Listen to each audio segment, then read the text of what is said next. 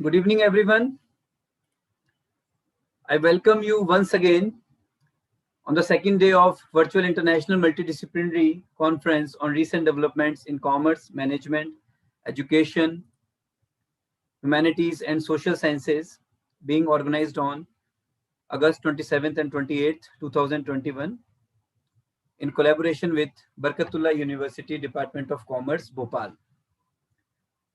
I welcome all the honorable guests, including today's chairperson and co-chairperson, keynote speakers, entire team of Inspira Research Association-IRA Jaipur, and team BARKATULLAH University, Department of Commerce, Bhopal, and all the participants who have joined the program today. I welcome our today's guest, Professor Anil Mehta sir, Professor Dr. Sanjay Bayani sir, Professor Pawan Mishra sir, Professor S.K. Khatik, Dr. Anshuja Tiwari, Dr. Aarti Chopra, Dr. Vinod Kumar Bairwa, Dr. Ashok Kumar, and all the participants. We are very grateful to all the honorable guests and keynote speakers who have been consistently motivating us for successfully organizing such academic activities always. We have all enriched on inaugural day of the Virtual International Conference jointly organized by IRA and Bhopal, BARKATULLAH University. And yesterday we have listened to Professor S.S. Modi, Honorable Professor Dr. R.J. Rao, Professor Pawan Mishra, Honorable Professor Pratap Singh Chauhan, Madam Bizotto, Dr. Anil Mehta sir, Dr. Rajen Deshpande, Dr. Kankipati Srinivasa Rao, and number of participants from all over the country and abroad. On behalf of Inspira Research Association and BARKATULLAH University, I heartily welcome our today's chairperson, Professor Dr. Chai Ching Ten, and co-chairperson and keynote speaker, Professor Manvinder Singh Pawa, keynote speakers, Ms. Ismat Jareen and Hina Tanki. I also welcome all the participants and well-wishers of Inspira Research Association and BARKATULLAH University who have joined and going to join today's session very shortly. Now, I would like to welcome our today's chairperson, Professor Chai Ching Ten, School of Management, Ratna Kosin International College of Creative Entrepreneurship, Raja Mangla University of Technology, Ratna Kosin, Thailand. Dr. Tan is a registered engineer with Institute of Engineer, Australia, and a lead auditor. Dr. Tan's original engineering training was with the University of Wisconsin, USA, under US Naval Research Project Scholarship, focusing on submarine propulsion system and combustion research. Dr. Tan has more than 270 peer-reviewed papers in journals, conferences, and symposium, winning, for instance, Emerald Best Paper Award. Dr. Tan has delivered many keynotes to many universities in different countries. He has supervised more than 100 postgraduate theses and served as external examiner to PhD thesis. Professor Tan has published in Scopus, Q1 to Q4, Web of Science, Thai Tier 1, etc. Dr. Tan is editorial chief to Journal of Social Science and Humanities and Thailand-based International Journal of Multidisciplinary in Management and Tourism. It's our pleasure to have Professor Chai Ching Ten sir with us in this mega event. I welcome you, sir, once again. And now I invite Professor Chai Ching Ten sir for delivering the chairperson's speech. Professor Chai Ching Ten sir. Okay. Thank you. Thank you, Professor Ravi, and thank you, Professor S.S. Modi, for this for having me to be a part of this international multidisciplinary conference. And so I would share it for only 2 pages, and let me share the screen so everybody can so we can have the conversations for today. Let me close this. This is my okay. So today is the second day of our international conferences, and we'll be focusing on the area in the domains and area of humanities, social sciences, and education. And of course, within that social sciences and humanities, we also embedded with some of these social issues such as environment and also management. And today, first of all, I'm in gratitude. I would like to thank everyone for your active participations, your efforts putting up this the conferences, papers writing, and also the presentation. I went through all the list of this presentation today and really covered diversities of topics and provides great insight to make a better world. So I always personally gains benefits from everyone's, and I always thank Professors Modi, both SS Modis and Ravi Modi. And also, I would like to thank my dear colleague, Arti Chopra. She's always very, very interactive and providing a very, very interesting, challenging, and looking forward types of environment. Today's topics, let me recap just before we, later on, we have the guest speakers, and also we will continue our presentations. But today's topics will cover all these different facets of social issue. I would consider humanities and social issues and education also the part of social issues. So I would represent by social. So different facets of issues are discussed today, such as social impact during lockdown, during the COVID-19 lockdowns, and ethics and corporate social responsibility during that period, and so on and so forth. And also, we will see not only different approaches, we also will see different approach, not only different issue, but also we see different approaches such as tackling. We have articles talking about tackling public distribution solution for food security. I think it's especially very, very important during the COVID-19, and also issues of how we can manifest the leaderships of women. And today's topic also involves different scopes. We have the scopes from companies level to social level to environmental level, as I have just explained, the contaminants and so on and so forth, and also the individual's level. So how to be productive and job satisfactions, all these are individual level. But all these individual level are very important because they have generalizations implications, such as if we look into one of the articles, talk about women dignities and abortions rights, definitely we can generalize into socials and policies level. So they have a great implications, and I think we have to get very good understanding at those individuals level. Today's topic also involves the environment, whatever an educational environment, social environment, or this humanities living environment. So we have social environmental issue, and one of these articles, and of course there are a lot, but one of these articles will be contaminants, which impact on our health and our social development. We also have articles in of course, making use of human capital. So we have human capital development in society, such as how learning is to be more effective and efficacious during the COVID-19 experience. We are online all the times, and how do we bring in the interactive environment, engagement environment during these online sessions is very, very important. And we are very, very grateful to have these articles and researchers targeting on this topic. And also we have this, of course, there are a lot of activities within the societies, and one of them is business, right? And so we have a couple of articles talk about businesses such as social media creativity for market expansions, and we have also articles on management that relates to job satisfactions. I think those are very, very important issues. Unless those issues are resolved or being creatively implemented, we will get less benefits, right? And so returns on money, right, it will be very, very less. So performance and or vulnerabilities of our society is still in challenging mode. We are still, we are looking for performance, yet we are very vulnerable. We see the COVID-19 and environmental issues and weathers all around the world. As a result of pandemic, COVID-19 pollutions, which involves issues, strategies and tactics and systems and interactions among the societies and supply chains management that we need to tackle.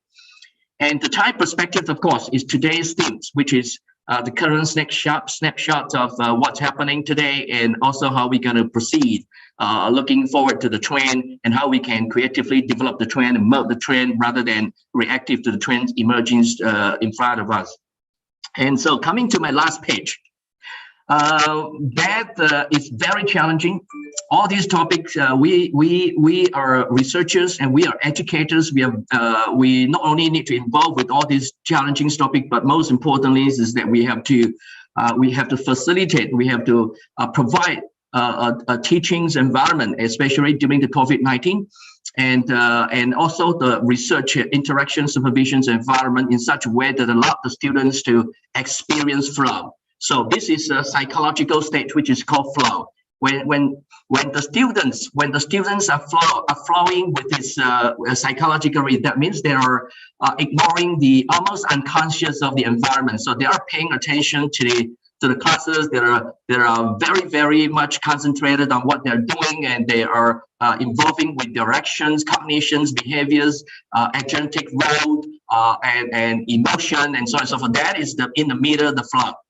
But again, before the fall, we have a lot of challenges. We have a lot of challenges, and we have a lot of challenges that will create anxiety. And for examples, if we as a teachers provide something very difficult, very difficult, and the student skills are not able to catch up with this difficulty, then they create a lot of challenges here, and that is not good, because when there are anxiety, their minds keep on shifting and from one area to another area. That is not flowing. That means they are not paying attention and they are not making use of the session. So we need to ensure that we study and ensure that we have this interactive processes between challenges and skill. There need to be a balance between challenges and skills. So we, as a teacher, need to build challenges and ensure the skills are built continuously, step by step. So more skills, more challenges, more skills, more challenges. So it's a very incremental creative ideas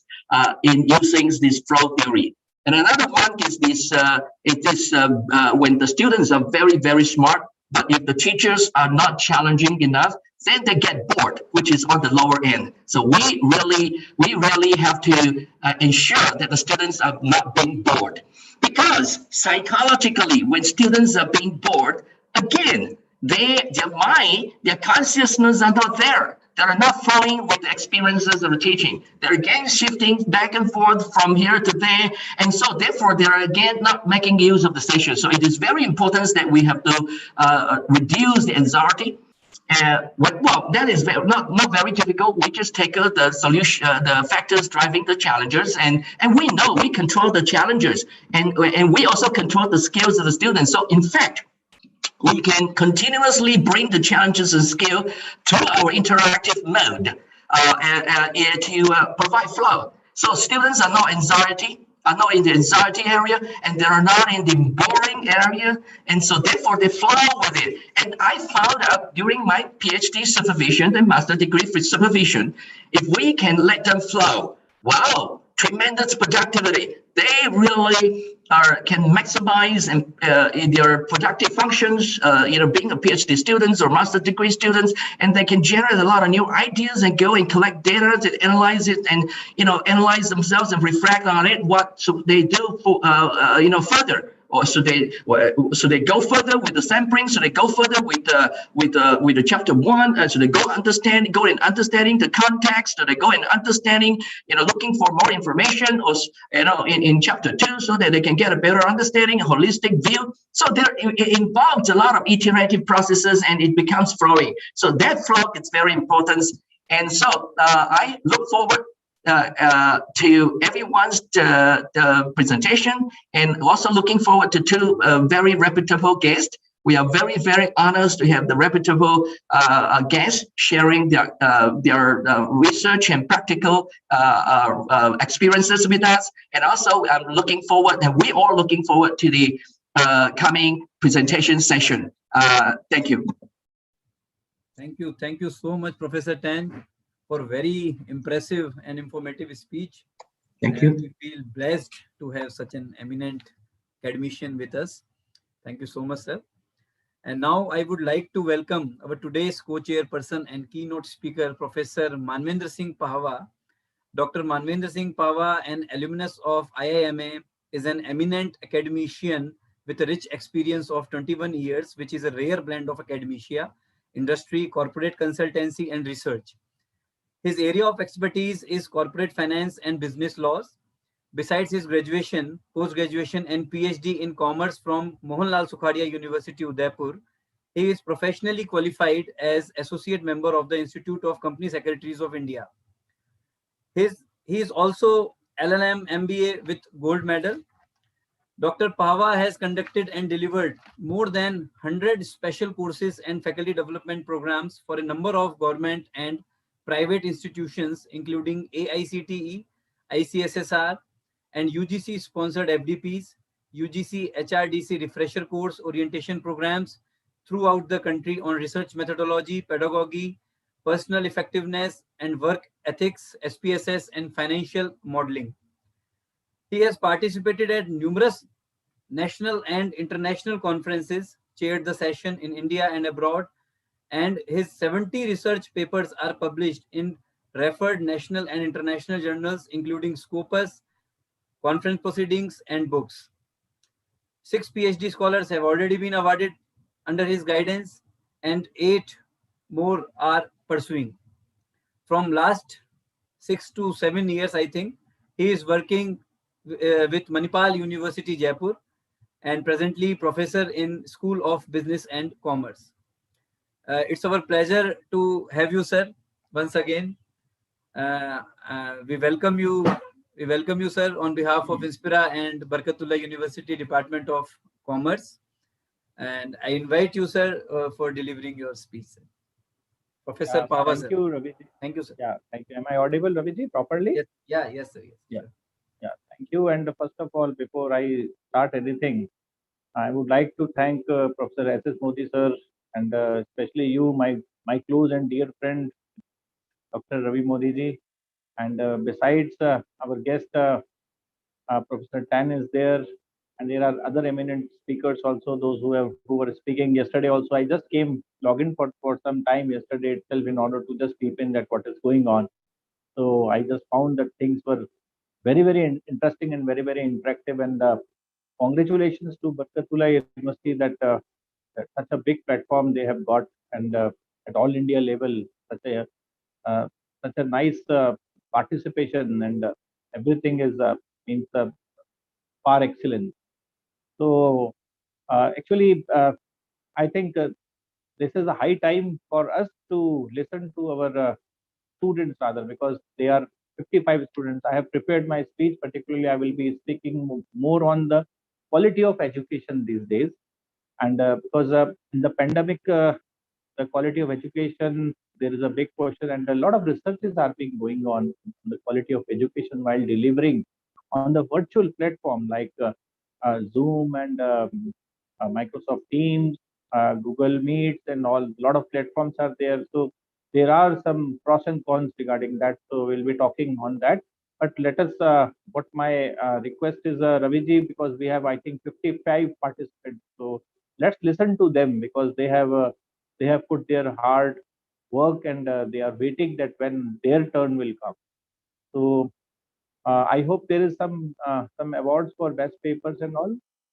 Yes, sir. Yes. Fine. So if there is someone else to speak, let them give a chance. I will speak at the end, because there is one announcement also, as we mutually discussed yesterday. I hope you got my complete program for that too. Yes, sir. Yes, Okay. sure. Yeah, so we'll talk about that, and I will relate that thing along with this quality of education at the end. Thank you. Thank you. So let us start the session. If somebody else is there to speak, they can. Thank you. Whatever is the program. Yeah. Thank you. Thank you. Thank you so much, Professor Pahwa, sir. Now I welcome Ms. Ismat Zareen, Assistant Professor, Department of English, University of Asia Pacific, Dhaka, Bangladesh. Madam Ismat Jareen is an academician, researcher, and international speaker in the field of applied linguistics, sociolinguistics, ELT, and education. She holds an honorary doctorate in peace and development for her contribution in the development, knowledge, and humanitarian issues from the International Diplomatic Organization for Development and Peace, and UN affiliated organization. She is a recipient of the Inspiring Green Educator Award 2018 at the Green School Conference, Second Climate Week NYC, UNGA United Nations General Assembly 2018. Madam Zareen is the Deputy National Director of International Society of Teachers, Researchers in Bangladesh. She is also the country ambassador of Charles Wallace Research Society for Innovation and Research, India in Bangladesh. Apart from that, Madam Ismat Jareen is involved with various non-profit organizations as an advisor. Her areas of interest include sociolinguistics, psycholinguistics, teaching language through literature, TESOL, and ELT. And at present, she works at the Department of English of University of Asia Pacific, Dhaka, Bangladesh. I welcome you, ma'am. Madam has joined right away from Dhaka, Bangladesh. It's our pleasure to have you, ma'am, in this mega event.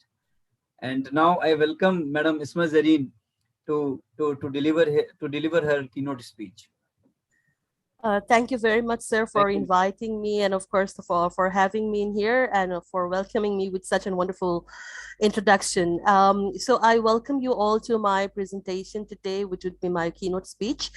And before I begin, I would really love to thank Dr. Modi for inviting me, and of course BARKATULLAH University for organizing such a wonderful platform for all the researchers and educators. So before I begin, I'd like to share my screen, and then I will go for the discussion. So sir, would you please ensure if you can see my screen? Yes, ma'am. Yes, ma'am. Yeah. Okay, wonderful. So the topic for today is, of course, post-pandemic world, a new vision in education with global communicative competence, which is going to be a broader area, which I would like to discuss quite a lot, but I don't think I have so much of time. But of course, I would like to enlighten our speakers and our participants in here. So my first question to everyone here is where are we right now? I mean, our changing world with COVID-19. Of course, we all know that with the pandemic, we all have had a drastic change, which actually brought us and triggered towards thinking of the education scenario in a different way. First things first, of course, I would like to talk about the global economy. Due to the pandemic, of course, in the past, I think 2 years almost now, the global economy has drastically gone down, and especially where the communication is concerned, the world that we are in now, I mean, is changing dramatically every moment.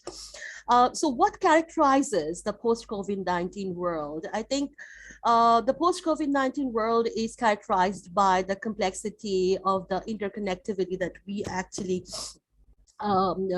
can think of in terms of communication, because the more we are getting into the pandemic scenario, and the more we are trying to cope up with the challenging situation where we cannot have all the time the face-to-face interconnection and of course communication, we cannot have past scenario any longer, and we are in the new normal situation. So of course the complexity of communication among people is getting complex with every changing moment.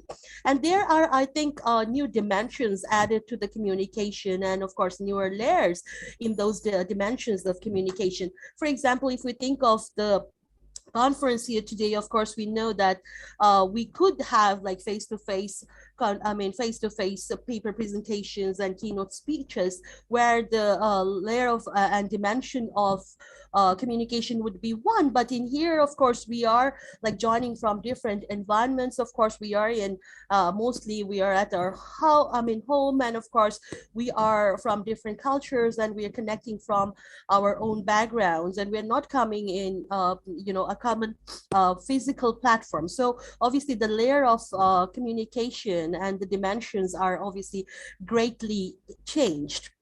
So of course, the post-COVID-19 world, actually it can be defined with these characteristics. So what can we think of to cope up with the situation where we are thinking of education? Of course, education needs to redefine itself and I would say design itself to cope up with the situation where we are expecting the future graduates to take charge of our changing world.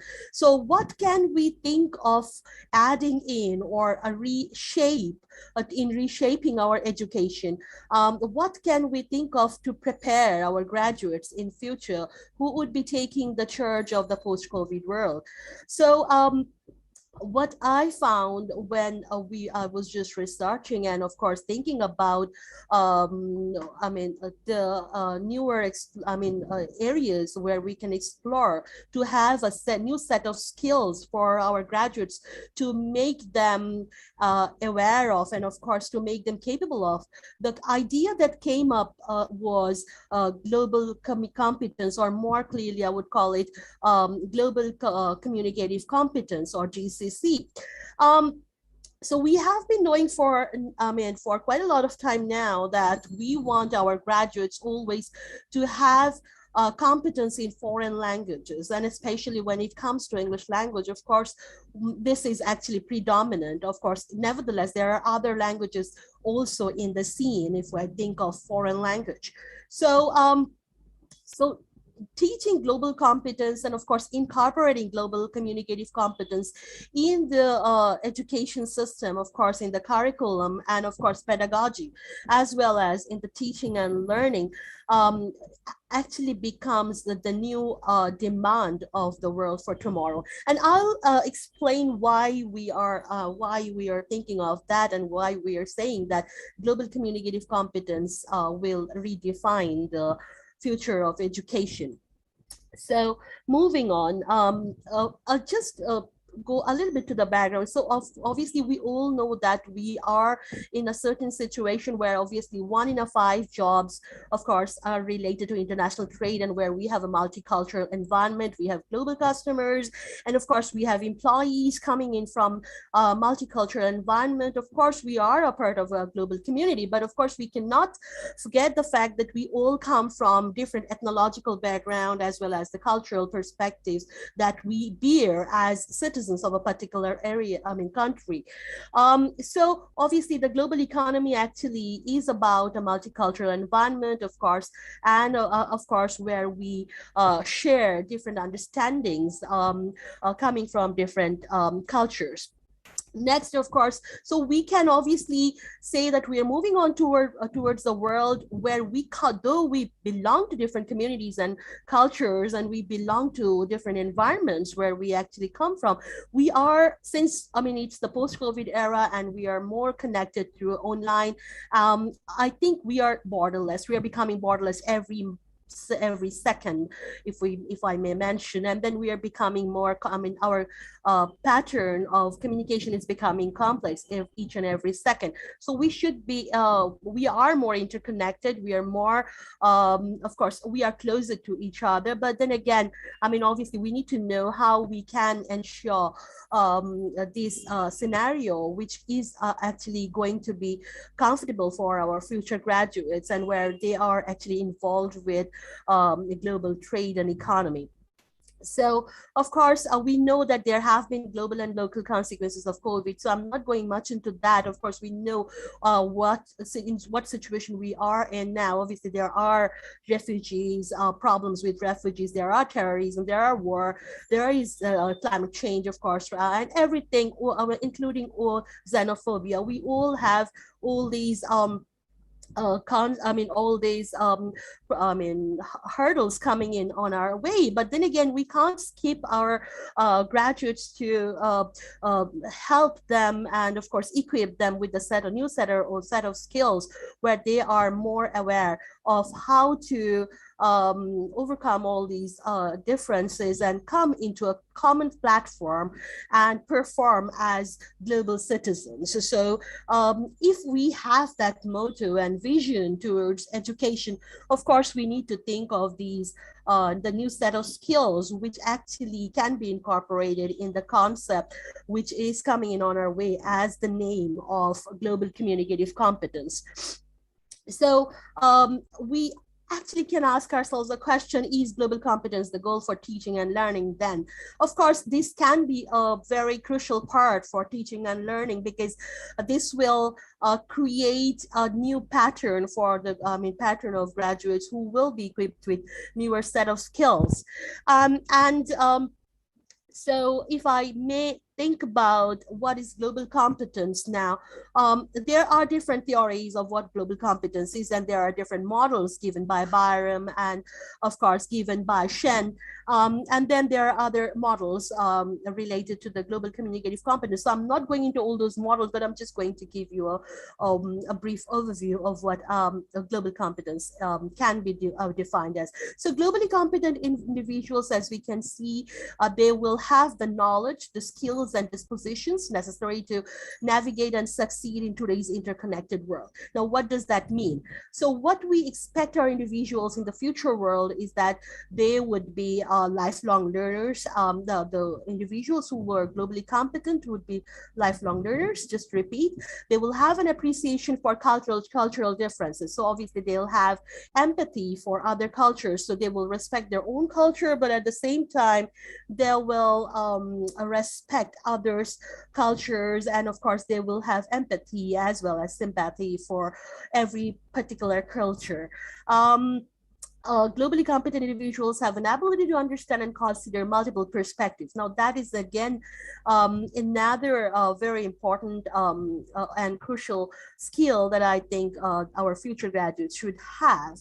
And then individuals will have critical and comparative thinking skills. They will have problem-solving abilities. They're going to be comfortable with ambiguity and change. And of course, we can't skip the fact that our world is now all about ambiguity and continuous changes are all around. So this is very, very important. And so obviously with COVID-19 pandemic, we know how drastically and how dramatically our world is changing every moment. And then of course, the globally competent individuals would understand the globally significant issues as well. They would be good thinkers and problem solvers, not just good test takers. So that is the whole difference, that we would expect in our future graduates. And of course, not to mention the fact that, of course, if we want our graduates to be globally competent, we need the teachers as well and educators who will be thinking about and who would be actually competent globally as well in themselves. So if I just may go to the global competence matrix, I can see there are three basic dimensions in global competence matrix. One is the values and attitudes, and the next one is behaviors, and the third one is the skills approach. So just to have a look at these, the core concepts, of course, we know that these are interdependent. They are not separate from each other. They are, obviously, core concept. The core concept is, of course, the global issues and world events are complex and interdependent. We have to understand that one's own culture and history is key to understand one's own relationship to others. And of course, multiple conditions fundamentally affect diverse global forces, events, and conditions, as well as issues. And of course, we can't skip the fact that our current world system is shaped by our fixed historical forces. So these are the predominant concepts that we actually have taken into consideration when we are thinking about global competence matrix. Next, I would like to talk about the skills. So when we are thinking about global competence to be ensured by the graduates, what are the skills that we are thinking about? We are thinking about the skills of investigating the world by framing questions and analyzing and synthesizing relevant evidence by the graduates. I mean, there will be obviously problem solvers and taking any problem, any particular situation into control, and of course come up with newer solutions to to cope up with the post-pandemic world. And they would be drawing reasonable conclusions to lead the future inquiry. Obviously, we want our future graduates to come up with reasonable conclusions which can come into the benefit of the whole world. And the skills that actually define the global competence is, of course, recognizing and articulating and applying an understanding of different perspectives. So obviously understanding multiple perspectives and, of course, having the mindset to accept and of course welcome various perspectives on the same issue, and of course taking the positives of different perspectives is of course all about the open-mindedness which actually has to be cultivated among the future graduates. And obviously when we are thinking about future graduates, I mean, be that in business or be that in any other discipline, like it can be engineering, whatever graduates area we are thinking about, of course we need to make sure that our graduates have that open-mindedness and the mindset to welcome multiple perspectives. And next one is the set of skills of being globally competent is selecting and applying appropriate tools and strategies to communicate and collaborate effectively. Now, in this ever-changing world, of course, we know that every day the way of communicating, of course, the apps of, I would say apps, of course, the apps for communicating are updating every moment, each and every moment. And of course, we have to realize the fact that every moment we have to welcome newer updates for every app and every technological advancement. So of course we need to make sure that our future graduates are open to collaborate effectively through different mediums of communication. And we want our future graduates to listen actively and involve and engage in inclusive dialogues where we are thinking about the bigger picture, not like the local picture only. So we are focusing on global picture. We are focusing on preparing our graduates to look at the bigger picture where global communication is concerned. And of course, we are expecting our learners and of course future graduates to be fluent into 21st century digital technology. Of course, this is the crucial. This is obviously one of the most crucial concern for our future graduates.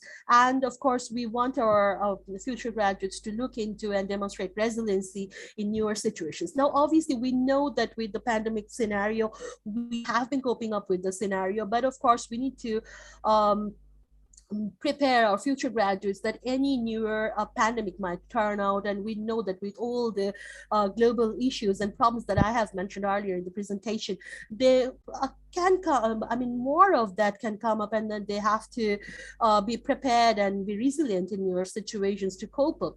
And last but not least, of course, there would be critical, comparative, and they would have the ability to compare in different situations. And of course, in solving newer problems, they would be having comparative, skill to compare different scenario, and they'd be critical and creative at the same time in solving problems. So they will have the kind of skill to be creative, and they would focus on that as well. And obviously this goes without saying that proficiency in foreign language is obviously one of the most important elements in being skilled in global competence. So saying all that, the third dimension that we can see in the global communicative competence matrix is values and attitudes. So attitude, of course, is one of the core dimension that I would see and I would think about when we are talking about global communicative competence. Openness to newer opportunities. Now that's of course very that's of course a very usual thing to think about. And yeah, so openness obviously is one of the core attitude that we can expect from our future graduates to newer opportunities and ideas coming in from different, different parts of the world, and different people coming from different ethnicity and cultural background and way of thinking. And we want our future graduates to desire to engage with others in multi-dimensional patterns. And of course, we would obviously want our future graduates to be self-aware about their own identity and culture. They shouldn't obviously forget their own culture and their own identity, where they belong to and come from. But at the same time, would require our future graduates to have a sensitivity and respect for differences in the cultural backgrounds. And of course, valuing the multiple perspectives is important. So obviously having the attitude not to only accept but value others' perspectives is also a dimension that actually adds to global communicative competence. And we want our obviously future graduates to be comfortable with, obviously, as I talked about, ambiguity and unfamiliar situations, but we also want them to reflect on different contexts and meaning of our lives in relation to relationship to something bigger, as I was just talking about, the bigger picture. And so the question prevailing, obviously, assumption. So obviously they would be asking questions. They wouldn't step away from asking different questions to solve a particular issue or a particular problem. So I think these are the set of values and attitudes that are very crucial. But at the same time, we want our future graduates to be adaptable and, of course, cognitively nimble in terms of empathy and showing humility towards people coming from multicultural backgrounds. And of course, in the global scenario, this is a must. And the next set of dimension that I would like to talk a little bit about is obviously about behaviors. So behavior, of course, obviously is the kind of wrapping of all these into the physical scenario. So we want our, obviously we want our, graduates, future graduates to seek out and apply an understanding of different perspectives to problem solving, and finally making their decisions. They form opinions based on an exploration and evidence, not only on assumptions. They would commit to the process of continuing into learning and continuing learning and reflection, and they would adapt to shared responsibilities. So responsibilities have to be shared, and of course they would be enjoying working together in where they're sharing the different responsibilities at work, and taking cooperative actions and sharing knowledge and encourage better discourse where obviously open-mindedness is reflected again. They would love to, we want our future graduates to translate ideas, concerns, and obviously finally findings into appropriate and responsible individual as well as collaborative actions to improve the condition of the world all around and look at the bigger improvement of the world, not only at their work, but also personally. And they would approach thinking and problem solving collaboratively. So I know that I'm being overwhelming with all these set of skills, but of course these are, I think, very much interconnected to each other. These are the dimensions which are linked to each other, where there are layers, and we can think of course, possibilities how we can ensure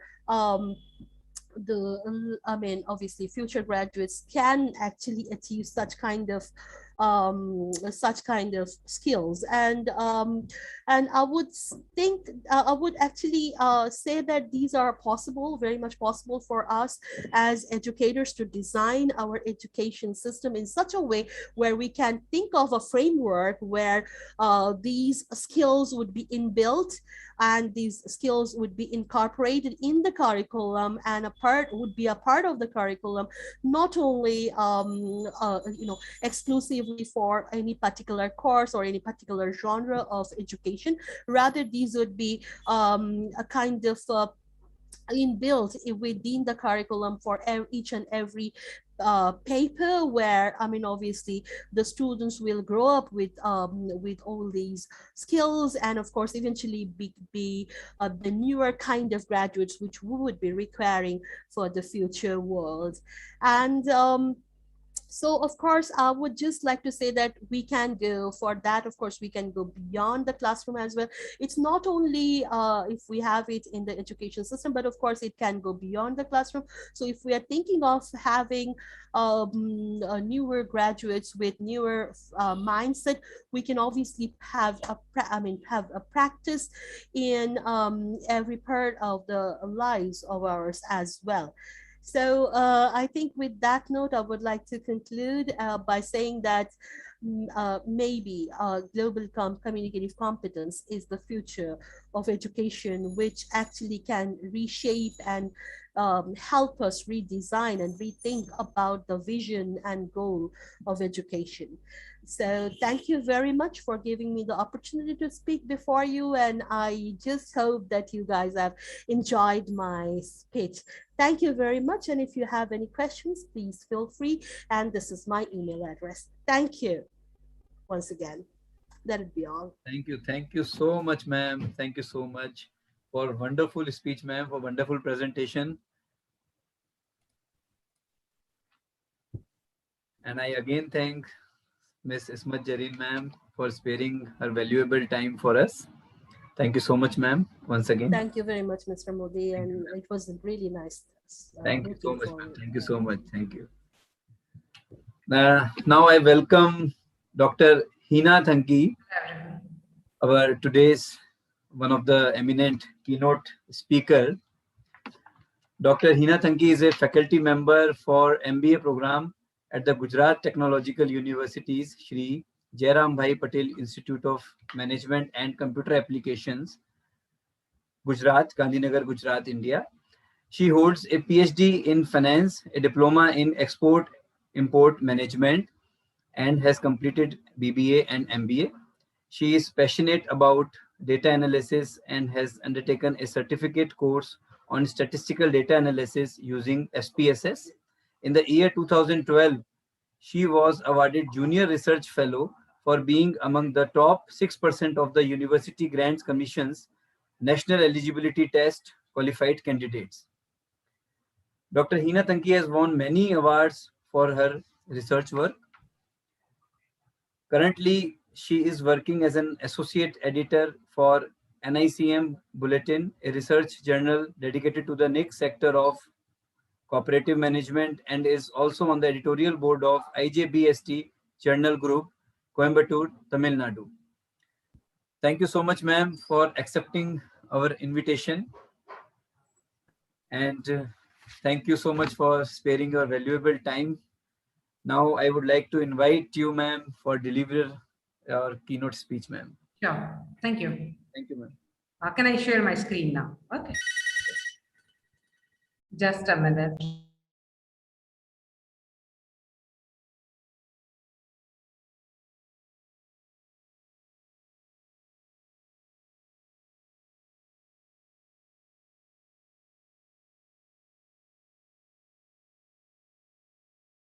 Is my screen visible to you? Yes, ma'am. Okay. So, and I'm so happy that, mine is at the end, because some of the points which were discussed by the Cheng sir and, Smith ma'am, I'm talking about it, and I am proposing some solution which I have worked on it, So today, first of all, I'd like to express my gratitude to BARKATULLAH University, Department of Commerce, and Inspira Research Association for giving me a platform to share my words with the scholars and research experts and academia. Okay. I'm especially thankful to the organizing committee, because organizing an international conference is a mammoth task. It requires a lot of efforts, coordinating here and there, matching up with time schedules and everything, because I have been part of many committees. So I know that how much work they have, done. So what are the background works before this 2-day? This 2-day is a result of 20 or more than this day and night hard work. So I'm, from bottom of my heart, I'm thankful to all these people to providing me opportunity to share my words. As I'm aware that I have 7 to 8 minutes of time, so I'll be very crisp and clear in my discussion, and we'll be talking about the few crux which is a need of the time, And as my topic, I'll be discussing on education as the crossroad of the VUCA world. Okay. So what is a VUCA? VUCA is a buzzword. We are day and night listening or hearing about VUCA, Industry 4.0, Industry 5.0, So, and indeed, is the situation of VUCA, and COVID has, is like a cherry on the cake. So COVID had increased or has, made it a more volatile VUCA rather than a normal VUCA, So VUCA stands for volatility, uncertainty, complexity, and ambiguity. And indeed, we are in the time where we don't know what will be going to happen next day, after a month, after a year, isn't it? So indeed, it is a VUCA world. And in this VUCA world, why education is so much important and why education is at the crossroad in the VUCA world. So just to put that or prove that importance, I, jocularly share one example that, before 2-3 years, when there used to be any wedding, a high-class wedding, they were employing or they were, hiring a helicopter for taking the wedding shoot. They were employing a helicopter. So they were hiring a helicopter, then they were hiring a pilot to draw that helicopter, and then they were hiring a photographer to take the photo shoot. But imagine, with the help of drone, what happened to all these 3 people? They vanish, because now we don't need a helicopter, because no more needed. Drone can do photo shoot. Okay, we don't need a photographer because drone can do this. We don't need pilot because we don't need helicopter. So isn't it, within this just the short span of time, the business has become too volatile. And as in a true sense, education itself is not a business, or education itself is not core, it is interdependent. Okay, a famous quote says that education is the mother of all other professions.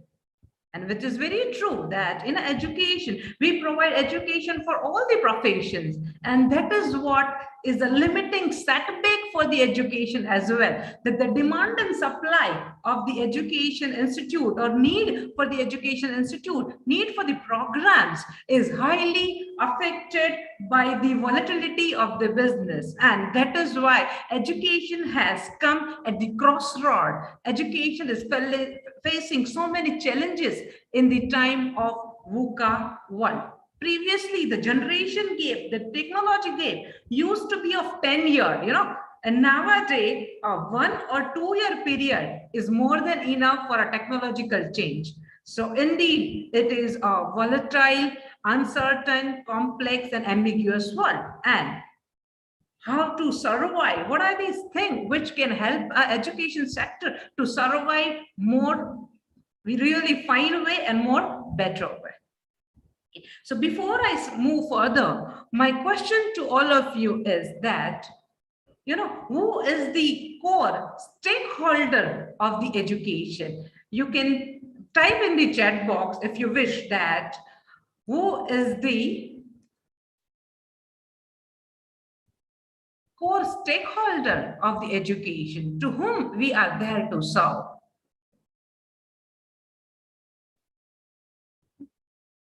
student, isn't it? Student become the core stakeholders.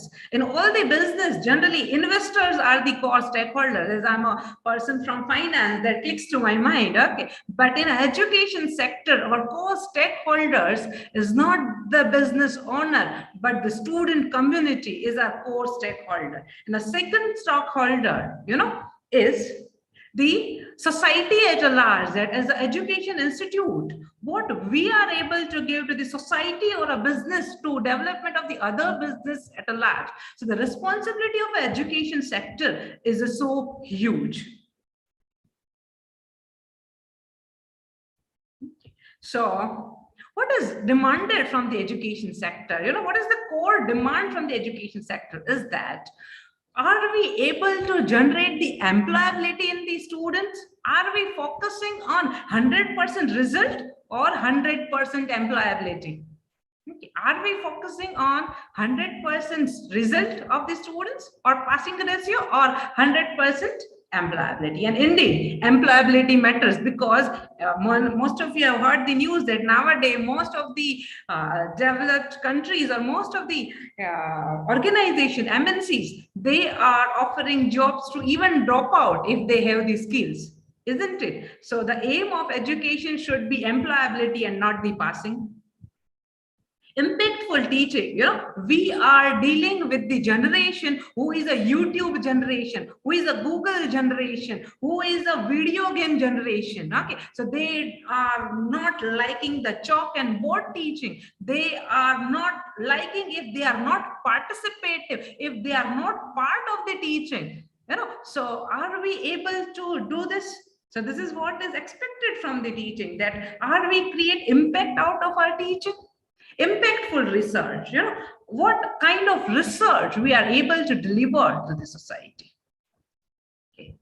But all these expectations of the education sector are proving as the challenges to the education sectors, as day in and day out in all the newspapers throughout the globe, you will be hearing the news that there is a huge skill gap.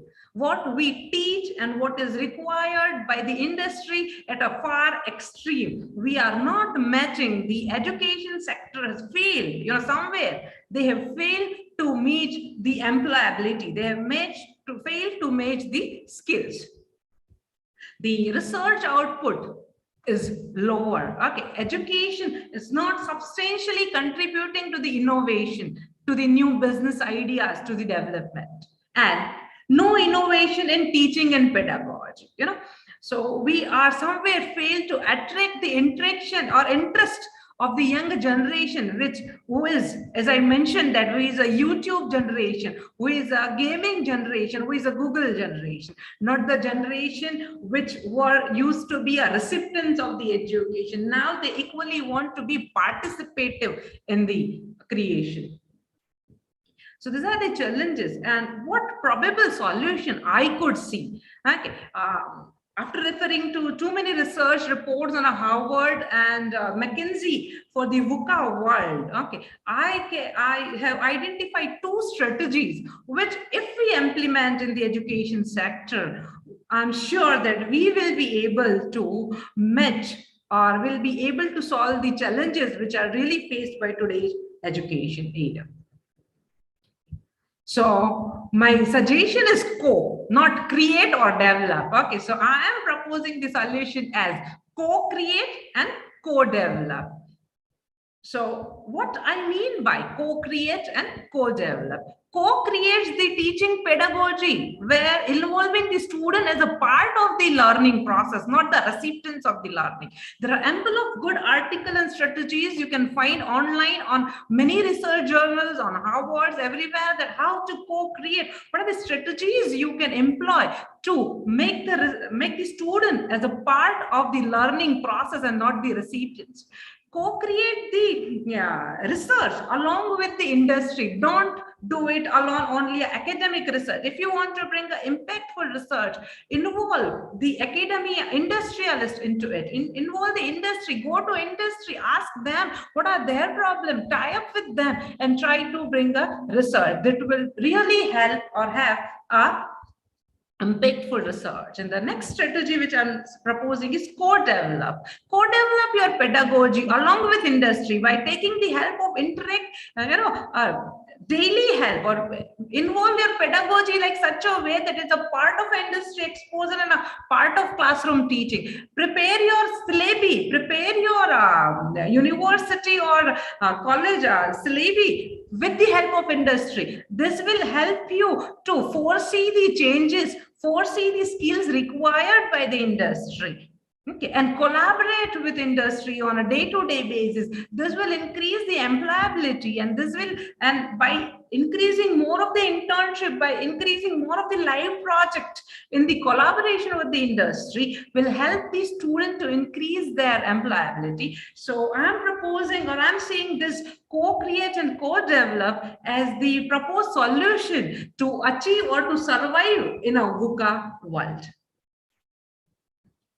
And I'd like to complete my speech by quoting a famous quote from a Henry Ford, that coming together is a beginning, staying together is a progress, and working together is a success. And I'm sure that if we work together with the industry and academia and industry, if they come together, we can create a miracle, and we can increase and we can achieve all our goals, which is the expectation from the society, students, parents, and entire world from the education sector. So with this note, I conclude my speech, and I hope it was a fruitful session to invest your time for 7 to 8 minutes in my speech. Thank you very much. Thank you. Thank you so much, Dr. Hina, for the wonderful and fruitful session. And I must say that we all have enriched with your thoughts today, ma'am. It was really a very wonderful presentation. Thank you so much once again for sparing your valuable time for us, ma'am, Dr. Hina, ma'am. Thank you so much, ma'am. So now, with the permission of our today's chairperson, Professor Tan sir. Yes, go ahead. Professor Pahwa sir. Sir, can we start the presentations? Yes, go ahead. Okay. But I once again request to all the presenters. We can carry on. We have very less time. Yeah. Yes, sir. Yes, all the participants to sum up in in 3 to 4 minutes your presentations. As we know that today also we have a long list of presenters, and we want to give time to every presenter. So please try to your presentation in 3 to 4 minutes. I'm calling the names according to the serial number, one by one. So presenter number 1 is serial number 1, K. Sangeeta, research scholar from Goa. K. Sangeeta ji, please unmute. You can start your presentation. So may I share the screen, please? Yes, please share.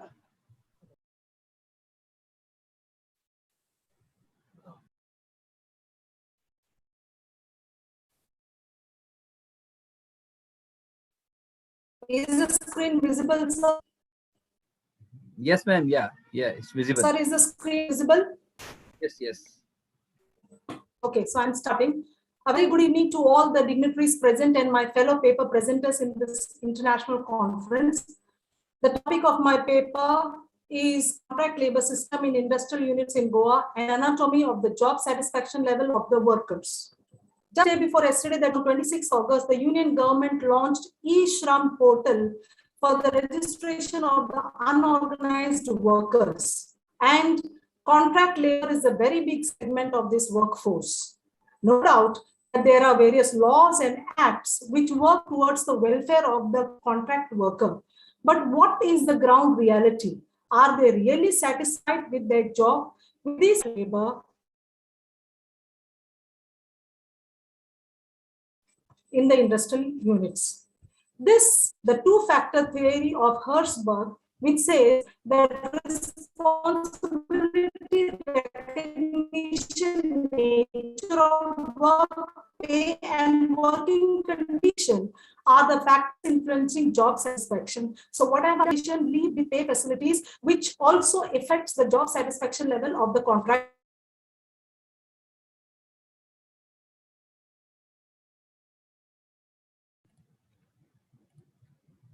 I think some network issue from Sangeeta's ma'am side.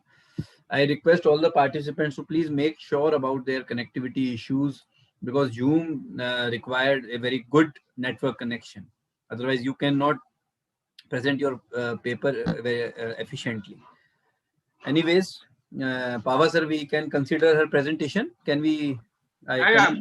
Modi, yeah, we can proceed further with the next one. It is well considered, and if still she emphasizes for representing it, we will take it at the end. Okay, sir. Thank you. Right. Now the next presenter is at serial number 3, Father Baiju Thomas, research scholar from Tamil Nadu, Coimbatore. Yes, sir. Please unmute. Hello. You can Yes, hear? sir. Yeah. My paper is on efficacy of online teaching learning during COVID-19 pandemic for students with disability in an inclusive classroom setting.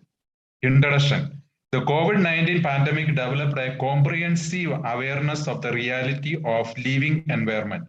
Technological innovations are required in many areas, one of which is education field. Education institutions. Father Thomas, will you please be able to share your slides, please, so that we can see that accordingly? Okay. Yeah, thank you. Can see me, see, Anna? Yeah, now it's okay. You can proceed further. Please make it full screen so that it becomes more better visible. Okay. Great to have you, Father. You are a scholar, still a research scholar, and your father in a church also. Sir. So great to have you over here. Yes. Yeah, please proceed further. 1 minute. Okay.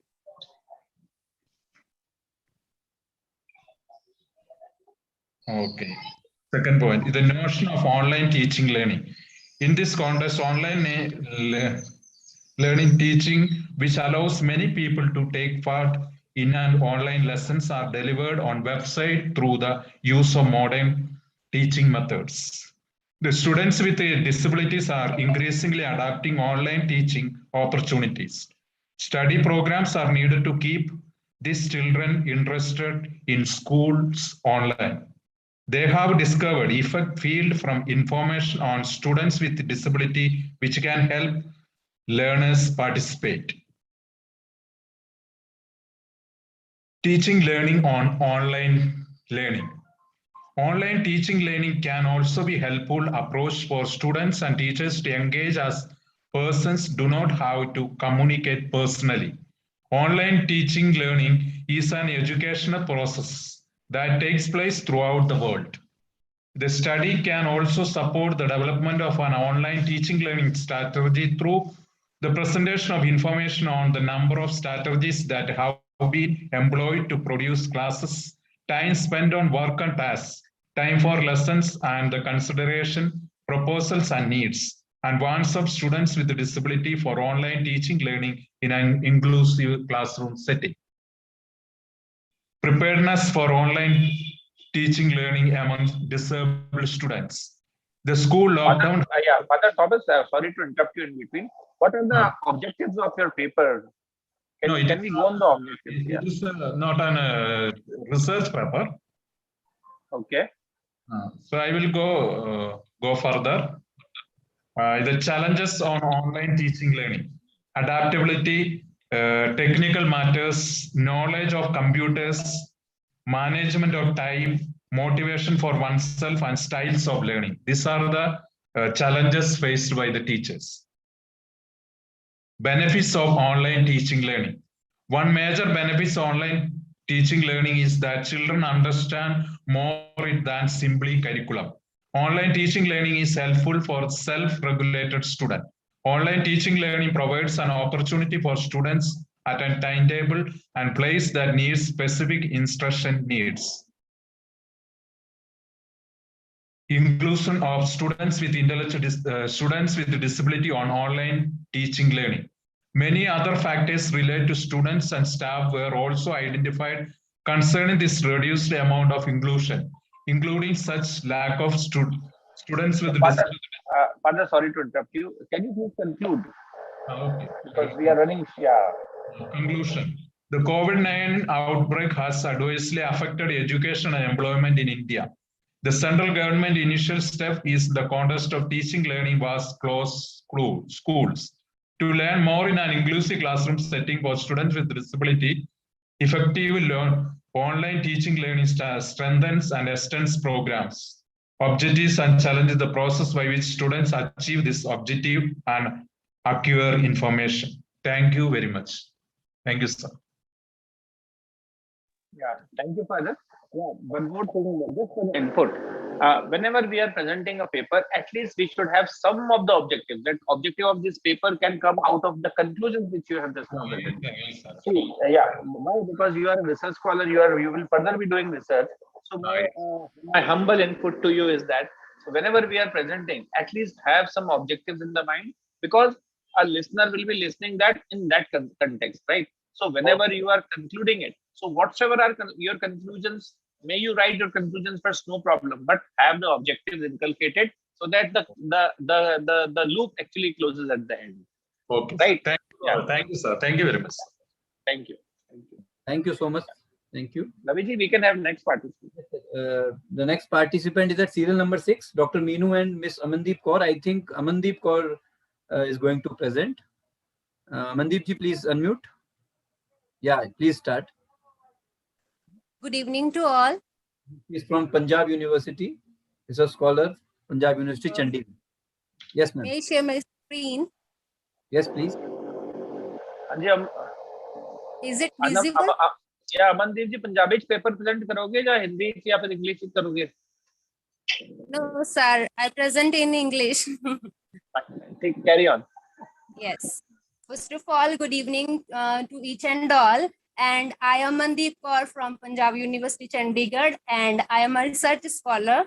And first of all, I am going to present on the topic of structure and concentration of India's marine product exports. Then, first of all, I will talk about introduction. Just a bit. To achieve economic development, required process of rising the standard of living and productivity in all sectors of an economy is important, which requires capital formation. To meet the increasing need for capital formation, foreign trade is one of the major factors which can provide foreign exchange. There are so many economics such as Middle, Narcisse, and others have suggested an inward-oriented approach for the development of developing countries, but economics such as Bhagavati, Channery, and others have recommended the export-led growth strategy.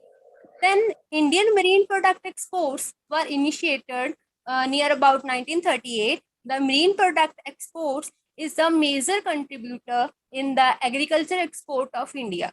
Then the main objectives of the study: to study the growth pattern of India's marine product exports and its subcategories. Then second one, to analyze the structural composition of marine product exports of India during the study period 1988-89 to 2020-21.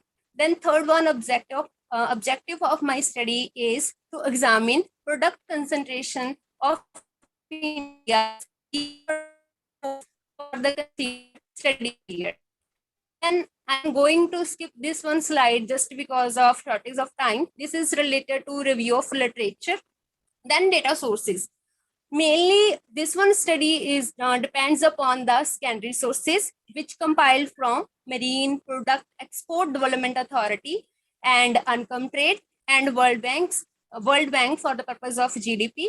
Then, for the purpose of methodology, growth rate have we computed, or we can say we calculated growth rate to analyze the growth. Compound annual growth rate have been calculated for India's marine product exports as well as its 14 subcategories. Then second, structure of India's marine product export.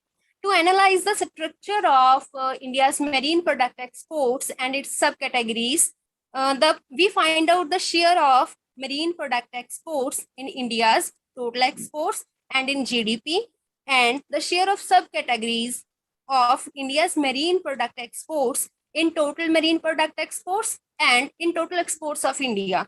And third one, concentration, product concentration. First of all, we have to know what is the meaning of concentration, or we can say commodity concentration, product concentration.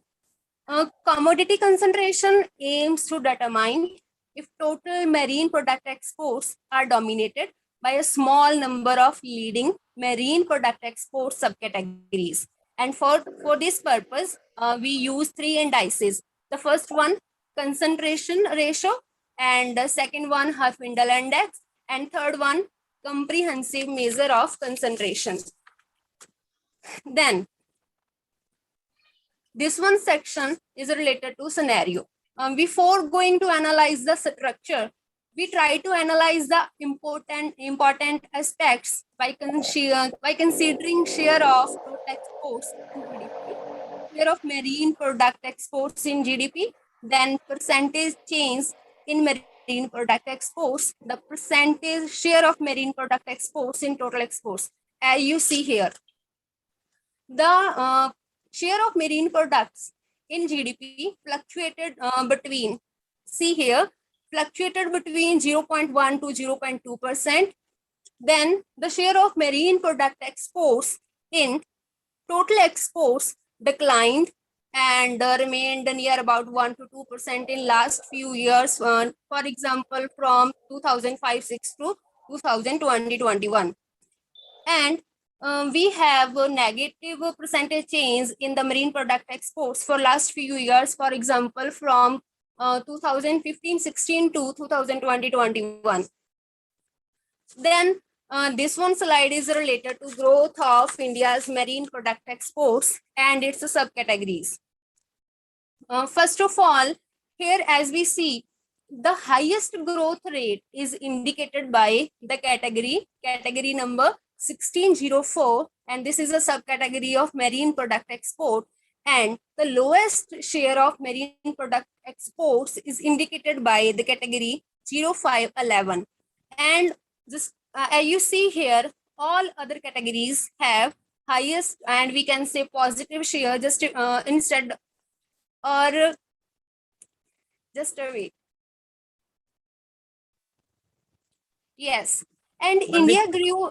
Amandeep, can you conclude? Because in conclusion, you have to establish the relationships between your methodology and your these graphs which you are showing as such, right? So just create a connection between these and tell us that how do you conclude your paper? Okay, and what are the objectives, by the way? Main objectives are to find out the growth, structure, and concentration. Amandeep, let me tell you one thing. In your introduction, Yes, you have shown your objectives. If you see your introduction, you have actually shown your objectives over there. It was not an introduction, it was an objectives. Just go over there. Yes, sir. Just go on introduction part. To Yes, achieve sir, the this economic development, to meet the these are objectives. These are not introduction. Whenever we are writing a paper, we should be aware that what we are writing and how it will be impacted, right? So, and I can't see any of this. Go on your next slide. Yes, sir, this one. Yeah, this is the objective which you are showing as an objective as such. It should be matched with your methodology and the introduction part, because I don't know whether you might be writing a thesis. In the introduction part, you have written all the objectives of the thesis, and here I think you're writing on objectives of the paper. Yeah. Now go on your last slide of your conclusion. You have to match all these things and tell us that what actually is the conclusion of your paper, why you have studied this, and why anyone should study your paper at all. Right? Carry on. Okay. Hurry up. Yes, and this one, these are the main conclusions of my presentation. The global marine product export market is growing significantly due to the growing demand from animal, human consumption, cosmetics, fish meal, fish oil, food processing aids are used for valuable ornaments. The multifunctionality of a marine product in various industrial applications is an important driving factor for demanding, for expanding its role in international market. As per results, the subcategories with HS codes. For example, 030, 0303, 0304, 0306, 0307, and 1605 are contributing significantly in India's marine product exports. So, export marketing research must be promoted by focusing on prevailing international market situations in order to find out the consumer preference in new markets for above mentioned subcategories of India as marine product export. So this last one slide is related to references, and here is the HS code, and the HS codes are related to commodity names, and in the study I just use HS codes. For example, 0301 is related to live fish, and 0302 is fish, and 3 is related to frozen, 0305 is related to dried fish, and 06, and mollusks 0307, and coral, for example, 08508. And I want to tell one thing. India export near about 210 types of marine product exports, but classified by DGFT at 8-digit HS code. And further, we grouped 210 subcategories of marine product exports into these 14 categories. For example, see here, and 13 at 4-digit level and 1 at 6-digit level HS code. And hold on, these all Amandeep. about my study thing. Amandeep, yeah, hold on. See, when we are talking about now, yeah, come on with your video. Yeah. So what I want to tell you, Amandeep, is that you have been speaking, yeah, because I think you are understanding more than anyone else. Actually, whenever we are presenting a paper, we must make others understand, right? Our thesis should be in such a layman's language that anyone should not ask you what is written in that, right, Amandeep? Because you are a researcher, I should give you some inputs. So while you were saying 030404 and so many numbers you told, I was a bit hassled up, and I was not able to make it up that what you actually want to tell. So whenever you are doing such, and this is for all the scholars, there are 15 participants over here. This is for everyone, those who are doing this. So whenever we are speaking something, it should be in line with others' perspective, not ours. We are here to tell others, not to ourselves. Okay, so this is one input to you and to everyone, right? Otherwise, a lot of things are required. So here, whenever you are using this word significant, these things are significantly contributing towards the activity. Yeah? Have you statistically tested it? When we are using this word significant, it has to be statistically tested. Have you done it? Yes, sir. I don't think so. No, you have not. Otherwise, you would have presented those results of those significance over here. To what extent it is significant? We test the significance level at 95 and 99%. Have you done it? Have you done that? So sorry, I'm not able to understand what you want to say. That's what the thing is. These are the statistical parts actually. Sorry to but today the participants, yes, you are so lucky that today Pava sir is observing you. Okay. Anyways, yeah, we can take next. Yeah, you can. She can even see. Avanpreet, Inspira keeps on conducting a lot of workshops, particularly on research methodology, right? And the outcome should be the publication in the journals, which Inspira has been proposing. So you please strengthen yourself first. I would like to tell you that. Anyways, it was a good presentation. Thank you, Raviji. We can proceed further with next. Thank you so much, sir. The next participant is at serial number 8, Deepti Goyal, Assistant Professor, Aryabhatta College, University of Delhi. Yes, Deepti ji, please unmute. Yes, ma'am, please start. Good evening, everyone. My topic is celebrity endorsement and its effectiveness. And we all know that we all love celebrities. They are appreciated all over the world, especially in India. We even worship celebrities like Rajnikant sir we have. Deepti ji, just to interrupt you, 2 days before I have submitted my paper on box office performance, and celebrity were one of the factors in that. Anyways, you please continue. I would be keenly observing your paper. Yeah, come on. Sir. Okay. Yeah, so And celebrities yeah, are tilt your camera so that it should adjust with your complete photograph. Your only forehead, it is cutting over there. sir, it is visible to me. Absolutely. I mean, Now it is. is it Now it fine? is good. Now it is fine. Okay, Yeah. fine. Carry on. Okay, fine. Yeah. Yes, sir. You are. I So, hope you will be able to share your slides also.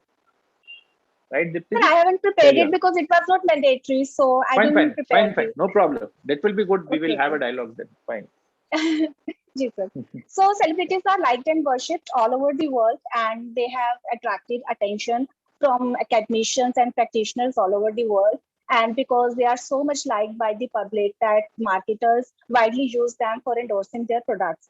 And it has been found that they can have some impact on profit, sales, brand awareness, attention. So my paper aims at basically it has basically three objectives. One is to understand who is a celebrity, then why people like them so much, and then what impact celebrity endorsement has on various factors, especially for marketers from a marketing point of view.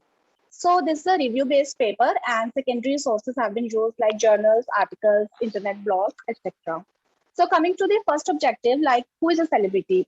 So through extensive literature review, I found out that celebrity can be defined as the one who has attained some public recognition and who has distinctive attributes such as attractiveness and trustworthiness. And a celebrity can be from any field like movie, television stars, models, sports, politics, military personnel, or any art form.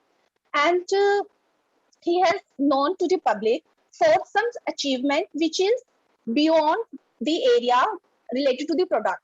Means his achievement Just is one not. thing. Sorry to interrupt you. Dipti.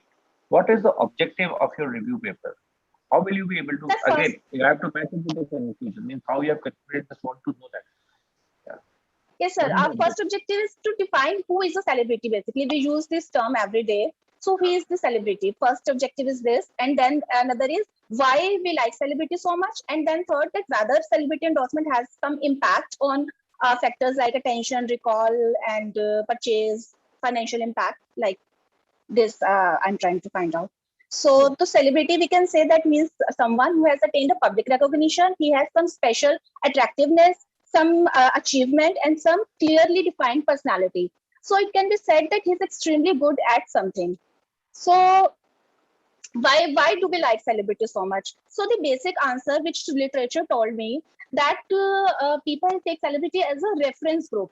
And what do you mean by reference group? Reference group means general public or a common man. That person doesn't belong to a group but wants to belong to that group. So he basically tries to belong to that group by buying the product endorsed by that celebrity. So basically they like celebrity, they purchase goods endorsed by that celebrity because they feel affiliated towards that celebrity and they want to say that yes, I belong to that group. So this is the main reason why people go for celebrity endorsement. Now, let's see whether it has some impact on various parameters, which I'll discuss. Okay, first is financial impact. So various studies have found that it has impact on economic returns, on positive stock prices, on firm profitability. Then sometimes it happens that celebrity is chosen first and then a product is designed as per to the matching with that celebrity image. And it also resulted in huge dividends for the people. And it has a good impact on purchase intentions.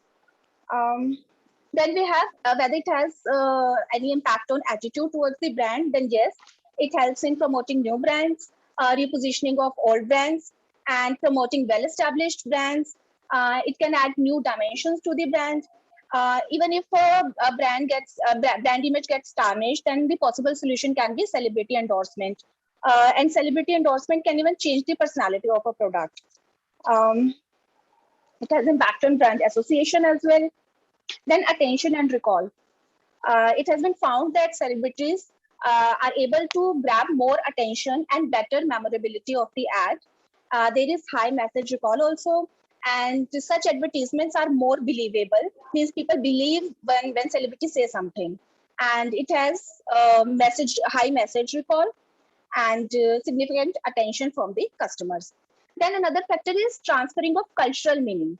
That celebrity helps in transferring the meaning. That meaning can be feelings, social meaning, power, subordination, authority, means these meanings can be transferred from celebrity towards the product. Therefore, in case of cross-cultural marketing, celebrity endorsement is very much effective. Then it helps in breaking the clutter, as we see that we are loaded with the advertisements everywhere. But when we come across with to the ad having celebrity, our favorite celebrity in it, then obviously we feel more engaged or more happy towards that brand. So definitely the celebrity endorsement helps in breaking the clutter.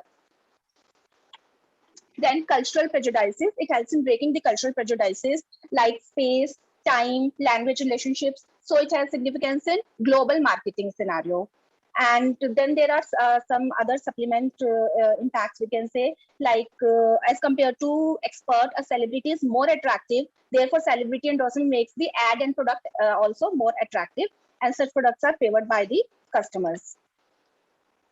So coming to the conclusion, so in line with the objectives, I would conclude that celebrity is one who has attained some public recognition and he is good at something. There is at least one factor at which he is exceptionally good. And then he's liked by the people because of the factor of aspiration or reference group. And then we have seen with the literature review that it has many positive impact for marketers. Limitation is that limitation of studies, this study is that it is not an empirical study, and also time constraint was also there. So I have to wind it up soon, and I referred 45 papers from all over the world, especially US and Europe, because there are not much empirical studies conducted on this topic in India. So future suggestions can be that future practitioners or researchers can replicate foreign studies in India. And also, as this study has told that it has impact on various factors, then we can explore those impacts empirically also. So thank you for any question. A good presentation. And one more thing, you are talking of celebrity endorsement and its impact on branding and all. You might be listening that celebrities are sometimes losing their own because recently there was one case when this pornography was one of the things which was found for one of the celebrities. Now at that time, don't you think that the person who was having so much of faith, this all get tarnished? Yes, sir, definitely, sir. This is the negative impact of celebrity endorsement. That's what the thing is. So whenever you are writing a paper or when you are writing a thesis, keep these things also in mind. Chaliye, thank you. Thank you, sir. Thank you. Yeah. Thank you. Thank you. Serial number 10, Dr. Rekha KR and Miss Liti Sundar. I think Miss Liti is going to present. Yes, Miss Liti, please unmute. Yes, please start. Sir, can you please make me the co-host? I have a PPT to share. You can share. Okay, sir. Okay, sir.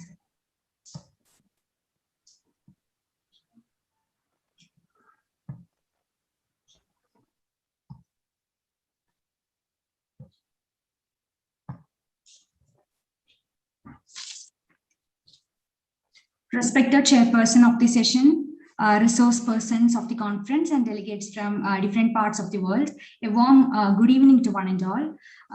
Instilling environmental awareness in children, a study on the role played by society, school and English classroom is the title of our paper, and the paper is authored by Dr. Rekha KR and myself, Liti Sundar. And let us move on to our topic. Liti, you have so many slides, so please do not ponder upon those things which are obvious. Can you directly come on the objectives? Okay, sir. The study is conducted in 3 ways by analyzing different readers prescribed for English at high school level in the state of Kerala, and on the basis of classroom practices that can be brought about through the English classrooms, and observing the institutional practices in and around. And the study. What are the objectives of your study focuses on? Okay, these are the objectives, sir. The study focuses on the role of society, schools and English classrooms in instilling environmental awareness in children. Here our focus is on children. The minds of children are like, we know minds of children are like white sheets of paper, and whatever is imprinted upon their mind will last for long. And let us instill environmental awareness in children from a very young age onwards, and sensitize themselves and mold them to delve into actions in the future to protect the environment. And first we are going to discuss the role of society in inculcating the environmental awareness. Here our focus is on family, social organizations, and the government. We know family is the first step in the ladder of socialization, and children should be provided the opportunities to play with natural resources by their parents. And on special occasions, they should be given instruction to plant trees and nurture it. And now the environmental awareness through social organizations. The Seed is a program of Madhrubhumi, one of the leading newspapers in Kerala, is an innovative initiative in this field. And the other details are described in our paper about this particular organization. And initiatives of the government. Kerala state government provides saplings of plants to school children every year on the environmental day, that is on June 5th. And as a follow-up activity, children are asked to record the growth of their plant regularly, and the cycle continues in the next year also. And now we are moving on to the role of schools in imparting environmental awareness in children. Here our focus is on school curriculum, school clubs, and school organizations. And school curriculum plays an important role in imparting environmental consciousness. The state school syllabus of Kerala included environmental science as one of its teaching subjects from primary level onwards. And role of school clubs. The school clubs such as Nature Club, Eco Club, Bhumitra Sena Club, etc. help students to develop environmental consciousness, and these clubs offer ample opportunities to children to interact with one's surroundings. And now about the role of organizations. School organizations organize community extension programs, and the State School Festival of Kerala is plastic free with the help of these organizations. Now we are moving on to the core part of our paper, that is environmental consciousness through English classrooms. Here our focus is on the units on environment and on pedagogic activities. Certain units in Kerala State English readers focus on environmental issues. For instance, the 4th unit in 8th standard English reader, and the 3rd unit in 9th standard English reader, and the unit 1 in 10th standard English reader discuss environmental issues. And pedagogic activities that nurture environmental consciousness. Environmental consciousness can be instilled through illustrative examples, grammar activities, through various discourses, readings on environment, eco-literature and sci-fi novels, pedagogo-literary meetings, discussions and debates, staging of plays, screening of films, and listening to speech of renowned environmentalists, and so on. And findings of the study. Classrooms, English classrooms, particularly English classrooms, are powerful platforms for imparting environmental consciousness and awareness in children, and language learning and building consciousness among children to protect environment for a healthy and prosperous tomorrow takes place through English classrooms.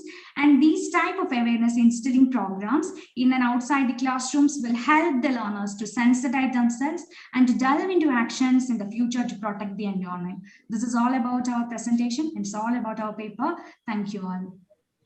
Yeah, Litiji, just want to ask you one thing. Why only English? These all things can be done in Malayalam classroom also. Yes, sir, but our focus is on English classroom. How it is possible? Because you are teaching English. Yes, sir, because I'm but the same thing. So what difference will it make if I will ask you that if it can be done in the Malayalam classroom also, then what difference will it make? Sir, the same environment, the same what you call this, the social organization. In place of English, if you put Malayalam, and the same things if you do in Malayalam also, I think that will be more effective than English. Sir, actually, English classrooms, and that can be taken at the grassroots level also. Anyways, so what the thing is, even when we are concluding something, one input to you, that you should be having some ways of saying some conclusions. Some conclusion should not be arm's length, and it should not be obvious, right? If you see your conclusions, these are something coming from out of your mind itself, like as if you might have concluded the paper before you have writing it. So if you are having some, I do not emphasize, though I'm a man of empirical, but empirical is not only the thing with which we can prove certain things.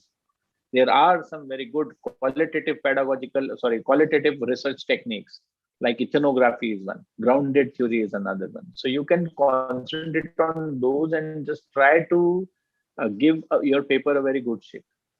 Okay, right? Sir. That is my suggestion to you. Anyways, okay, thank you. It was a good presentation. Thank you, sir. Thank you so much. Next presenter is at serial number 11, Dr. Amit Gangotia, Saurabh Kumar, and Ketan Bhatt. Saurabh Kumar ji is going to present. He is from Jammu and Kashmir. Saurabh Kumar. Ravi ji, which serial number, please, once again? Serial number 11. 11. Okay, fine. Yeah, thank you. Saurabh Kumar ji is going to present. Yes, Saurabh ji, please unmute. Fair enough. Okay. Good evening to all the dignitaries and the participants present here today. My topic is on the vocational education current scenario and future prospect in India. Sir, may I share the screen? Yes, you can share. My screen is visible, sir? No, it's not visible, and your connection is not stable also. There is some network issue from your side. You can do oral presentation. Yeah, even sir. Ravi ji, even if he can switch off his video, because we can excuse some of the people without video also. Otherwise, it is always must. So, anyways, but he can, if he can switch off his video and talk directly, I think bandwidth will be, I think it will match his frequency, and we will be able to understand what he is saying. Yes, Saurabh ji, please, you can start.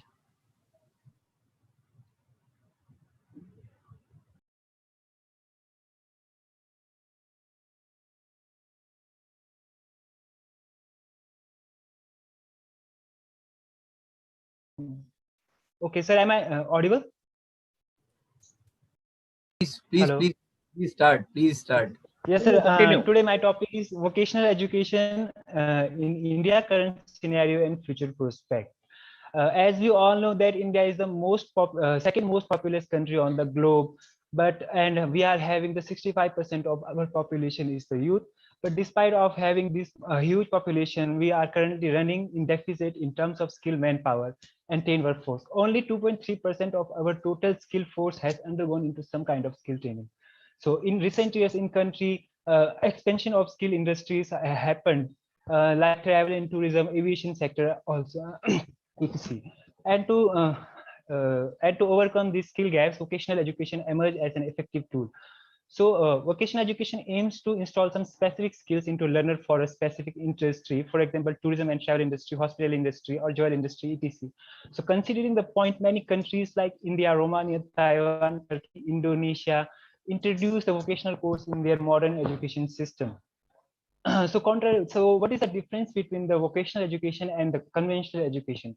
Contrary to conventional education program, vocational education put more emphasis on practical learning rather than the theory. And this present paper is the part of ICSR funded major research project creating human skill landscape through vocational education in Himachal Pradesh. So some of the review of literature what we have done, what we found here is that Billet in 2011 in his study finds that the vocational education has diverse purposes such as preparing the people for working life and informing them about the selection of an occupation, developing capabilities to practice the selected vocation. In various countries like Germany and Denmark, vocational and training is conducted on the principle of dual education. It means that the students spend one part of their education in a vocational institute and the other part in a firm or a company that provides real-time working experience. Vocational education is one of the most significant factors which can help in reducing the risk of youth unemployment. Binawila in 2015 in his study finds that vocational education can even make formally high-skilled job accessible to people with less education. Thus, VET can be adapted to help those students who can benefit most out of it.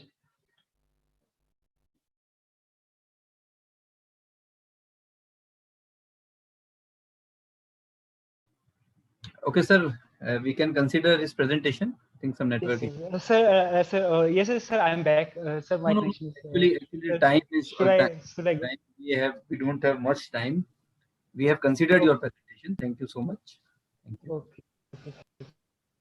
Okay. The next presenter is at serial number 12, sir. Miss Niyati Sanjay Bhai Vaishnav. Yes, Niyati, please unmute. Yeah, please start. First of all, namaste to all dignitaries and all participants. I am Niyati Vaishnav, research scholar at Department of Education, Krantiguru Shyamji Krishna Verma, Kutch University, Bhuj, Gujarat. Today's my topic is Women and Leadership. This is a theme paper. My paper's objective is knowing about women's empowerment in ancient time, women's literacy, knowing about leadership of women and how to overcome their barriers. As per Sanskrit slok, yatra naryastu pujyante ramante tatra devtaha. Leadership is a distinctive art when it comes to holding a high position or making a decision. Most of the time of the society assign this responsibility to the men. Niyati ji, directly come on your objectives, please. Because women and leadership, this is only the title of your paper? Yes, sir. Or there is something impact of leadership on women, or how women behave about leadership, something like that, or just women and leadership? Past time में जो Asian time था तो तब जो सारी महिलाएं थी उनके अंदर लीडरशिप का कैसा गुण था, और अभी हम जो प्रेजेंट टाइम में जो महिलाएं देख रहे हैं उसमें कैसे ये वैल्यूज दिख रही है, इसका मैंने थीम पेपर तैयार किया है। तो इन दोनों में तो आपको जो थीम पेपर का जो टाइटल डालना था ना वो थोड़ा सा डिफरेंट डालना था। You should have written that the leadership traits in women's, a comparative analysis of ancient and modern India. Okay, मैंने ऐसे एनालाइज किया है कि पास्ट टाइम में जो रानी आपकी गाइड ने मेरे को लगता है आपकी पेपर देखा नहीं है।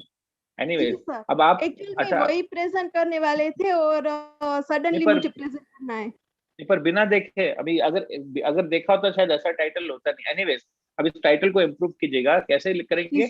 Leadership traits of women, leadership traits of women in ancient and modern India, a comparative analysis. Okay sir, sure. ठीक है, अब यहाँ से अब आपको ऑब्जेक्टिव भी क्लियर हो गया, टाइटल से ऑब्जेक्टिव क्लियर हो रहा है। हाँ, और उसी हिसाब से अपन कंक्लूजन भी लिखेंगे। अब आप सीधा कंक्लूजन पे आ जाइए।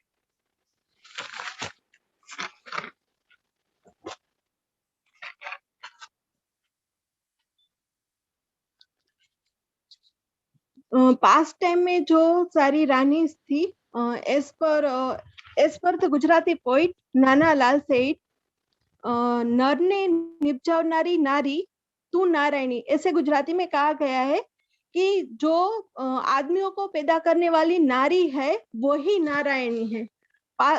एशियन टाइम में रानी अहल्याबाई, झांसी की रानी लक्ष्मीबाई, पद्मावती, सीता, द्रौपदी, कैकेयी, इतनी सारी जो महिलाएं थी, जो नारी थी, जो उन्होंने कभी अपने आप को पुरुषों के आगे नहीं रखा, कभी अपनी शख्सियत को साबित नहीं किया कि हम भी कुछ कर सकते। पर जब जब उनको मौका मिला है तब उन्होंने अपने आप को साबित किया हुआ है। जब दशरथ राजा के युद्ध में रथ का चक्र निकल गया तब कैकेयी थी कि जिन्होंने अपनी उंगली के दम पे दशरथ की जान को बचाया था। ऐसे ही प्रेजेंट टाइम में लक्ष्मी अग्रवाल जैसी भी नारियां है कि जिसके ऊपर एसिड अटैक होने के बाद भी वो वुमेन एम्पावरमेंट को आगे लेके आ रही है। वो विदेश में जो यूनिसेफ है या वॉशिंगटन है वहां पे ब्रांड एम्बेसडर बन रही है कि ये जो सारे अटैक्स हो रहे तो उनके आगे आ सके। वैसे ही हमारे यहाँ कच्छ में पाबीबेन रबारी करके एक महिला है जो सिर्फ 4 कक्षा तक पढ़ी हुई है, फिर भी अभी pabiben.com और देश विदेश में उनकी यहाँ की जो पर्टिकुलर एम्ब्रॉयडरीज है वो सब भेज रही है। तो लीडरशिप का गुण जो है वो स्त्री और पुरुष दोनों में सेम तरीके से दिया हुआ होता है, सिर्फ उसके ऊपर बिलीव करने की जरूरत होती है। पुरुष और स्त्री दोनों समान है, एज पर साइंस भी हम देखें तो जो रंगसूत्र की जोड़े होती है उसमें सिर्फ एक ही जोड़ अलग सी मिलती है, एक्स और वाई की। लड़कियों में एक्स एक्स की होगी और लड़कों में एक्स वाई की होगी। उसके अलावा ह्यूमन बॉडी में सब कुछ एक जैसी शक्ति स्त्री और पुरुष दोनों में दी हुई है। तो फिर हर बार अब के टाइम में जो हम देख रहे हैं कि वुमेन एम्पावरमेंट, तो ऐसा कुछ नहीं होता है, दोनों ही समान है। ऐसे इसीलिए संस्कृत में भी कहा गया है कि सर्वदेव मयि देवी सर्वदेवमियं जगत यतो हि विश्वरूपा त्वं Namami परमेश्वरीम्. According to mythology, the divine elements also need the power, means Shakti, to produce and protect the world. Thus, the contribution of the woman in leadership is less than that of men, but a woman is able to lead in the face of many challenges. Just need to believe in it. Thank you.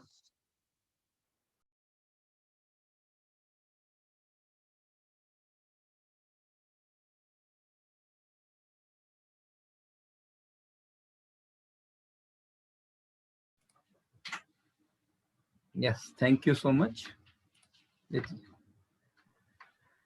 Niyati ji, thank you. Madam, hello. Yes, sir. Sir, can we? Can I? Yes, sir. You are audible, but little bit slow. The voice is not coming loud.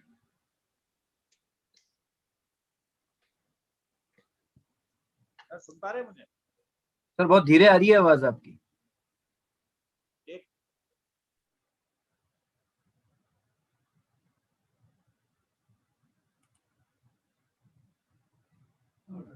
Okay, the next presenter is serial number 14, Dr. C. Praveen, former principal from Kerala. Yeah, Praveen ji, please unmute. Yeah. Yes, sir. Good evening, sir. Please allow. Can I share my screen now? Yeah. Can you see my screen, sir? Yes, sir. Yes. Hello. Good evening, everyone. Respected chair, participants, organizers of Inspira. This is my fourth time I'm participating.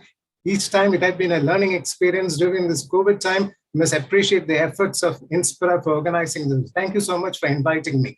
I'm a teacher educator, and the title of my paper is English Language Learning Strategy in Rural India in Modern Times. And it is about a study which I've conducted based on a English Language Teachers Interaction Forum, a non-profit organization of teachers. I'll begin by telling you something about the background, the problem, the research questions, and the methodology, and something about the findings. Sometime in the early years of this century, some teachers in North Kerala found that some learners were finding English difficult, and even the community was finding it difficult. But English, we know, is a language of empowerment. So they got together and formed an association, and the mission they have identified is empowerment of rural India through English language education. We all know that empowerment is commonly perceived as a process and an outcome. So naturally, the question arises, what is the process that ELTIF employed? What was the outcome? Now, around the same time, in all over the world, people were stunned by the statement made in the British Council blog that there are no longer methods of language teaching. All methods are dead. In fact, Kumara Vadivelu also identified about a post-method condition. That is, there are no method. Now, if there are no methods, and when English has a cultural baggage, how can you empower rural folk without coming into clash with the local? This is a question that came up in my mind. So my research question is, what kind of strategies are employed by ELTIF to empower participants through English language education? There's a methodology. What I did was, they were conducting a village fest for 5 days. I went and stayed there. I observed it, documented it. Then I interviewed the participants and the community to find out the usefulness of the study. And what did I find? What is very significant is they never were teaching. They prioritized learning over teaching. And there was a sense of comradeship, the facilitator and the participants. And more significantly, There was tapping of local resources. We know when teaching of English, we always borrow foreign resources. And there was code switching, and it was conversation driven. The learning in the sense is co-learning. I think during one of the keynote speakers that you have to be a co-learner. So in such a situation, English was easy to learn. And what are the strategies they use? Acting, singing, dancing, using real objects that were locally available, using stories for illustration to promote reading habit, tongue twisters, skit and mime, rhyme and songs. So it was an enjoyment. Learning became an enjoyment. It was not the real teaching where the students sit mum and face the teacher struggling to cope with vocabulary, grammar, pronunciation, and so on. It was conversation driven, meaningful, and they began to learn. So this is a very brief presentation. If you're really interested, please visit this blog, http://www.ltif.in. You'll get more materials. I've been very brief in this presentation just to suggest the objective and this thing. Thank you so much. Very good presentation. Excellent and very precise and brief presentation by Dr. Praveen. Thank you, sir. Sir, please, can we have next one? Sir, your voice is getting very slow, sir. What happened, sir? I don't know, sir. Okay. Yeah, Dr. Praveen, thank you. Baba, sir. Thank you, sir. Thank you so much. Am I audible? Baba, sir. Yes, sir. You are audible. You are audible. Okay, thank you. Baba, sir, your voice is getting very slow. बहुत धीरे आ रही है आपकी आवाज. Earphones, I think. Dr. Ravi, is it okay now? अब आ रही है ये what's the problem, sir? से पहले ठीक आ रही थी. I was using the wireless one before, which got actually drained out. So I was now using back to the wire. That's why it is. So anyways, so let us have the next presentation. I think that this was a very brief and very good, crisp presentation was given by Dr. Praveen. So let us take the another one. Yes. Sir, serial number 16, Ramanjit Kaur. Ramanjit Kaur. PhD research scholar from again Chandigarh, Punjab, Chandigarh. Yeah, Ramanjit ji, please unmute and please show your video also. Without video, no presentation. Ramanjit ji, yes, please start. Good evening, sir. Yeah, good evening, Ramanjit. Please carry on with your. I hope you are able to share the screen also. Yes, sir. Yeah, carry on. Is it visible, sir? I think it's going to be visible now to all of us. Yeah, it's visible. Carry on. Okay. So once again, good evening to all. I'm Ramanjit presenting a paper on product concentration of India's imports of petroleum product. Just a second. Yeah. So a brief introduction before presenting my objective. As imports are also equally important like an export, which are regarded as the backbone of international trade. So as per the India's energy sector, the growth has been tremendous, with the consumption has been increased by since 2000, and it has increased in the energy export dependency over the time. So among the energy sector, crude oil is regarded as the primary fuel.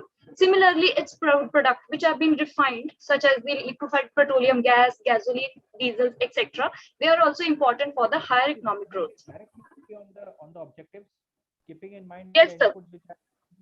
So I'll be coming to my objectives. The major objective is to find out the products which are the higher growth rate and which are of the lower growth rate.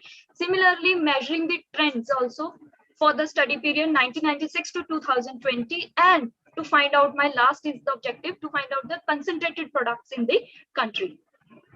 So in order to find out the growth rate has been measured for the petroleum products. Among the major 9 categories of my petroleum product, the growth rate whose is more than 50% is motor spirit, ATF, HSD, and lubes. Which are with the less growth rate, that is less than 50% growth rate, was my liquefied petroleum gas, naphtha, fuel, and other. The one product with the negative growth rate is my SKU. So regarding the trends, the structure is being measured for the petroleum product in the terms of India's total import. The higher increased trend was seen in the LPG, lubes, and other, whereas the trend was fluctuating in the case of MS, naphtha, and fuel. But the continuous decline was observed in one of the products, that is aviation turbine fuel. As per the imports of petroleum product in the total total petroleum product imports, the decreasing trend was observed in aviation turbine fuel, kerosene, diesels, and petrol, whereas the increasing trend was observed in the liquefied petroleum gas, lubes, and the other products. Fluctuating trend was left with only with the naphtha and the fuel oil. So coming to my concentration, the concentration is being measured with the help of my three indices, that is the concentration ratio and Herfindahl index and the comprehensive concentration measures. While comparing these concentration, the concentration ratio gave us the higher figure as compared to the other measure. Regarding the concentration figure, in the case of India's petroleum product import, the trend was very high in the initial year, whereas it tended to decline till 2011, and after it was seen as an increasing trend, leaving the few fluctuation in my study period. And with the help of my first concentration, that is concentration ratio, I have calculated the top 4 commodities, which are among the top 9 commodities. That is my liquefied petroleum gas, naphtha, other, and lubes. So coming to my conclude now. Yes, ma'am. Yes, sir. Sorry. And while concluding, I'll be telling that high-speed diesel and the lubes, they have recognized as the growth of more than 50%, and they were also being considered as the highly concentrated commodities. Whereas our motor spirit and aviation turbine fuel, these were the growth rate also high, but they were not highly concentrated. And the products such as LPG, naphtha, those growth rate was less than 50%, but they were among the top 5 or top 4 concentrated commodities. The one commodity, that is our kerosene, is the one registered with the low growth rate and low concentrated. So the product with my low growth rate, low concentration was regarded as the diversified petroleum product imports. Those were motor spirit, aviation turbine fuel, and the superior kerosene oil. Thus, it includes at the end it concludes that India is importing these petroleum products widely for the use in the agriculture and the industrial vehicles. So, petroleum sector has a significant macroeconomic impact in transforming India's economy from agrarian to industrial economy, as well as it is linking to the industrial sector. So, thus it is also more oriented towards the development of the economy. Thank you. Thank you, Ramanjit. Good paper. Yeah. Raviji, we can have other participants. Thank you, Ramanjit. Thank you, sir. Thank you Baba sir, आपकी voice क्या बात हो गई mic का, please. अब ठीक है, ऐसे ही रखिए सर आप। ठीक है। Okay, the next presenter is serial number directly 21, Vikram Tak. Yeah, Vikram Tak ji, please. He is a research scholar from Jalore, VV Government PG College, Jalore, Rajasthan. Madhav University, Sirohi. Yeah, Vikram ji, please unmute. Yes. Good evening, sir.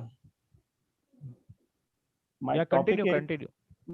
My topic is physiochemical analysis of groundwater sample in Jalore block, Jalore district. So, we start with introduction. Water is universal and essential for surviving of all living things. 70% of our planet is covered with it. The quality of water is very important for all living beings since it directly linked with the living organism health. Water is present in many forms of the earth like pond, river, bawdi, borewell. India, most of the human, animals, birds, and other living organisms mostly depends on groundwater as the only source of drinking water supply. Objectives of my topic: to determine the physical and chemical parameter of water sample collected in different seasons and blocks, to compare the physical and chemical parameter with their standards, to analyze the correlation among the physical and chemical parameters of water, to analyze the impact of independent variables on the dependent variables, to analyze the groundwater is fit for drinking or not. Methodology: types of research is diagnostic and experimental. Data type is primary and secondary. Sample design is random and seasonal. Study area: Jalore district 10,647 square kilometer. Sandy area 57. Here, Vikramji, do you Yes, have sir. a presentation to share or what? Sir, you are not clearly audible. Sorry. Do you have a presentation to share? Sir, PPT presentation prepare नहीं किया है क्योंकि admission exam का काम चल रहा. Carry on. No problem. Carry on. Sandy area is 576. Start with sampling, sir. 4 samples has been taken from water analysis from Jalore Tehsil of Jalore district. These samples are taken from borewell, it means dug well and tube well. First sample taken from Tejaram, Ratanpura Road, Jalore. Its depth is 25 feet. Second sample is tube well from Lalitji Vera, Dharda Pavti, 200 feet. Third sample taken from Kanaram from Vadia, Jalore, 500 feet. And fourth is dug well from Kachwa Karsi Vera, Charneshwar Mandir Road. Vikramji. Yes, sir. Vikramji. Yeah, I'm asking you, what test have you applied on this? And how have you come on the conclusion? What are the tests you have applied? Statistical test आपने किए होंगे ना? वो बताइए. We take done that 11 test: order, color, turbidity, pH, total alkalinity, total hardness, chloride, fluoride, nitrate, TDS, and electric conductivity. 11 tests are been done. So conclusion is that in different areas, order in all ground level acceptable, color is acceptable, turbidity find from 0 to 0.3, minimum to maximum, pH find 7.4 to 7.9. It means pH is acceptable from all tube wells. Alkalinity, minimum value of alkalinity is 190 and maximum value. So what is your conclusion now? So are these samples making any difference? Yes, sir. Are these samples making any difference? Because you have done some, you might have done some analysis of these 4 samples. अनुभव लगाया था आपने शायद. हाँ sir. What test have you applied? Analysis of variance. हाँ sir. हाँ. तो उसमें उसका क्या conclusion आया आपका? Conclusion, some जगह जो कुछ जगह हैं वहाँ पर fluoride rich है, यानी good for drinking or irrigation, but some places are not good for irrigation and drinking. This is the conclusions. Fine. Okay, sir. Thank you.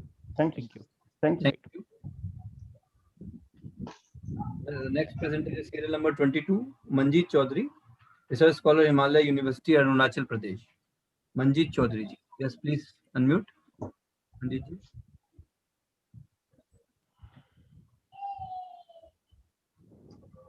Hello, yes. Can you hear me, sir? Yeah, surely. Manjeet ji, carry on.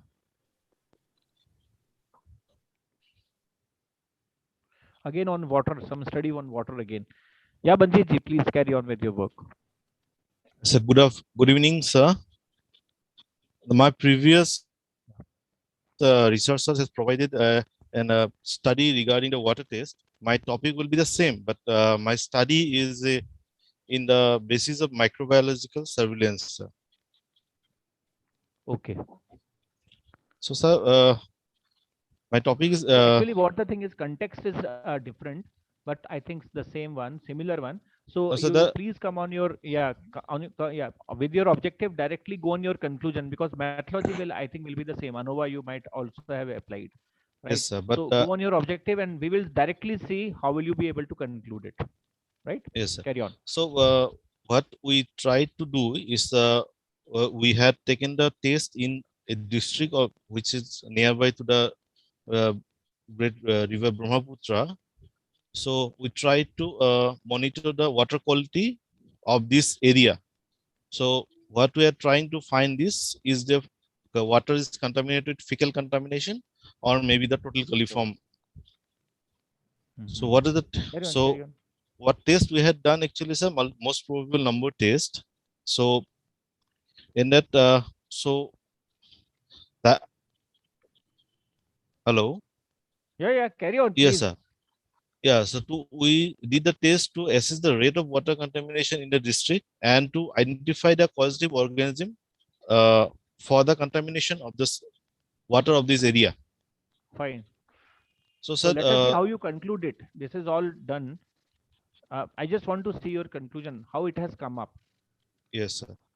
So this is the result actually, sir. Out of 38 samples, we had got 41 positive samples, that is nearly 55% positivity rate in case of bacterial presence in the water. So these are the prime bacteria. Are these bacteria all harmful for human body? So Klebsiella is Klebsiella comes as a normal flora of this one, Klebsiella and cyanobacteria. So it comes as a normal flora of the water, as it forms the biofilm of the water actually, sir. So, but the Enterococcus, Streptococcus, and Escherichia coli, these are these are the pathogenic bacteria which are harmful for this one, sir. Health. Okay. So it means there will be health hazard if this bacteria is above certain level. Yes, sir. Because of these cases in this area, most of the cases of ADD, so acute diarrheal diseases and typhoids are reported in this area actually, sir. Okay, okay. So these might be the causes of this. Excellent. Yes, and what about this block-wise contamination? So actually, this district is divided in 8 blocks, development blocks. So what we try to find out actually the block-wise percentage of contamination, where it comes like one of the block has shown. I think you can see one of the block has shown 72% positivity for the bacterial contamination. Next, the 65%. At the same time, I was looking at this Lakhipur. Lakhipur is very less contaminated. Yeah. Actually, now, sir, please tell me what is the threshold of this contamination? How much contamination is at least permitted? So actually, it should be like less than 20% actually, sir. Okay, so at least this Lakhipur water is at least drinkable, but other waters are not drinkable at all. Is it so? Yes, sir. Yes, sir. Fine. Yes, sir. So, so this is only your conclusion, I suppose, right? And this is a very concrete and very you can say descriptive type of thing, by which you can suggest that it's okay. You should not drink the water at this level. Yes, sir. What we did, sir, when we have got the results, what we did, sir, we informed the public health department of the district actually regarding the water contamination. Still now they haven't replied this one. They haven't replied to me, but I'll inquire about this. Is they have taken something? You can file a RTI and just ask for that. Have you whether they have worked on this or not? And if they have not, then you can report it somewhere else, because this is something which is a public issue. Okay, right. So. Anyways, thank you, Manjeet. It's an excellent work by you. Thank you, sir. Thank you, sir. All the best. Yeah. Thank you. Yeah, Raviji, next person. Thank you so much. The next presenter is at serial number 23, Mahesh S. Yadav, JJTU University. It's a scholar. Yes, Mahesh ji, please unmute.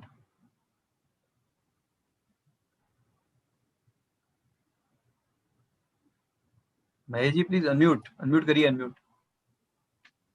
Yes. Yes, sir. Yeah, please carry on.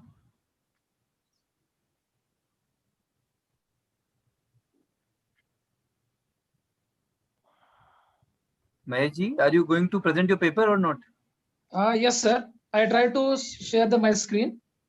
Okay, please share.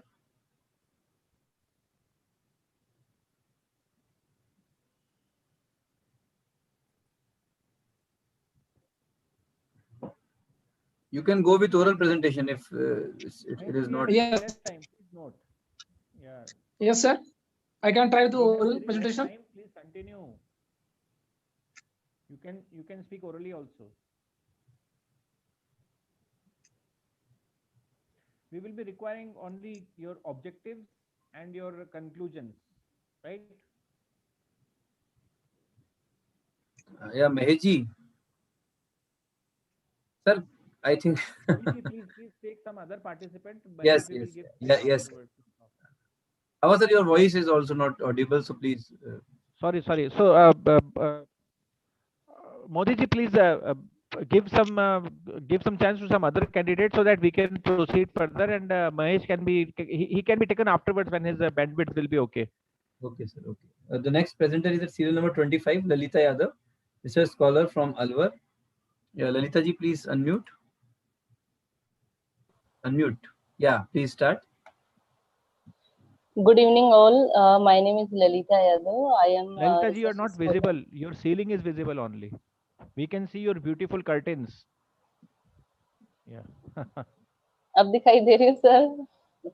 आप पूरा अपने आप को पहले कैमरे के सामने set कीजिए, हैव कॉन्फिडेंस, बिकॉज मेरे साथ में ऐसा है कि when I see myself now I feel more confident about myself, right? So now you are visible properly, because we should be visible, and this is for the visibility only we are doing these conferences and all. May it be academic visibility, may it be your personal visibility. Carry on, Lalita. Today I presenting paper on impact of female literacy in rural Rajasthan. Education play a very important role in development of human being, because it increase the knowledge of person, help them to know about their fundamental rights and duties, encourage them to fight for these rights, help to deal with the traditional barriers, and it is also powerful tool to overall development of any country. Uh, uh, Educational status of girl child in Rajasthan.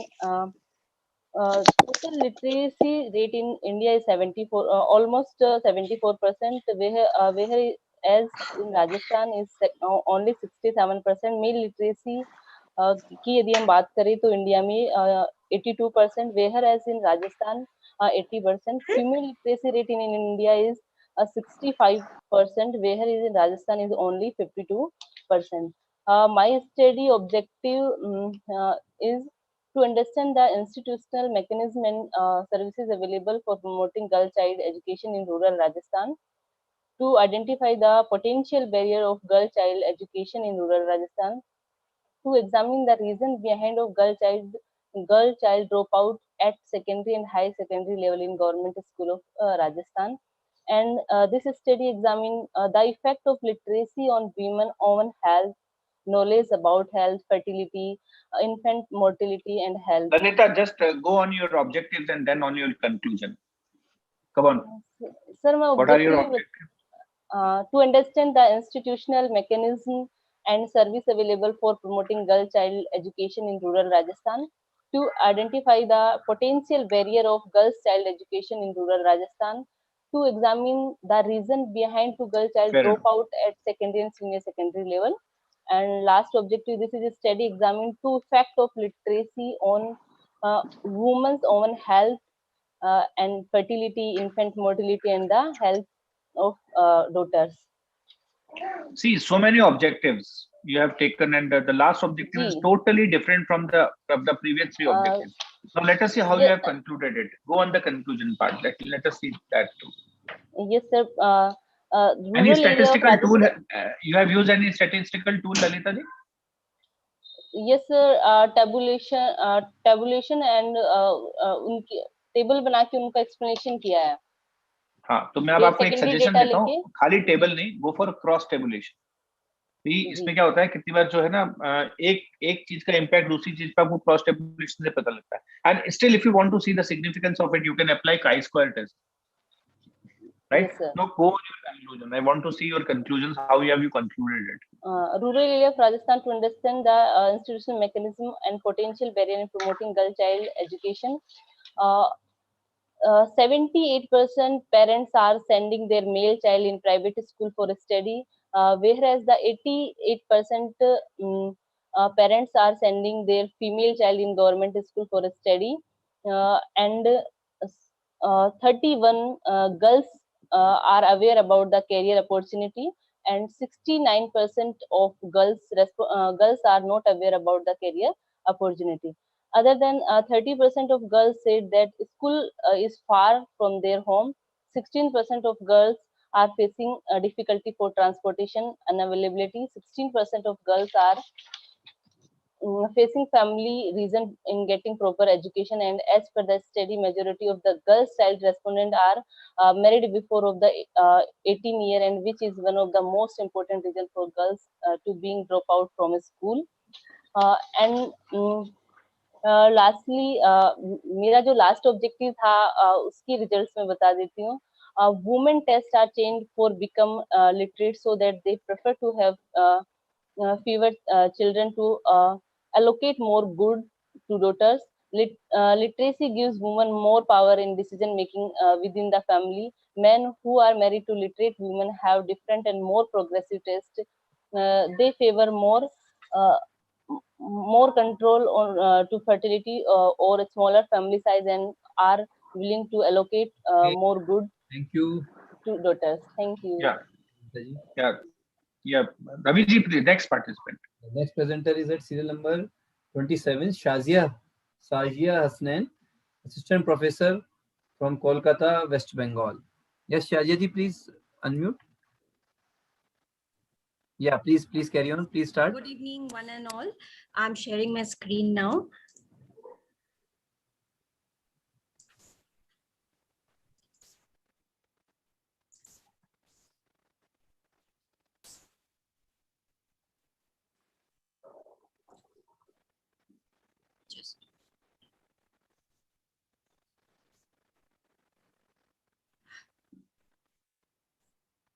Okay. Good evening, one and all. The topic that I'm going to present today, my name is Shazia Hasnain, Assistant Professor, Alia University, Kolkata. The topic that I'm going to present today is task-based language teaching, a learner-centered approach for improving English language proficiency. As we all know that English is a global language, and it is a language that is taught as a second language, foreign language in many countries where it is not spoken as a first language. Now, according to the research that has been done by English First English Proficiency Index, according to its report of 2019, it indicates that Asian countries like India, Hong Kong, Indonesia, Taiwan, they have moderate proficiency, while countries like Japan, China, Pakistan, they have low to very low proficiency. There was a long list. I have just taken few countries over here.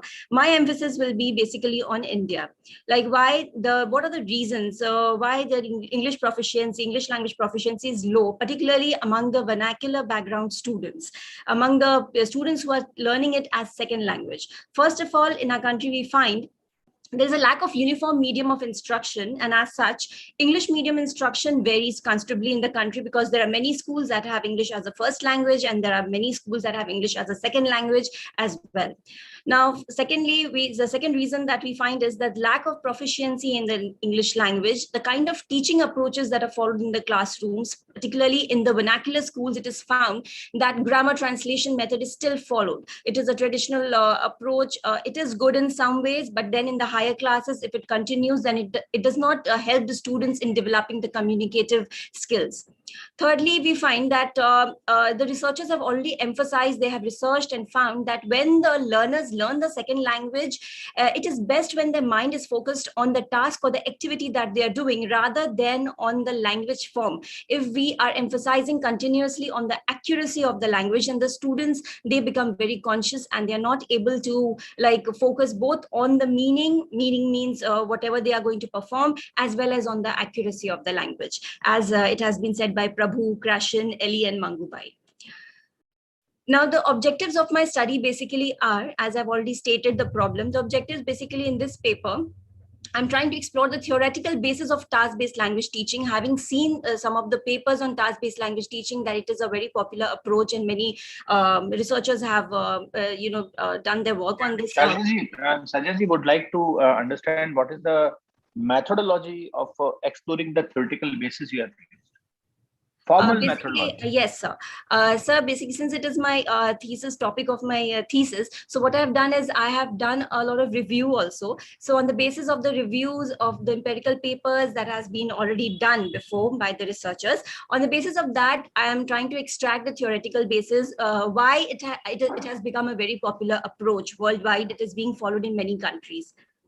And the second, what technique are you using for that, particularly in qualitative analysis itself? When we are going with this literature review, there are techniques which we use in order to justify our. So what technique have you used? Sir, I have tried to find the trends basically when I did my review. This is not a review paper actually, but then I did my review, and on the basis of the trends that I found, on the basis of that, I tried to extract the theoretical basis. So can you directly come on the conclusion now? Yes, sure. Yeah. My second objective basically was to just show what are the steps that are followed in the task-based language teaching. I have given the few definition that it is basically some interactive kind of activity that is done in the class in the form of task. Conclusion. Come on the conclusion. Okay, I'll just come to it. Okay. Sir, I've given conclusion in one sentence only. The task-based approach is a learner-centered approach where pair work, group work is given in the classroom. The teacher is there as a facilitator. Teacher is not going to impose any kind of language forms on the students. The teacher is going to help the students, whatever they know, let them do the activity task with the help of that, so that they'll attain the fluency. And accuracy can be emphasized towards the end. In the last 10 to 15 minutes of the class, they will be given some exercises, some practice classes, so that they will know exactly where the mistakes are. And again, it can be repeated. The same task can be repeated also. So excellent, because this is what has been going on in ancient time, means just before. And now this modern approach is being used, and using this modern approach, I think there will be an improvement. Anyways, thank you, Shajaji, for your paper. Thank you so much, sir. Yeah. Thank you. Nice presentation. Serial number 30, Ujjwal Seth, Assistant Professor in Economics from West Bengal. Ujjwal Seth ji, please unmute. Yeah, Ujjwal ji, please keep it for 3 or 4 minutes only. Is it visible? Is the screen visible? Yes, please. Yes, Ujjwal ji. Namaste, sir. Namaste. Namaskar. Namaskar. Good afternoon to everybody.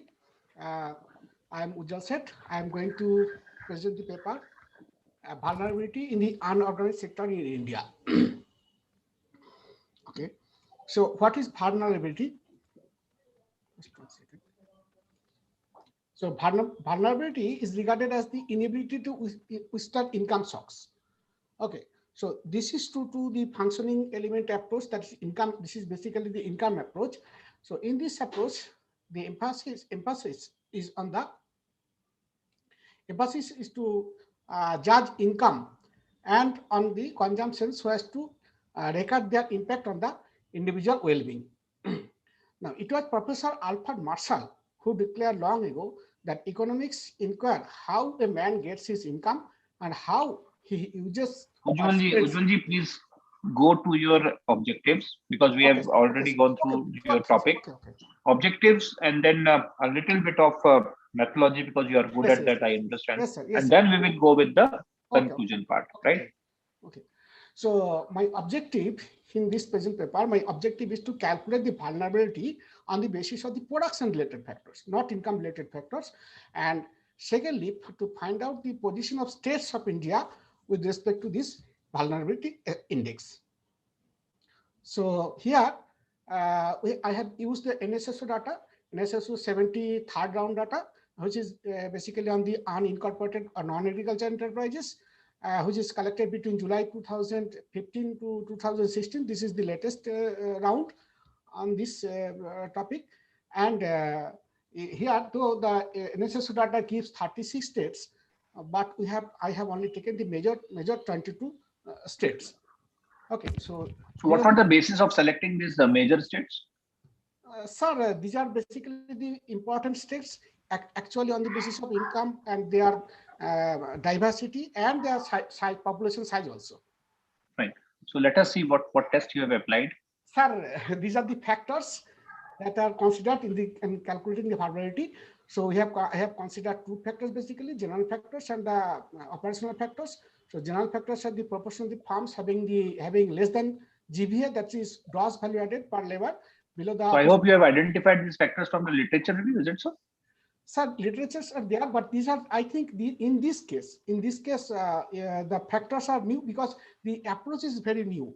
Here, production. I am giving the production approach. Basically, vulnerability is calculated on the income approach, and second, the proportion of the farms without registration, proportion of the farms not giving compensation. Ujjwal ji, what is vulnerability? Sir, vulnerability is to absorb the income shocks and the shocks from the other factors. It means it is risk associated, I suppose. Yes. This associated, and they are. So there is one mistake in your objective.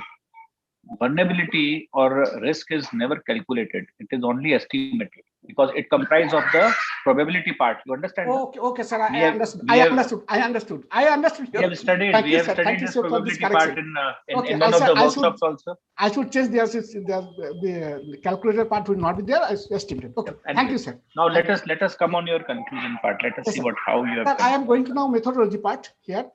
So this is the description of data and methodology here, principal component analysis. PCA, fine. Because without that, you cannot go with the factors. Now come on the final conclusion. Yes, sir. Yes, sir. So here principal components are calculated on the basis of eigenvalues.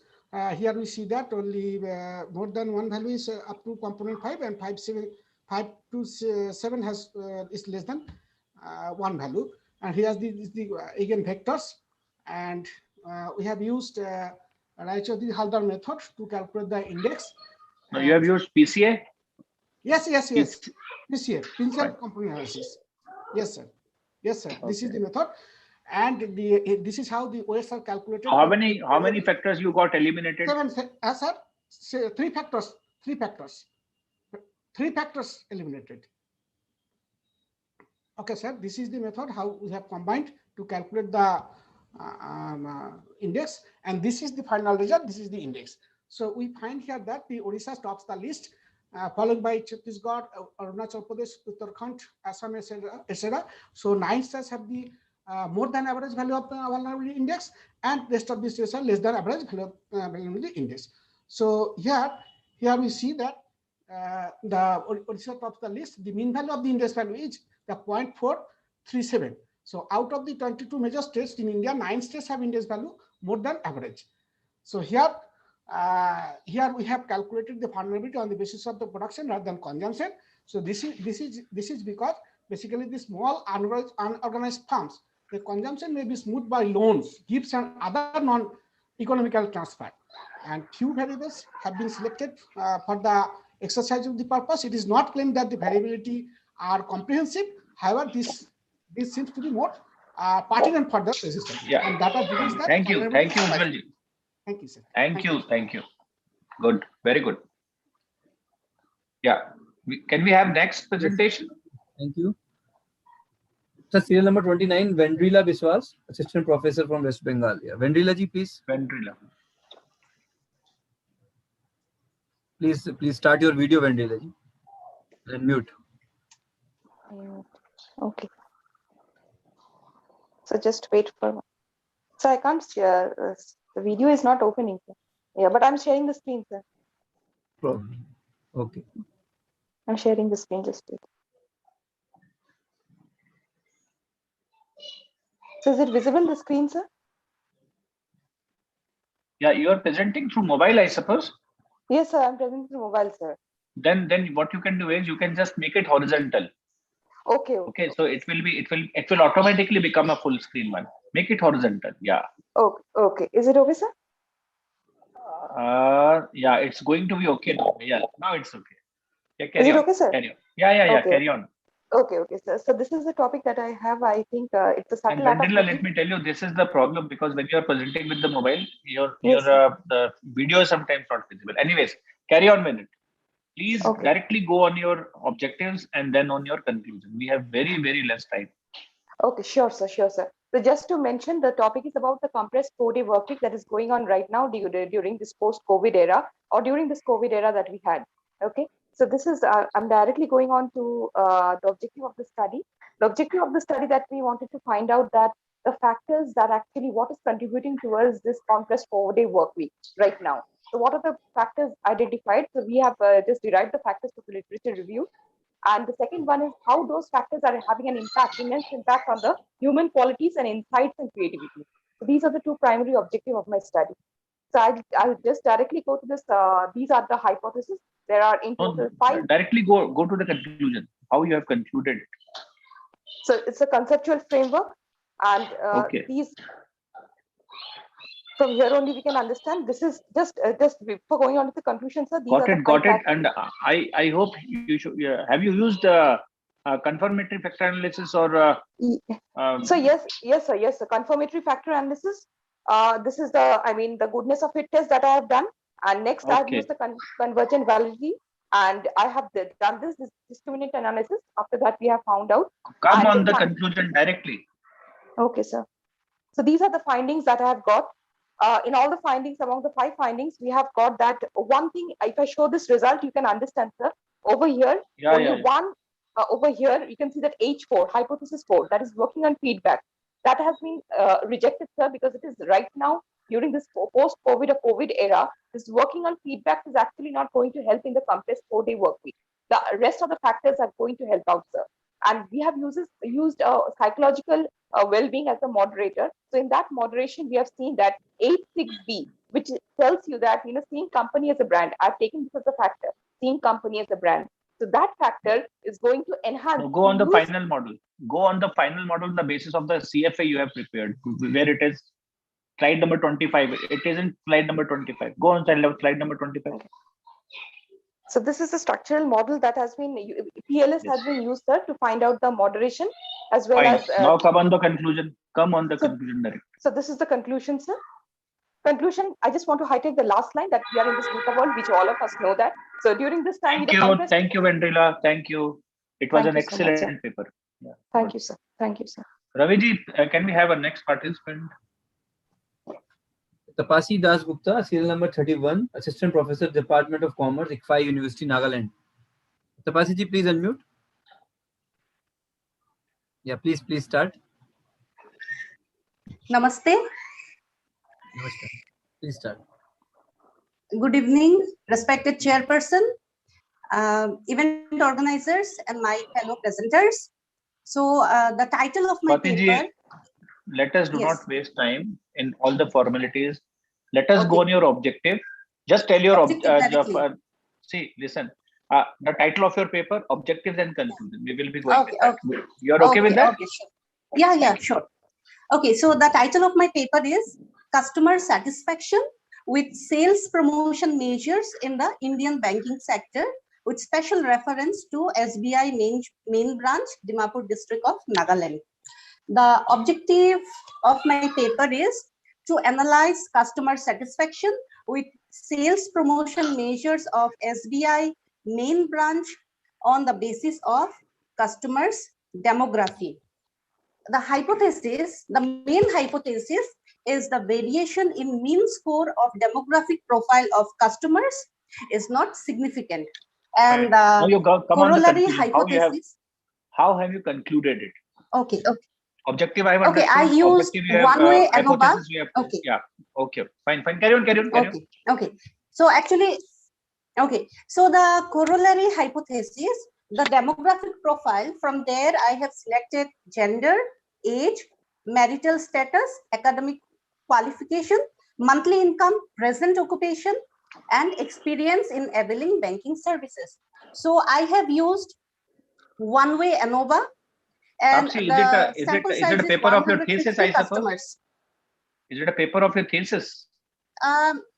Not exactly, sir, because my thesis, the title is much broader. So some portion I have taken, and it is not like the analysis is also not related exactly. Carry on with the conclusion. So I have used questionnaire method for collecting. Yeah. So under sales promotion measures, I have taken 4 variables. The first is higher interest for deposit, lower interest for loan, extra interest for women or senior citizens, and tax benefit oriented bank deposit schemes. These are the 4 variables that I have taken, and as I did the analysis using one-way ANOVA. Okay, yes, I'm going to the conclusion. So it has been seen in the study that the satisfaction of customers, it vary among different demographic factors like age, academic qualification, monthly income, present occupation, experience in availing banking services. Only in the case of gender and marital status, we find that there is no difference in the satisfaction of customers. So this is the finding that I have seen after doing the data analysis. Thank you. Okay. Thank you. Raviji, next. Number 32, Ramya S, Assistant Professor, St. Joseph College, Iranja Kloda. Yes, ma'am. Ramya ji, please unmute. Yeah, good evening, sir. Good evening. Yeah, please. Ramya ji, namaste. Good evening. Carry on. Is my screen visible? Is my screen visible? Yeah, it's coming, Ramya ji. Okay. Shall I start my presentation? Yeah, carry on, please. Need not to ask. Okay. Myself, Ramya. Yeah. Okay. Because I have already seen your title. So now you can go directly on your objectives and then on the conclusion part. Okay. The main objectives of my study are to identify the factors that influence job satisfaction, to examine the level of satisfaction of government-aided and unaided school teachers, to examine the commitment of school teachers towards their school and work assigned, and to test whether there is any relationship between selected variables and overall job satisfaction of teachers. Methodology, both primary and secondary data is used for the study. Primary data has been collected using questionnaire and secondary data from... What test have you applied? What test have you applied? You might have used one. Yes, chi-square test, weighted average score ranking of factors has been identified. And according to this result, the main factor influencing the job satisfaction is pay structure, and the least factor is students' approach. Then Likkert's 5-point scale has been used to find the level of satisfaction of government teachers and aided teachers and unaided teachers, and total scores were obtained and mean rank of the scores were obtained for all these factors. And chi-square test was used to analyze the relationship association between the various demographic variable and risk factors. And according to this, the main conclusion, the main findings of my study are: among 60 respondents selected for the study, major portion constitutes female and 32% is only male. About 40% of respondents are from the age group of 30 to 40, and about 40% of respondents deal with languages and only 10% deals with other activities. Classification on the basis of... Hold on, Ramyaji. This only percentage you are showing, right? Now this percentage will not give you a proper conclusion unless you would have applied this factor analysis over there, right? In order to obtain the factor, you should have applied that. Anyways, I have seen it. I think there is an improvement required in your paper. Improve it further, and it can be publishable in a good journal, right? Thank you, Ramya. Yes, sir. Thank you. Thank you. Raviji, next, please.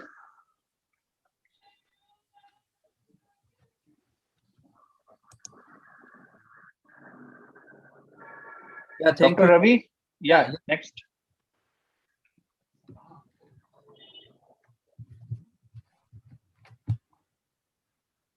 Yeah, C. Natarajan ji. 35. Dr. C. Natarajan, Associate Professor, Tamil Nadu. Yeah, Natarajan ji, please unmute. Yeah. Yeah, please.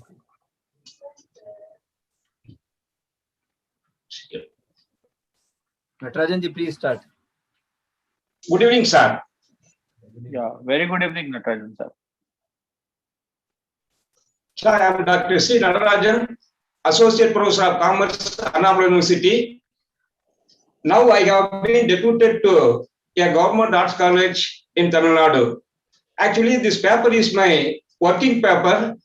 I am interested to know the various causes for the work stress of college teachers in higher education institutions, so that I have done the work on the title Causes of Work Stress of Academics in Higher Education Institution. It is an empirical study. As we all know that the higher education... Natarajan, sorry to interrupt you. Can we see, because this is a working paper.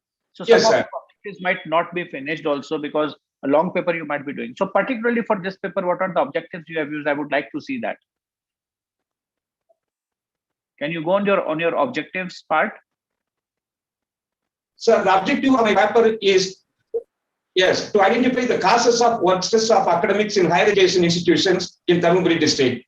Accordingly, based on the study results, the study has the objective of offering appropriate suggestions to reduce the work stress of academics. It is the objectives of study. Based on the objective, I have framed a null hypothesis that academics of various demographic groups have no significant relationship with the causes of work stress in higher education institutions. Regarding the sampling of my research, as of December 31st, 2020, the district has 26 arts and science colleges and 6 engineering colleges. I have used multi-stage sampling for collecting the primary data. In the first stage, 25% of the arts and science colleges and colleges. Fine, Natarajan, you got your point. Yeah, Dr. Natarajan, I have seen this. Can we go directly on the conclusion, please?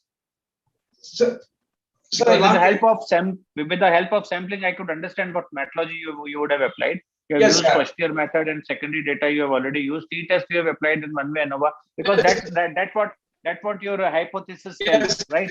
So come on the conclusion, that how have you concluded it? Would like to see that. So I have used various statistical tools to prove my hypothesis, including student t-test as well as the analysis of one-way variance. Based on that results of the statistical tools, I have concluded my study. The various causes for the work stress of academics in higher education are job pressure, inadequate salary, ineffective leadership, lack of opportunities for personal growth, and lack of motivation. These are the most important causes work stress of employees. Based on the findings of the study, I listed out some suggestions for overcoming the work stress of employees. First of all, the workload of the academics must be reduced. Our chairperson, Dr. Nathan, these are understood because what the thing is, the way you have concluded, for sure the suggestions will come out of it. So yes, I think there is no formal need of doing it. Otherwise, suggestions are very, very important. Yes, so, sir. but formally we will skip it us because of the time constraint. Hope you will bear with us, sir. Right? Yes, sir. Thank you for your excellent presentation and good methodology you have taken. Yeah, thank you. Yeah, thank you, Natarajan ji. Yeah, next. Okay, thank you, sir. Thank you, sir. Next presenter is Bhumi Kedia, student, serial number 36. Bhumi Kedia. Fine. Yes, Bhumi. Bhumi ji, please unmute. Yeah, good evening, everyone. Firstly, I would like to, this screen is visible, right? Yes. Yeah, carry on, Bhumi. Yeah, good evening, everyone. I am Bhumi Kedia along with my team members, Hardik Gupta, Soumya Mishra, Khushi Jain, and Vyom Gupta. We would like to present our research paper on the topic is social media a new market. We all know that social media is skyrocketing these days. Also, all the companies are now focusing Bhumi, more. can you go directly on your objectives, please? Yeah, the objective part is of Vyom. So I would like Vyom to present the research methodology presentation. Your slides are not moving, Bhumi. Bhumi,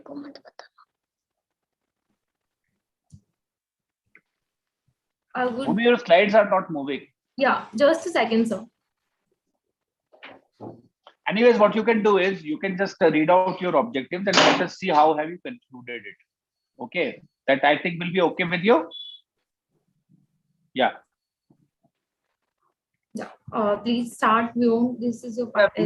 Bhumi ji, actually, you have to present your paper. I think Mr. Vyom is not registered in this conference. Actually, it was a team paper. It was mentioned in the research paper.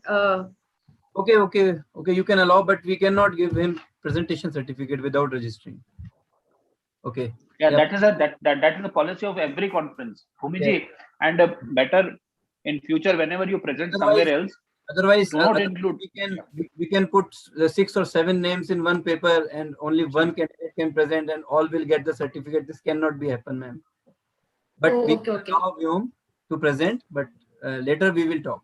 Yeah, Vyom ji, please, you can present. Okay, let's talk about what is our objectives of this topic. So first, how social media is beneficial for all businesses. Let's take an example. In this pandemic time, you know how social media help businesses, even the food industry and business, B2B businesses like Amazon, Flipkart survive because of social media, or you can say because of internet. Furthermore, you can understand the customer with the help of social media. And give their feedback of your product or services. Okay, let's assume that assume that you are a new customer of any company. Example, Myntra. So when you purchase first time from Myntra, you are worried about product, and then you receive if you like or not. If you like this product, so you can write something good about product and give some good feedback which attract new customer, and they will. This will also create brand image. Let's move to next slide, which is hypothesis. So in this slide, you can wait 2 minutes. Vyom, we will be going directly on the conclusions now. As I've already told Bhumi also, that we will be doing it in this way. Please conclude. Okay, so this part is over to you, Khushi. Sir, I think we can consider their presentation. Yeah, that is considered to be presented. Yes, yes. Right. Fine. No problem. Serial number 37, Devesh Pal. Devesh ji, please unmute. Good evening, sir. Yeah, good evening. Sir, is my slide visible? Yeah. Carry on, Devesh. And okay, sir. Good Okay, sir. I governance will wrap in reference to Madhya Pradesh. You directly go on your objectives. Okay, sir. Some of my points include, sir, MP state budget 2021. As there is lack of time, I just jump on to the points and move on. The second point is e-governance and M-governance. The third point is strengthen connectivity infrastructure. Fourth point is the developing IT skill among state government. Moving on to the conclusion directly, as there is lack of time. So moving on to the conclusion, we as a human always want to give best to our children for their bright and prosperous future. The same applies when it comes to governance, and the government of Madhya Pradesh does exactly what is the need of the hour. So in a nutshell to say, for a better tomorrow, we need a better today, and for a better today, we need a good governance. It's a great initiative to think of tomorrow, keeping in today's need in mind. Right. Great. Thank you. You're welcome, sir. Thank you so much. Yeah, Dr. Ravi, next, please. Yes, sir. Sir, serial number 38, Mr. Pradeep Panda. This is for Amity University. Okay. Pradeep ji. Amity University, which place? Amity University, Noida, sir. Okay. Pradeep ji, please unmute. Please unmute. Yeah, okay. Good evening to you, Dr. Modi, for this excellent workshop which is going on, presentations we are able to give from faraway places. And thanks to Dr. Pava also for your active participation today. Unlike yesterday, also I was full-time presenting, listening, but today I am really delighted about your inputs which you are giving continuously, and we are fortunate, sir. Coming to my paper presentation, sir, my presentations, I am not able to connect my presentation. My presentation is basically I am doing my PhD in my impact of banking finance in MSME. So I have selected one research paper which I am presenting right now. That is what is the impact of lockdowns on Indian MSME sector, a study on the pandemic's lows.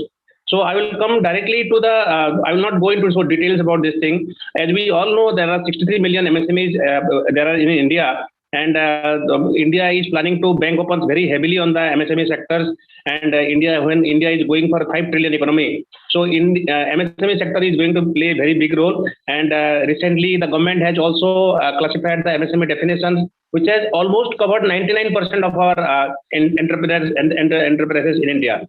So my research papers basically is as MSMEs are contributing 30% of our entire GDP, so the importance is very high. And coming to the objectives of the research, basically, we have tried to analyze the impact of nationwide lockdown on growth of MSME sector in India, analyzing the impact of national lockdown. And we have seen the financials of the last 3 quarters, basically, of the quarterly results which are available from last 3 quarters. And a lot of subjective analysis also I have done. And if you see what point we are trying to emphasize is that MSME sector, which was considered to be very important, but the right amount of focus was not coming from the government before the COVID scenario. What happened? COVID, as per my analysis, COVID has been a boon for the MSME sector. Rather, COVID has been a boon for the MSME sector, and the entire focus of the government in the policy decisions, policy measurement has been directed towards the. If you see the whatever policy decision government has taken, majority of the policy decision is directed towards the MSME sector. To start with, the insolvency law has been kept on abeyance for more than 1.5 years, 2 years now. A lot of new credit line has been given to the MSME sector. A lot of banking guarantee has been given. Without collateral security has been given. NPA classification has been relaxed for the MSME sector, and tender participations has been facilitated. All amounts due to the MSME sector has been expedited by the government instruction. GST payments has been relaxed, everything, and many more measures has been announced for the MSME sector. Pradeep ji, how will you conclude, sir, seeing to this complete scenario? How will you conclude? Yes, so there are various dimensions you have used, particularly in your. Yes. So I'm coming to that. Basically, if you see the financials of last financial, which was available before COVID, was FY20, and the next financial is available on FY21. But we have analyzed the financials of sales and profit before tax of majority of the MSME company of the first 3 quarters, that is up to the December. It shows that conclusion is that MSME sector has not been so badly impacted from the lockdown as it is perceived to be. Because they are able to carry on during this lockdown process also, due to the less number of employment, and most of the MSMEs are in the small activities. They are able to carry on. Yes, there is some downside also, but we conclude like this thing, that the conclusion is that MSME sector has got the right amount of attention and importance through this COVID period, and they will shine very strongly in the coming years. That is our conclusion, sir. Right. Thank you, Dr. Pradeep. Thank you, sir. Sir, serial number 39, Mayuri Sakia, PhD research scholar from Assam University. Yes, Mayuri ji, please unmute. Not only unmute, you have to be on with your video. Start your video also. Extremely sorry, sir. My network is very poor here, so I'm not able to access the invite that you are sharing with me to enable the video. So I hope my screen is visible to you. Your screen is visible, but this is not a PowerPoint presentation. Again, it is a Word file, I suppose. So would you be reading the entire paper over here? No, sir. I'll be showing just the gist of the paper, that whatever you are asking for. Yes. Since I also you just do one thing. Just read out the abstract. I think that will be okay. Okay, sir. Yeah, sure, sir. So the title of the paper is a review of homestay and heritage amalgamation, which is basically a conceptual paper. The abstract is, this paper is a theoretical approach towards emergence of homestays in the Indian historical foreground. The select reviews of literature which provide insight to the framework have been purposely considered for the study. The reviews that were considered have thrown light upon the various lost in time heritage homestays of India and homestay tourism at large from the perspective of various researchers. And besides that, the highlighting of crucial content which were noted by the authors have been considered for future research appropriation in the concerned area. So can I move to the objectives, or will it be enough? Mayur, it has now been concluded. So I think your paper has been considered as a presented. Thank you. Yeah, thank you. Thank you, sir. Yeah. Number 41, Suguna Margana.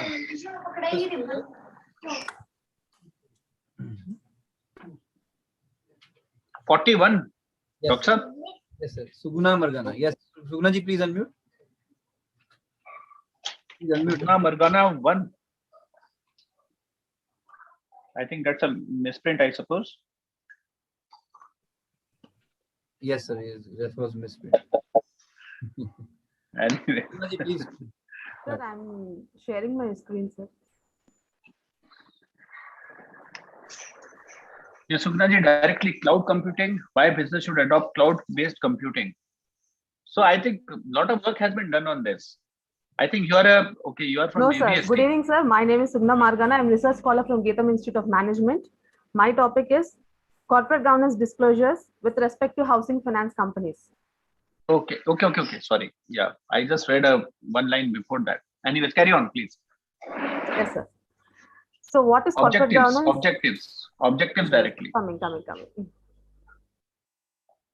So what are the, to study the existing corporate governance disclosure practices followed by selected housing finance companies, to develop corporate governance disclosure score, to find out if any significant agreement between selected HFCs, to give rankings to HFCs based on corporate governance disclosures computed.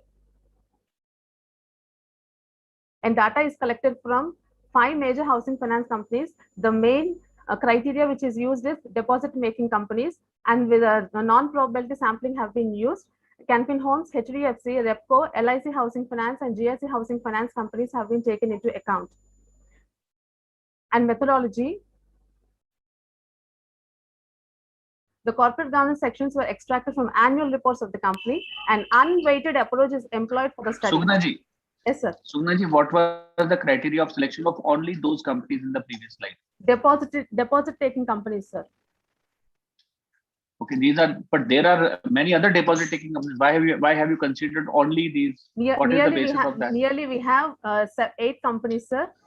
It is only based on National Stock Exchange and equity segment, which is not a top high. Okay, carry on. An unweighted method approach is applied for the study, sir, and the firm is scored 1 for disclosing an item in the annual report and 0 if it is not disclosed in the annual report. So this is the formula. The total CGDI score is equals to total score of individual company divided maximal probable score into 100. Yeah, carry on, and let us see how have you concluded it. And these are all the corporate governance disclosure parameters we have to follow while computing CGDI. That is well known. How have you concluded? That is foremost important. I have used Kendall's method, sir, for ranking method.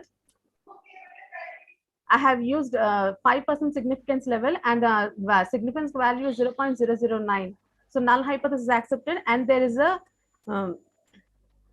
significant variation between the rankings. So this is the observations from the study. From the above observations, from the above results, we can observe LIC HFCL stake disclosing all the information of corporate governance standards according to clause 49 of the listing agreement in the all the years in the annual reports. So it stood first. And according to the observations, we can see Repco has been having a score of 25 and it's showing as the last. Okay. How have you concluded it now? Yes. Observations is okay. With the introduction of clause 49 of listing agreements, we have observed that housing finance company has been disclosing corporate governance in systematic manner, but still some scandals are being done in the case like DHFL and ILFS. So in the present dynamic global market environment, there is a vast scope for corporate failures. The appropriate measures should be taken, like audit committees should be reviewed even and after, and and one more thing is internal chief auditor should be appointed at a basic level. So there should be an audit each and every point. So scandals can be overcome. Thank you, sir. Fine. Thank you. Thank you. Sir. Good paper. Thank you. Ravijin, can we have next participant?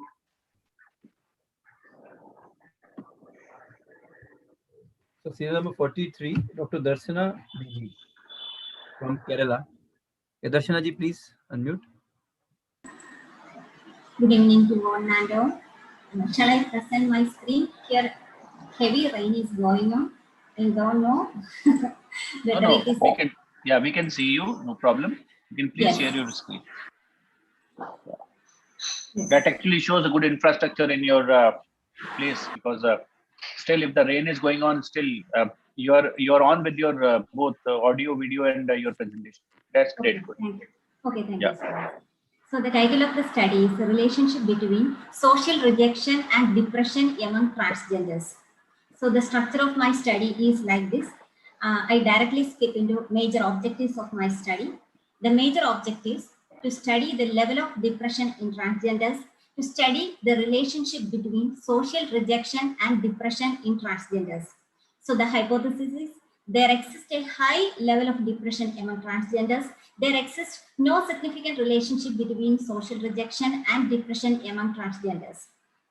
So the methodology I used first is survey method I was used here. The tools for data collection is social distance or social rejection scale by Jacob Thomas and Pradap in 2018. The Beck depression inventory is adapted version and it is revised in 2016. And the procedure for data collection here, why I mentioned here is too difficult to collect data from transgenders, because it is a tough task for me to collect the data from transgenders. So that is the brief description I already mentioned here. And the analysis level of depression among transgenders using Beck's depression inventory. Here, the mild and moderate level is showing high existence level, and the minimal level and severe level is numbered. See, the difference is 55% and 5%. I directly entered into the percentage of participants also. The total participants is number of participants 22 and total participants with the depression it is 18. And I'm directly going to the third percentage of correlation also I would like to mention here. That is I occurred here 0.992, that is correlation, positive correlation I obtained. That is the social rejection increases, the depression level of transgenders is also increases. So I directly entered into my conclusion. From the result, it is very clear that there exists moderate level of depression among transgenders. That is my first finding and first conclusion. And there exists a positive level of positive correlation between social rejection and depression among transgenders. Thus, we can, I have a humble suggestion is, it is the duty of every person to give support this group, especially the transgenders group, because in school level, if they are identified, we can give proper support. Thank you, sir. Excellent. Very good presentation, ma'am. So, Raviji, let's go on the next one. Yeah. Thank you, Darshana ji. Thank you. Darshana ji. Sir, 44, serial number 44, Priyansha Hazarika, research scholar from Assam University. Yeah. Assam University. Please, Priyanka ji. Yeah, Priyansha. Priyansha ji, please. Yeah. Yes, sir. Yes. Okay, sir. Good evening, everyone. Topic for my paper is Financial Inclusion and Behavioral Finance, a conceptual framework. Due to the time constraint, I will move to the abstract, then the objectives, and then the conclusion. So, Darshana, where is your PowerPoint presentation? Sir, my name is Priyansha, sir. Sorry, I'm sorry. Darshana ma'am was just before she presented. It's okay, sir. Yeah. So, Priyansha ji, I think you don't have any PPT with you? No, sir. No, sir. So, it's better you come to your abstract directly because you might have written abstract over here. Yes, sir. Yeah, let us see what you have, how you have written your abstract. Yes, sir. It is completely red. Yes, sir. That is the important part. That's why I have highlighted the important. Let me give you one input. Never ever read your text.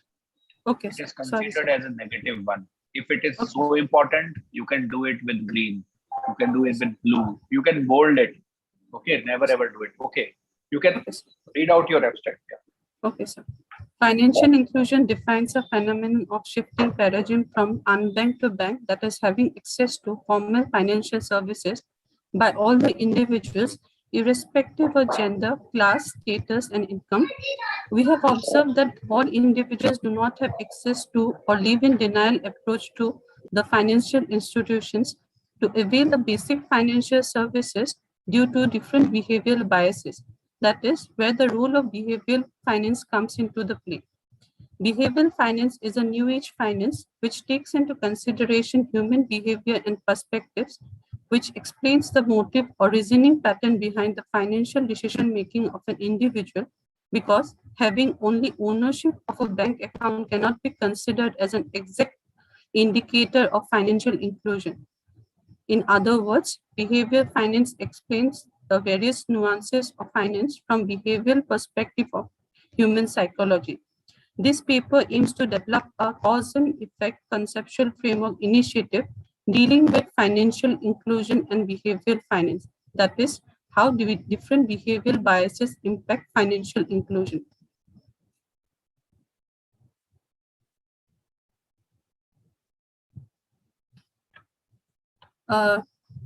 After reviewing the existing literature of financial inclusion and behavioral finance, it was observed by the researchers that no work has been conducted related to financial inclusion in relation to behavioral finance. Hence, it leads to the major research methodology. Go on research methodology. Yes, sir. Qualitative research is used for concern study because it involves collecting and analyzing non-numerical data to understand the concepts, opinions, or experiences. Qualitative research is used to understand how people experience the world. Now let us see your conclusion part. Yes, sir. Conclusion So part. Okay, sir. In this paper, authors have made an effort to understand the financial inclusion in broad term, but mainly to identify the shortcomings responsible for failure of financial inclusion in India, as well as in other countries related to behavioral biases. A detailed applied study is highly essential as revealed by the theoretical study.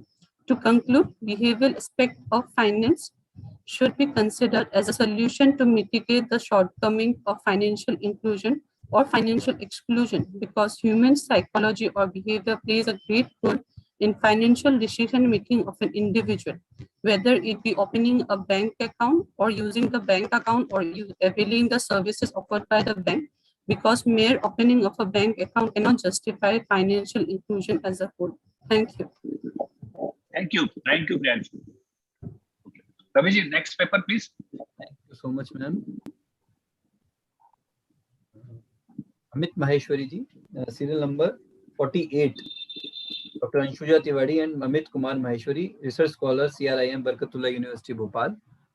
Yes, Amit ji, please unmute. Good evening, sir.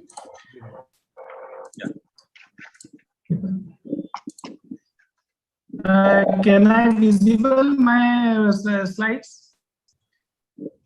Your slides are visible. You are also visible and audible, sir. Yeah, make it full screen. Okay, fine. Thank you. Myself, Amit Maheshwari, research scholar, CRIM.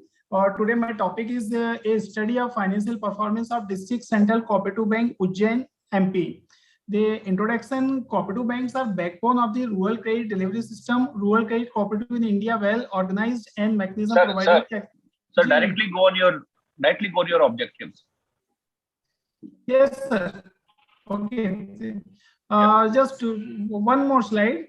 Ujjain is the mixed crop pattern. Just justification of the study hai. Ujjain is the mixed crop pattern. Major crops on both wheat, gram, soybean. These crops very sensitive and monsoon oriented.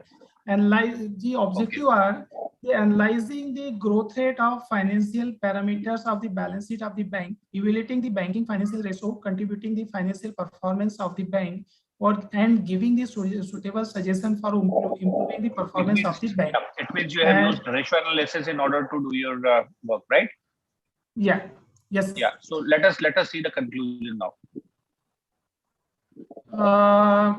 Okay. Sir, अगर आप permit करें तो 2 more slide और show करना चाहूँगा. Bank के Sir, I can understand. My PhD is in banking, so I have also done similar type of analysis. Don't worry. Just directly go on the conclusion part. Okay, sir. Thank you. Yeah. Let us see how have you concluded it. And if I will be having some question, I will take you reverse back. Okay. Okay. Conclusion. Yeah. जो main suggestion and conclusion है, maintain the share capital of Ujjain District Central Cooperative Bank, small marginal farmer and big farmers, इसे increase करने की requirement है. Low cost deposit, current और saving deposit जो low cost पे हो उसको बैंक के लिए बहुत रिक्वायर्ड है, उससे इंक्रीज करने की जरूरत है. उसके लिए एक्स्ट्रा मोटिवेशन टूल करने की जरूरत है. एनपीए का रिडक्शन करने की रिक्वायरमेंट है. इसके लिए क्रेस, लोक अदालत, ओटीएस एंड मानसून और लिक्विडिटी रिस्क को माइग्रेट करने के लिए, मिटिगेट करने के लिए अपने लोन पोर्टफोलियो को बैंक को डाइवर्सिफाई करने की रिक्वायरमेंट है. क्योंकि बैंक का जो बेसिक मेन 70% का लोन पोर्टफोलियो वो सीजनल एग्रीकल्चर ऑपरेशन में इन्वॉल्व है, और एक भी मानसून या मानसून के रिस्क आने पर बैंक को हैवी लिक्विडिटी क्राइसिस को फेस करना पड़ता है. सेकंड, बैंक को अपनी कॉस्ट ऑफ बोरोइंग को रिड्यूस करने की रिक्वायरमेंट है, जो कि बैंक की एट प्रेजेंट 2020 में 8.68% है. Fine sir, fine. आपने कंक्लूजन बड़ा अच्छा निकाला है, because on the basis of the ratio sometimes conclusions are also just कि भाई इतना रेशियो आ गया बस, that is the conclusion, but you have actually interpreted it. I congratulate you for that. Very good. Okay. Thank you. Yeah, Ravi ji, next presenter, please.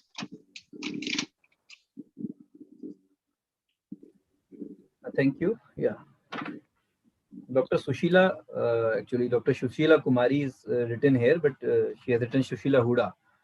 serial number 49. Yes, Sushila ma'am, please, you can unmute. Actually, I was confused. Is Sushila Kumari or Sushila?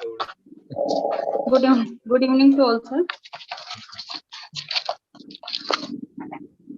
I am Dr. Sushila Huda, Assistant Professor from BSK College of Education, Mandi, Davali. So today my topic of paper presentation is innovative teaching practices and trends, need of the hour. For quality education and learner-centered education, there is need of some innovative teaching practices and new trends. Mainly, directly I have to discuss that trends. First of all, self-care. In situation of COVID-19 pandemic and after that, mainly this teaching technique and new trends that is required. Self-care, it means taking care of overall health and well-being should be essential for students as well as teachers. Next is blended learning, online and offline both mode from technological point of view, and others resources like live education, real world experience, etc. Personalized learning mainly focus today in all aspects like school education, university education, higher education, medical, technology education. Next is STEAM curriculum. In previous year, we always talk about STEM. STEM means all of you learners knows about it. But one A is also add in that the science, technology, engineering, maths, but arts also. If we add arts in all these subjects, it become very fruitful and innovative practices. Next is Genius R. In this online classes mode and offline mode also, each day 1 hour to practice. Their students asked to create something new and for creativity. Always parents and teachers motivate them to for this Genius hour. Next is bite-sized learning, mainly focused on specific academic skills.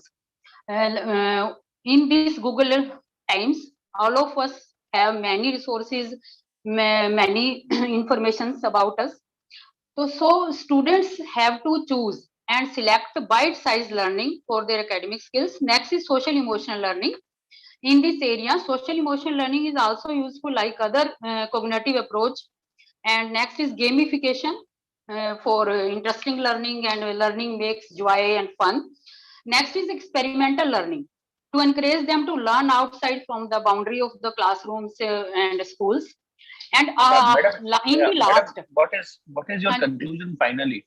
How will you okay, conclude sir, this? okay. Means the Okay, blend sir. of all these things should come in one line. Yeah. Okay, sir.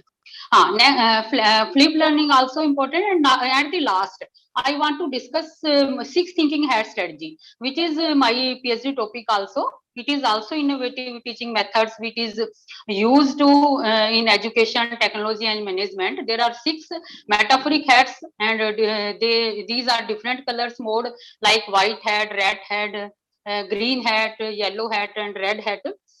Or each hat has specific particular meanings, and these hats are metaphoric. Students ask to wear on or put it and ask for thinking. These teaching technology mainly used to improve higher order thinking skills among students like parallel thinking, lateral thinking, creative thinking, constructive thinking, etc. In the last, I want to say that all these innovative teaching practices and trends are required in this situation. Thank you, sir. Thank you. Thank you, Sushila. Yeah, Okay. sir. Can we have another presenter? I think now the presenters are from Hindi. No, one presenter was left, sir, due to some Mahesh Yadav. Okay. Serial number 23, Mahesh Yadav is back again. Yeah, Mahesh ji, please, Okay. you can Mahesh. try again. Yeah, I Yes, have sir. kept his row also blank. 23. Yeah, Mahesh, please carry on. Yes. Yeah, you have to So my directly topic- come on your come on your topic and then objective and then conclusion. Yes, sir. Yes, sir, definitely.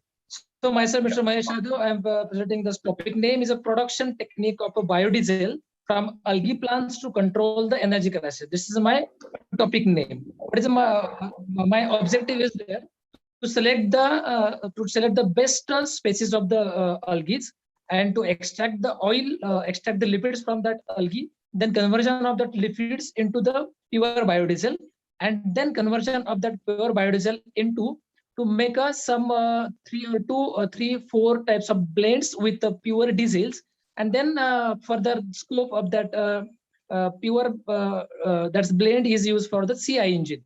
So in that methodology, I can extract the lipids from the algae, spirulina algae plants from the Soxhlet apparatus by using Soxhlet apparatus. So in this paper, what you are going to do, Mahesh? You would like to in this listen paper, that. Is I am going to extract the oil and then conversion of that oil into the biodiesel, and by using that biodiesel. So you are presenting a process, I suppose. Yes. Right. So that process you have already told. So can you come on the conclusion? Yes, my conclusion is I did the extraction process by using the Soxhlet extraction and the conversion of the lipid into the pure biodiesel by using trans-estepration process, and then I got the near about 50% of the oil for that extraction by spirulina algae biomass. So you have done it yourself in your laboratory? Yes, sir. Yes. So okay. Secondly, how this technique is different from the techniques already being used? So have you used the same technique which others have been using, or have you done some innovation in this? Then I can further the extraction completion of preparation of biodiesel. I can blend with that pure diesel or check the performance. That is okay. See, I was founder head of Department of Finance in University of Petroleum and Energy Studies about 8 years back, right? No, Yes, it's sir. about 11 years back. So anyways, but what I want to ask you is that is your process, because every time this is blended along with the normal diesel, all Yes, the sir. vehicles are running, those who are using, they claim it that they are using biodiesel. This is actually some portion which is blended with the main diesel. So what is the new thing you have done? What my emphasis is that if you have used some new process or anything new, you can go for a patent of your process itself, right? So all the best to you for that, right? So Mahesh. Yes. Thank you. Yeah, thank you. Yeah, Raviji, next please. Yes, Mahesh ji, thank you.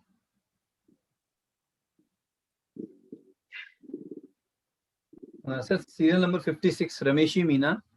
Rameshi Meena ji. 56. Yeah, she's from Karoli, Rajasthan. Assistant professor.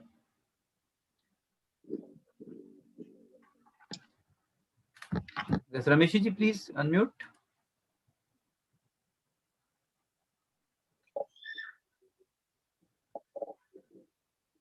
Please unmute कर लीजिए ma'am.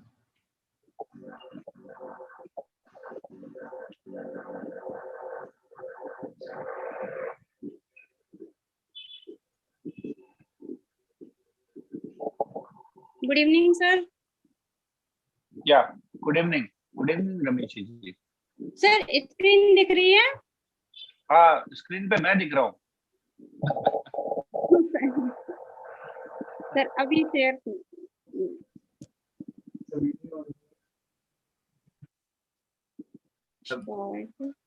Ramesh ji, you can give full presentation also. आप बोल के भी दे सकते हैं. हाँ, orally दे दीजिए, कोई दिक्कत नहीं है. हाँ. आप टॉपिक कोविड-19 का पर्यावरण पर प्रभाव है, भविष्य की चिंता. अच्छा टॉपिक है मैम, आप वैसे ही बोल सकती हैं इसमें, नो प्रॉब्लम. हाँ सर.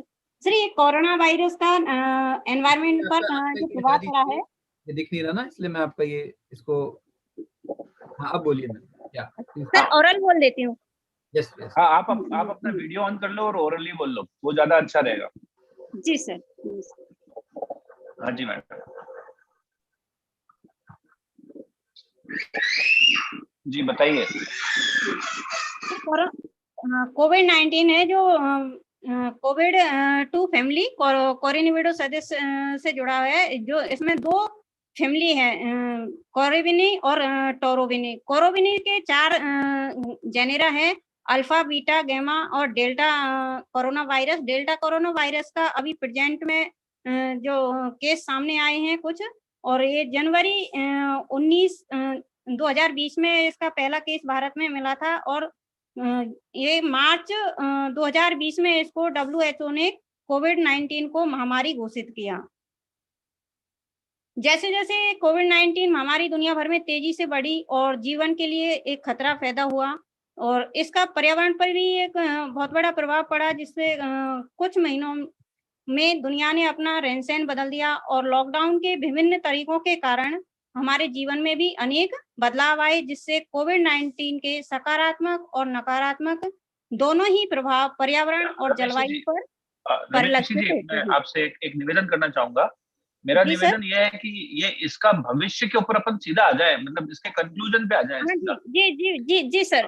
कंक्लूजन में सर ये है कि इसका भविष्य में यदि देखें तो इसके क्योंकि कोविड-19 की सेफ्टी से जो है व्यक्ति निजी रूप से भी अनेक जैसे सैनिटाइजर है, डिटर्जेंट है और ये अनेक जो केमिकल्स है, मास्क है, इनके यूज कर रहा है और उनको जानकारी के अभाव में यूं इधर-उधर फेंक देते हैं और इसके कारण क्या है कि जो क्योंकि ये जूनोटिक ट्रांसमिशन के कारण ज़्यादा फैलता है और जूनोटिक ट्रांसमिशन के कारण जब इधर-उधर इनको फेंक देते हैं तो कुत्ते, बिल्ली, शेर आदि इनके खाने से इनका संक्रमण का खतरा ज़्यादा फैल जाता है। इधर जैसे सैनिटाइज़र से बार-बार में सैनिटाइज़ करना, बार-बार में पानी से हाथ धोने, इसके कारण पानी का भी कमी आएगी, पानी का प्रदूषण बढ़ेगा और वायु प्रदूषण भी और दूसरा ठोस अपशिष्ट का मेन कारण है इसमें ठोस अपशिष्ट का ज़्यादा बढ़ेगा जितना भी जो है चिकित्सकीय कचरा है जैसे गाउन है, फेस मास्क है।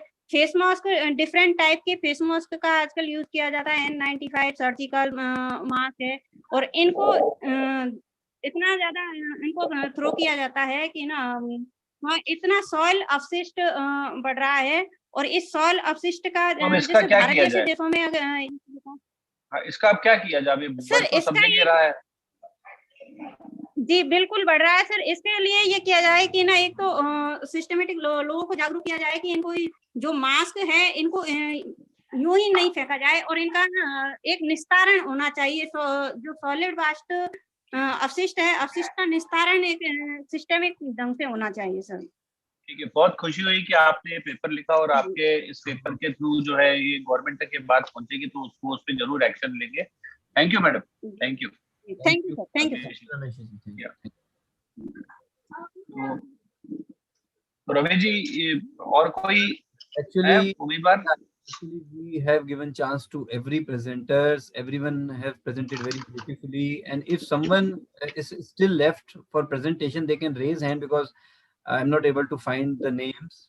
And some of the presenters are actually are not able to present because of some network issues. So they send their PPT on our mail IDs, and I will send to you to judge their presentations.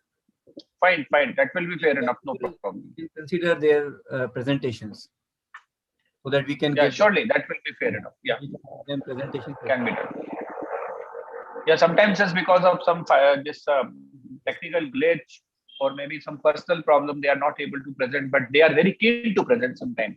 And our platform is something like that. We always give chance and we always give ample opportunity to everyone to present. Thank you, sir. Actually, So, sir, fine. So I have no issues if some of the PPTs you can send me and if we can do something out of it, I will be happy to do it. No problem. Thank you. Thank you so much once again, all the participants and all the presenters for presenting the papers in a very, very beautiful manner. And someone has written कि sir मेरा नहीं हुआ, आप just देखिए sir एक बार वो chat box में कुछ लिखा है अभी just. Number 53. Actually, Manisha ji, आप अपने नाम से लॉगिन नहीं है. You are login from iPhone. iPhone आ रहा है तो how can मेरे को कैसे पता पड़ता that you are here? But no problem. iPhone is Manisha Meena, serial number 53. Yes, Manisha ji, please unmute. No problem. 53. Very good. आपने बताया. Network problem is also there. जी सर आवाज आ रही है? हाँ मनीषा जी बताइए, बोलिए। हाँ सर नमस्कार सभी को। आवाज आ रही है, आपका वीडियो नहीं आ रहा पर। नमस्कार। हाँ सर वो वीडियो ऑन करना है? कर दो ना स्टार्ट। हाँ वीडियो बिल्कुल ऑन करना है। जी सर।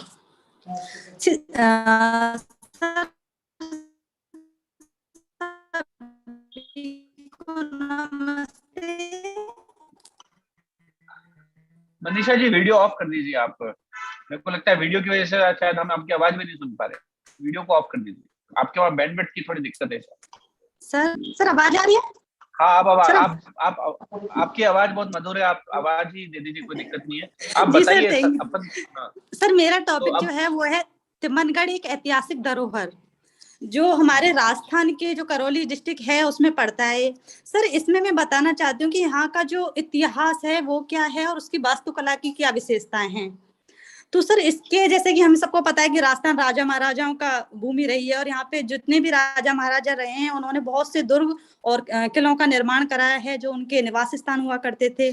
ऐसे ही तिमनगढ़ भी एक ऐसा किला है जिसका निर्माण करवाया गया था और ये अपनी शिल्प कला और यहाँ की जो मूर्तियां हैं उनके लिए विशेष रूप से जाना जाता है। लेकिन सर दुर्भाग्यवश अभी ऐसा हुआ है कि इसकी स्थिति एकदम खंडर अवस्था में पहुंच चुकी है। यहाँ जितनी भी शिल्प कला की जो भी कलाकृतियां थी वो एकदम दफन हो चुकी हैं। सर मेरा ये है सर। हाँ जी बताइए। हाँ सर मैं इसमें ये कहना चाहती हूँ कि ना हमारा ही होना चाहिए कि जो राज्य सरकार है, जो पुरातत्व विभाग है, वो इसकी ओर ध्यान दे और जो सरकारी संरक्षण प्रदान कर इसे भविष्य में बहुत अच्छे पर्यटन स्थल के रूप में विकसित कर सकें सर। ठीक है जी सर, थैंक यू सर। आपका अच्छा सर, मैंने भी ये तिमनगढ़ के बारे में पहली बार ही सुना है, मैं उदयपुर का रहने वाला हूँ और राजस्थान से काफी जुड़ा हुआ हूँ, पर आपने बताया तो मैं खुद पर्सनली जाके इसको जरूर पहले विजिट करूंगा। Thank you madam. Thank you so much. I think we have done sir all the presentation. Yeah.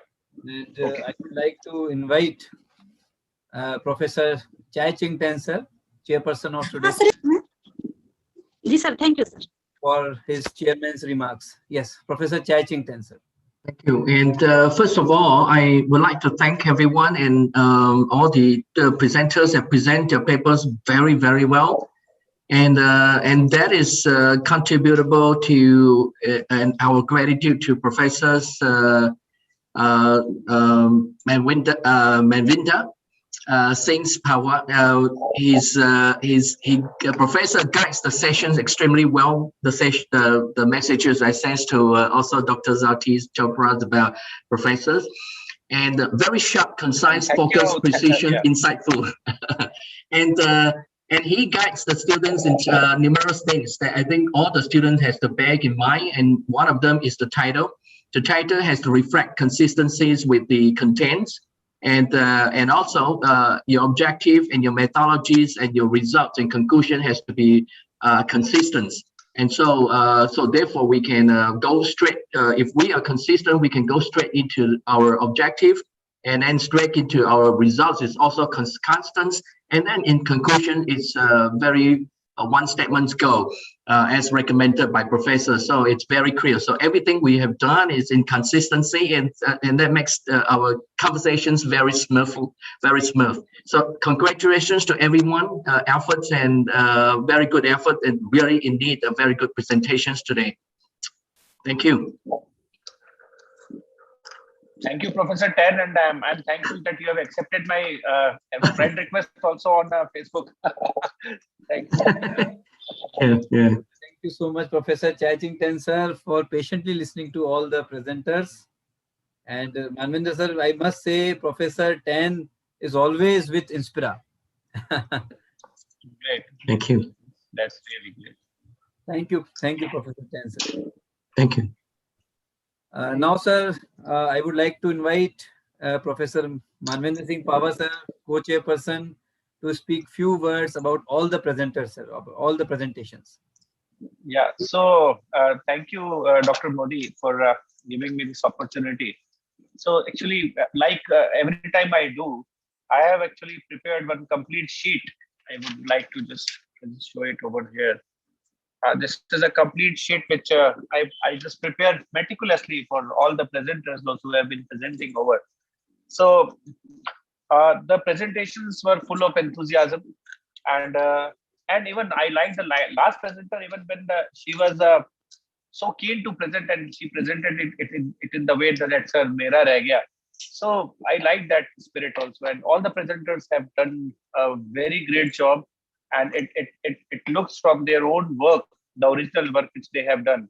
It was really very, very good to just see excellent work being done by them. and they have been so positive in just taking the views and just listening to the comments which I have been giving them. And also, I think they might have written some of the comments in order to improve the papers further in the whenever they would like to, write something extra, because these are the opportunities for everyone to learn, not only the presenters, but I have also learned a lot from them, because I have also got a very good some new ideas regarding doing my own research in the way I've been doing before. So this is something a very good, you can say, a platform which always Inspira tells us that provides us to just learn mutually. So, and this, I would like to say this, learning and teaching is a journey. It is a never ending process, and one must keep on going. And most importantly, because in the morning we were discussing, because it's a time is quite so short, otherwise I would have presented that how we are teaching. There is a gap between the students. So I always tell my students, I always tell the parents of the students, I'll always tell my co-teachers also, that in order to make a student understand, first we have to understand them. If we are able to understand them, we would be able to make them understand in a better way. So the pedagogy which we are using, we have to establish a connect with the student, right? So normally what happens, we just have our professional type of behavior sometimes, but we have to extend our hand, we have to handhold them, we have to see where they are lacking. Maybe a researcher, maybe, because everyone is student. Even I am a student, everyone whosoever is sitting is a student, because we all are teachers. And if we stop being a student, we stop being a teacher also. So that connect is needed. So the generation which is coming up, where we are on the virtual mode of doing the things, the art of lecturing is vanishing actually. The art of lecturing is something which is where we want to make them understand whatever we have in our heart and mind. And heart, mind, and soul, these all things work all together. So we have to work accordingly, and we have to first understand them, and then only we should make them understand what we want to make them understand. So understanding is, you can say, it's a common thing between teaching and learning, right? Because this is something which is an ongoing process which actually connects teaching with the learning. So I was having a short presentation, I told, but I think we are going short of time now. But anyhow, anytime I would request Ravi sir and SS Modi, Professor SS Modi sir, my respected professor and my guru also all the time. So I will request them to just organize one session that how actually to teach. So that is most important. Anyways, I would conclude, and I would like to congratulate each and every presenter who has given their presentations in such a good way that it was a learning from all of us. It was learning for all of us. Thank you, and thank you, Raviji, and thank you, Inspira, for providing such a good platform for everyone to learn in a better way. Thanks. And I would like to thank Madam Bizotto also, because she has always been present. I saw her yesterday also. She was full time over there, and today also she was patiently listening. And this is means I have a very high regards for you, ma'am. You too, and Professor Chai Ching Tan, to both of you, and would like to collaboratively work with both of you for in future also. So, sir, I would like to have a one-to-one conversation afterwards, anytime with you two and with ma'am Bizotto too. Thank you, Raviji, for this opportunity for me to learn mutually. Thanks a lot. Thanks to you, sir. Thanks to you. Thanks to you, sir, for sparing your valuable time. And today, I must say that participants must have learned so many things from you, Pava, sir. You have beautifully. It's a mutual. It's the other way around.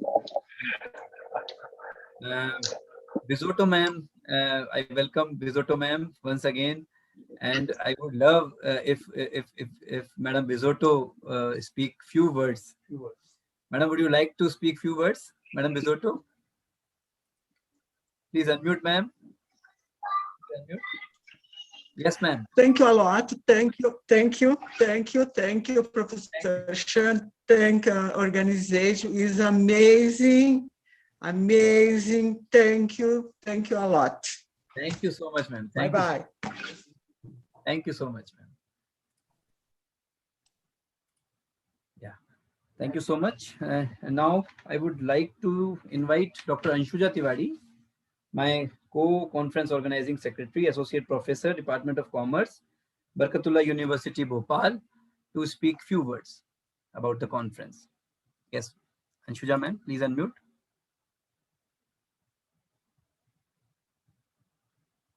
Please unmute. Thank you, sir. Thank you to honorable all chairpersons, keynote speakers, and co-chairpersons, Professor Pava sir, and the others, other co-chairpersons.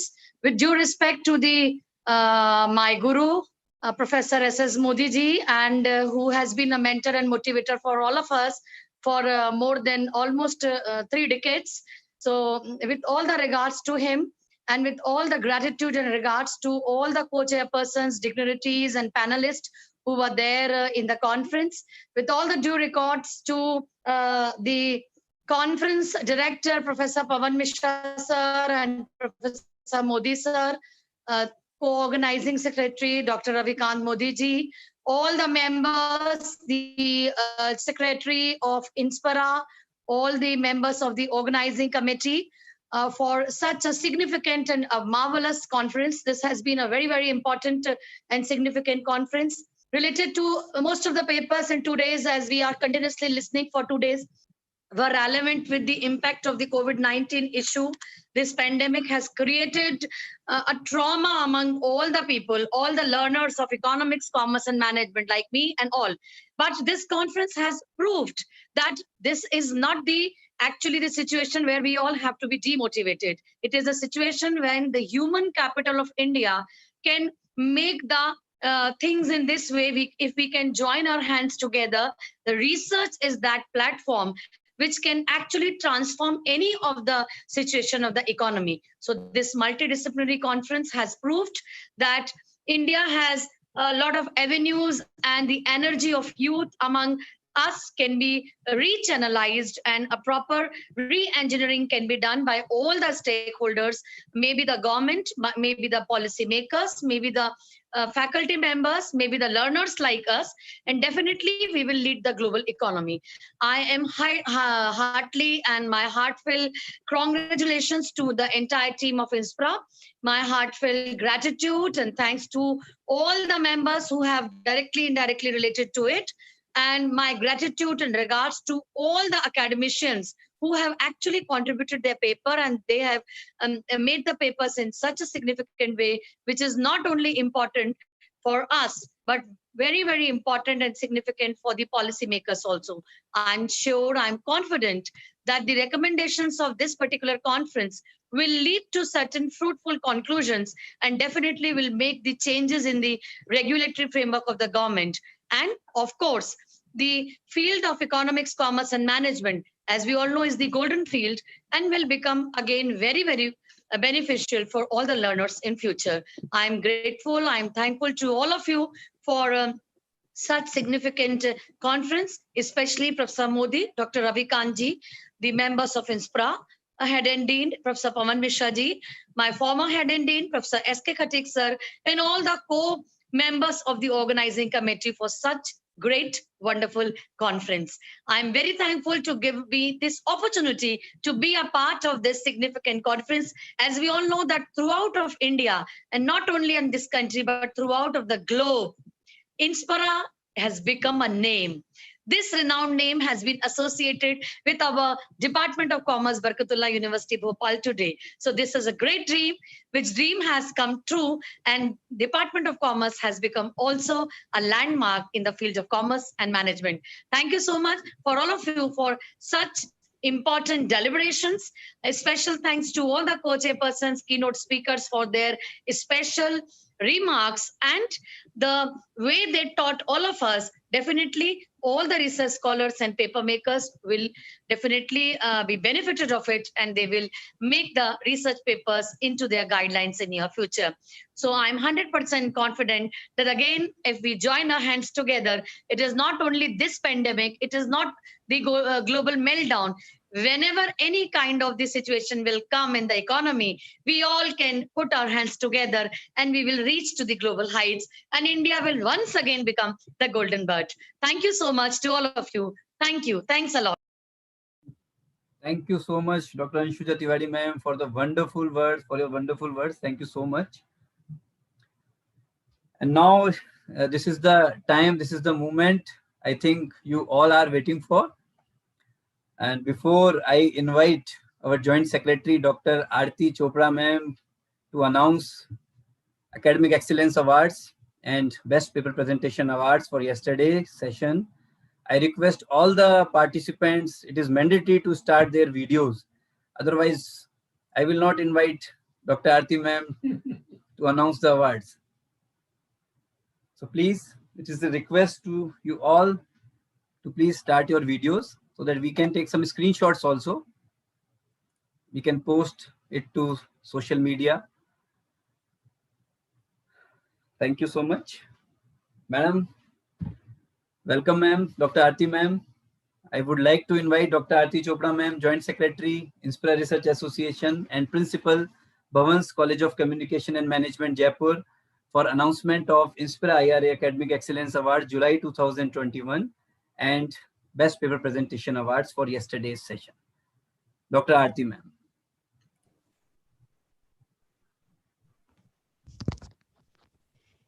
A very good evening. Please tell me, ensure me if I'm audible. Yes, ma'am, clearly.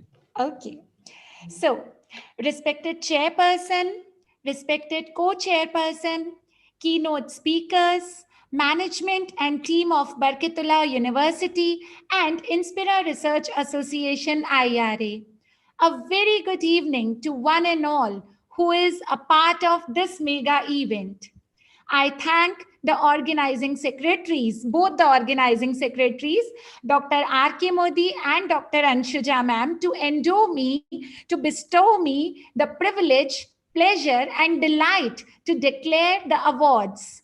Inspira Research Association IRA Jaipur has been according the great personalities in the field of academics and research. When we recognize the hard work and efforts of a person, it results in elevating his spirit and electrify a person to achieve more and more. In this series today, I'm excited to announce the awards in 3 categories.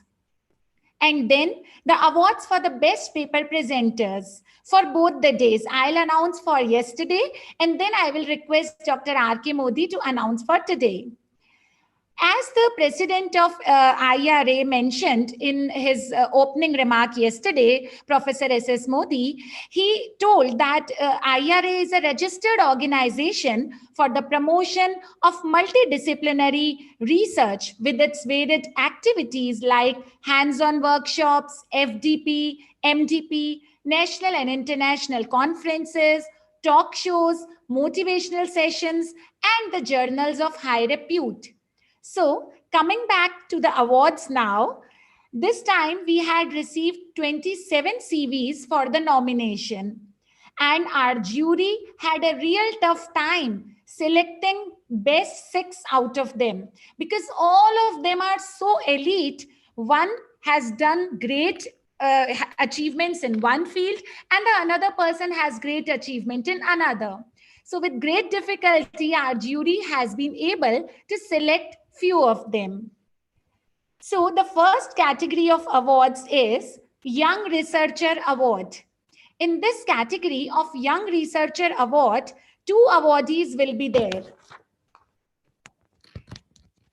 First awardee is Dr. Manisha Kaushik. Dr. Manisha Kaushik. Kindly give a big round of applause for Dr. Manisha Kaushik. She has done... Dr. Manisha is here or not?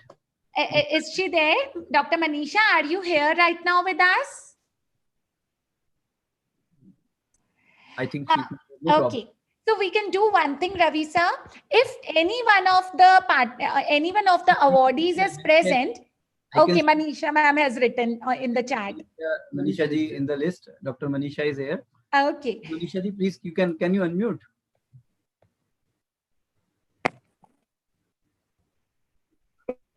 unmuted. Yes, ma'am. Manisha, congratulations. Am I audible? Yes, ma'am. Manisha, ma'am, we can do one thing. I'll just Yeah. Am I audible? Yes, ma'am, you are audible. But we can do one thing, ma'am. I'll announce all the awards, and after all the awards have been announced, after that, if you wish to speak something, you're most welcome. It will be a better. Surely. Congratulations, Surely. ma'am. I wish to Thank tell all you. of you, thank you. I wish to tell all of you that Dr. Manisha Kaushik has done her doctorate from Banasthali University. She has been a gold medalist at UG level, PG level, and at MBA. So much of persistence getting gold all the time. She has been awarded as the best doctoral thesis awarded by St. James University, USA, and J.K. Lakshmipat University. She is a certified mentor for startups by National Entrepreneurship Network. Dr. Manisha has won 10 national awards for promoting startup ecosystems.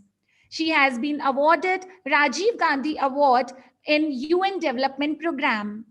Presently, Dr. Manisha is working with Swami Keshwanand Institute of Technology, Management and Gramothan, Jaipur. She has 13 research papers published in various national and international journals. Congratulations to Dr. Manisha Kaushik.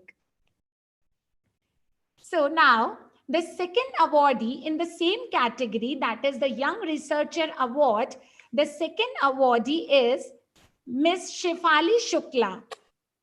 Ms. Shefali Shukla, if you are there, you can just post a message in the chat box. Ms. Shefali Shukla is the gold medalist in her master's and is pursuing her doctorate from MG Kashi Vidyapeeth, Varanasi. She has done a project on human resource in developing countries and participated in Beti Bachao, Beti Padhao program at district level. Ms. Shefali has been very active in social work also and promoting mental health through yoga and Save Ganga Abhiyan. Currently, she is working at T. Joan Institute of Management, Bangalore. A big round of applause for Ms. Shefali Shukla.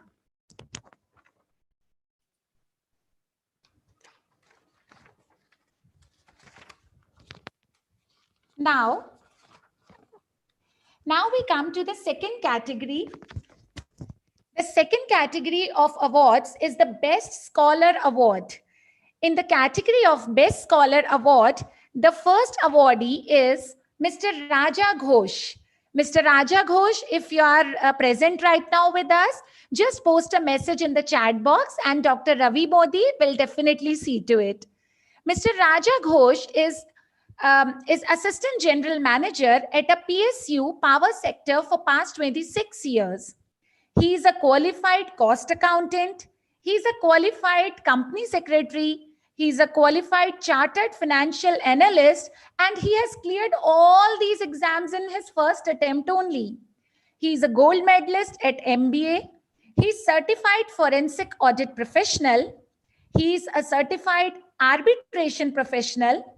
He has been honored with Prime Minister Saubhagya Award by the Ministry of Power, Government of India. Mr. Raja Ghosh has done certification in financial markets from Yale University, USA. He has done certificate in research for impact from Cape Town University. His 10 articles have been published in UGC Care Journal and Scopus Index journals. A big round of applause for Mr. Raja Ghosh. The second awardee in this category is Dr. Sudhir Kumar Rawat. Dr. Sudhir Kumar Rawat is currently working as an associate professor and head at Government College, Kasganj, Uttar Pradesh.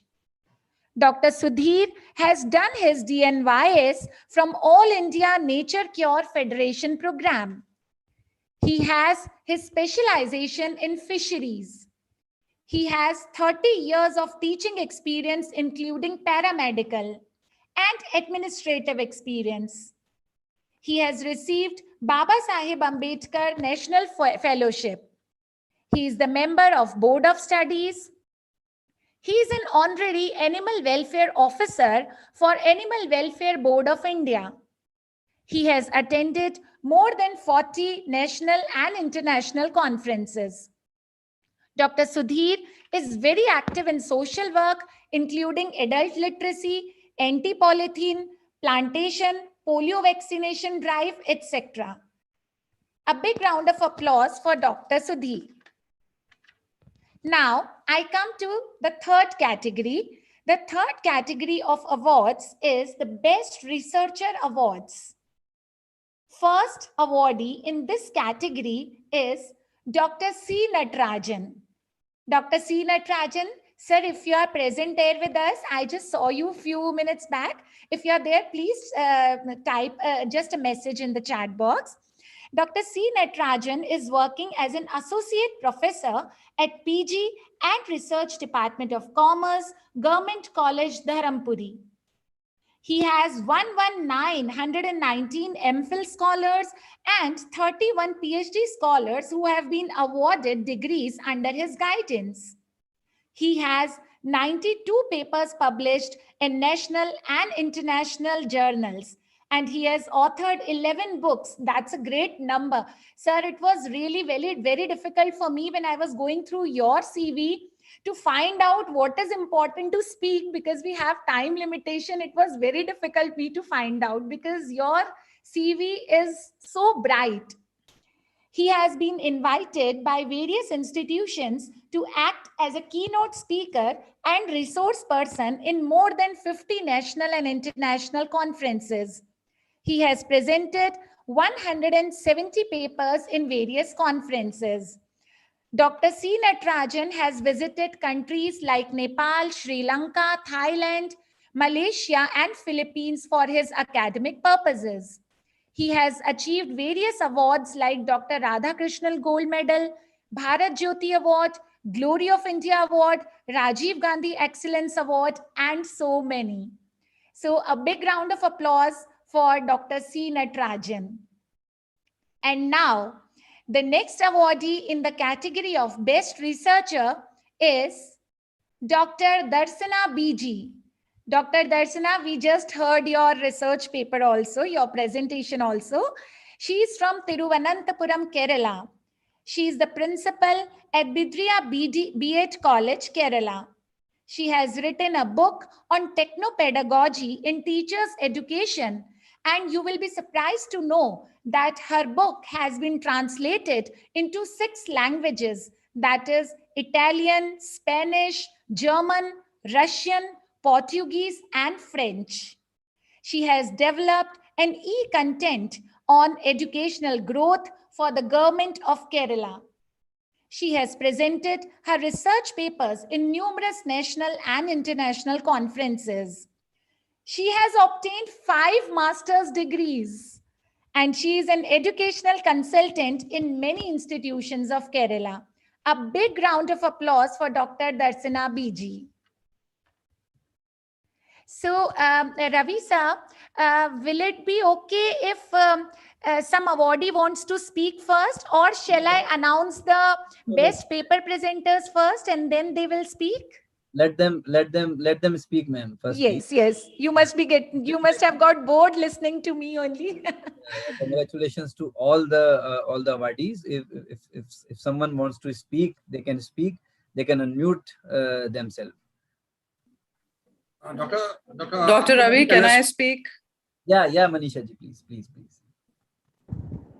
Okay, good evening to one and all present here. Starting from the person who has done the ideation of IRA, that is Inspira Group, Professor S.S. Modi. So when I came in, it will take a little 1 or 2 minutes. So, when I came in teaching, I thought that it is a very lovely profession, which is very easygoing, as it was, say, 3-4 decades ago. So I am the third one in my family to continue with this profession. But, people in my family, they told me about Professor S.S. Modi quite late in my career. I would like to say late. along with the introduction of Professor S.S. Modi ji, they also told me that he is one of the people in the universities who is very innovative and the most hardworking, in spite of the fact that in their time when they must have started with their career, the profession was actually not very demanding or easygoing. So, I was very inspired and I was shown some works of Professor S.S. Modi. So now, of course, he has reached a height where there is no need for us to talk about his piece of work. But when I saw his piece of works and the things that he is doing for the field of research, I really got motivated that he is doing some things out of his way to promote. And, in pandemic times, especially when we thought that academic world, seminar conferences, MDPs, FDPs would come to an end for a long time. In that duration also, sir has continued with his hard efforts and brought the world, made this world a flat place, as it is said in the book, the world is flat. So sir is one of the, we should say, enthusiastic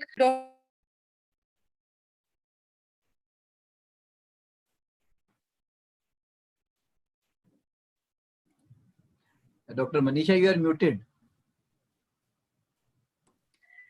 Yeah. Am I audible now? Yes. So I was just saying that, he was one of the persons who was the stepping stones of my starting with my research. And once I started with my research and I came to know, he made me understand lots of nitty-gritties about the field of research. And I learned through his piece of works also. Very patiently, he deals with all the research people. And along with hardworking, sir is highly ethical. The fields that he is using and the message that he gives loud and clear to all the researchers, two things, the messages that he gives to all of us is, one, to be hardworking, that there is no exception to hard work, and the other is being innovative. So I have taken this message very seriously, sir, and along with this award, it is very humbling to get this award under the Inspira banner, with the kind of intellectual capital that is associated with you. I just heard Maninder Pawar sir, who was saying that you are his guru, and many such people in the industry, that you are an acclaimed guru, and yet your personality is so humbling. And along with it, I am also very humbled to receive this award. And on behalf of all the researchers and academic world that is associated in this conference and other conferences and FDPs with the Inspira group, I would like to promise you, sir, that we won't let you down, and your vision of India becoming #1 research nation also, we would take this dream forward with you and for you. Thank you so much, sir, and thank you everyone for the patient listening. Thank you so much, Dr. Manisha. Dr. R.K. Modi, can I speak? Yes, sir. Yes, Raja ji. Yes, Raja ji. A very good afternoon to all of you, and I'm really delighted and overwhelmed,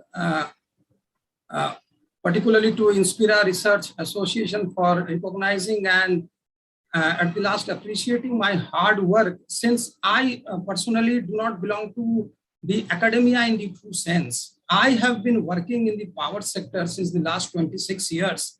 And when I entered my first job, that is in WBSCDCL, I was a first-class graduate and a cost accountant who had cleared all his exams in the first attempt.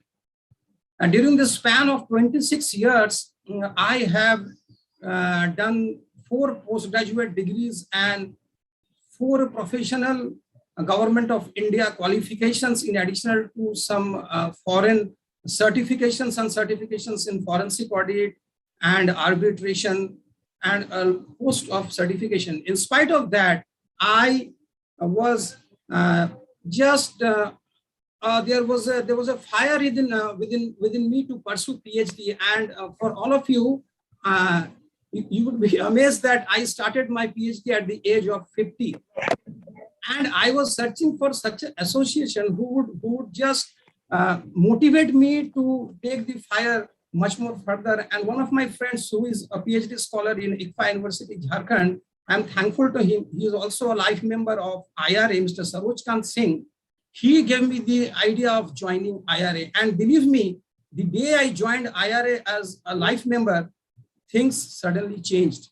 And this is my third involvement with IRA as a paper presenter and as a delegate. And I'm really thankful to the senior most professor here, Dr. S.S. Modi, and the dynamic and charismatic Dr. R.K. Modi, and the always smiling Dr. R.T. Chopra and the others who have recognized my hard work and zeal to pursue with my academia in spite of my busy schedule in a senior government job. I am really honored and thankful to get this award, and it's a great privilege to be associated with IRA, and I would give my 100% in my research activities in the field of CSR and contribute as far as possible to the further academic activities and professional and research activities of IRA in the days to come. Thank you all. Thank you so much, and congratulations, Dr. Raja Ghosh. Once Thank again, you, sir. You deserve it, sir. You deserve it. Thank you, sir. Any other awardee who wishes to speak? We'll just keep it for 1 minute each, but if any other awardee. Dr. Rawat. Yes, Dr. Sudhir Rawat. Yes, Dr. Sudhir. Yes. Thank you, Dr. R.T. Chopra. Very much happy, and I am thankful to Professor Modi sir, Dr. Vikram, and all the team of Inspira.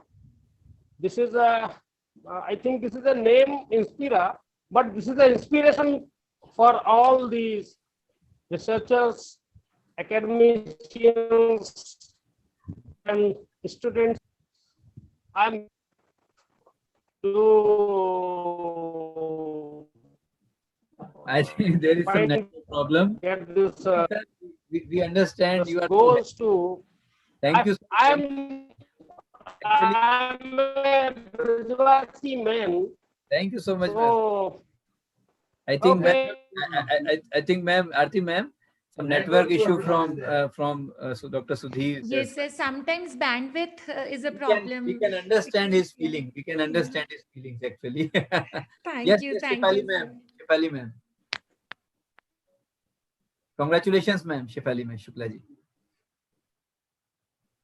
Ma'am, your voice is not coming. Shefali ma'am. You are not audible. No, you are not audible. Meanwhile, Dr. Darshana she wants to speak. Okay, a warm good evening to one and all. Actually, I have no words. I'm happy to receive this great award from Inspira Research Organization. I have no words. I extend my sincere gratitude to one and all, and the entire organizers, especially Professor Dr. Modi ji sir, and all other personalities. And Dr. Aradi ma'am, a special thank you for you, because recently I achieved that merit because I translated my book into 6 foreign languages. You highlighted that point. Special thanks to you, and thank you to everyone to consider me, and sincere gratitude to all of you. Thank you. Thanks and congratulations once again, Dr. Darshana BGG. Yes, Shefali ma'am. I think, ma'am, there is some problem in your audio. We are not able to listen, ma'am. No problem, ma'am. No problem. Congratulations to you, Shefali ma'am. No problem. We will talk later. We will talk later. No problem. All Yes, others who had not, who had sent their CVs and their name is not in the awardees, I would tell them not to lose heart, because the competition was so high. There was such bright CVs, then it was really difficult for the jury to select few of them. But you all are doing great. Keep doing it and keep sending your CVs, because Inspira Research Association keeps bestowing such awards. So keep sending, please. So now in the second part of these awards, and now we move forward to the Best Paper Presenter Awards for the conference. So I would be announcing the awards for the first day of this 2 days international multidisciplinary conference on recent developments in commerce, management, education, humanities, and social sciences. So the first day, that was 27th of August 2021. And these paper presentation awardees list is with me for day one. I'll start with the third rank. So on the third position, there are two papers. There are two papers on the third rank. The first awardee on the third rank is Ma'am Arya J. Prabhu Desai and Dr. Preeta De Malya. Ma'am Arya Prabhu Desai and Dr. Preeta D. Malya. Miss Arya is from Sri Damodar College of Commerce and Economics, Margao, Goa. And Dr. Preeta is also from the same college. And their topic is investment behavior of women. A lot of congratulations and applause for Arya ma'am and Preeta ma'am. The second paper on the third position is by Ma'am Diksha Dubey and Dr. Pawan Mishra. They are from Barkatullah University, Bhopal. Diksha Dubey ma'am is the research scholar of Barkatullah University, while Dr. Pawan Mishra, we all of us know that he is the professor and head of Barkatullah University, Bhopal. Their topic was role of financial inclusion during COVID-19 pandemic in India. Congratulations to both the papers on third position. Now I move towards the second position. Again, we have two papers on second position. The first paper on the second position is by Dr. Uttira D. Dr. Uttira D. She is the Associate Professor and Head at MOP Vaishnav College for Women, Chennai. And the topic of her paper was virtual reality as a tool to enhance experiential marketing in context of tourism industry. Congratulations, heartfelt congratulations to Dr. Uttira D. Miss Rachel was also was a co-author. Okay, Ma'am Rachel was also the co-author for this paper.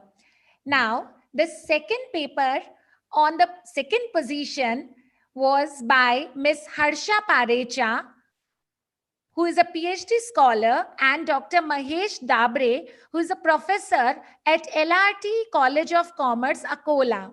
Miss Harsha and Dr. Mahesh.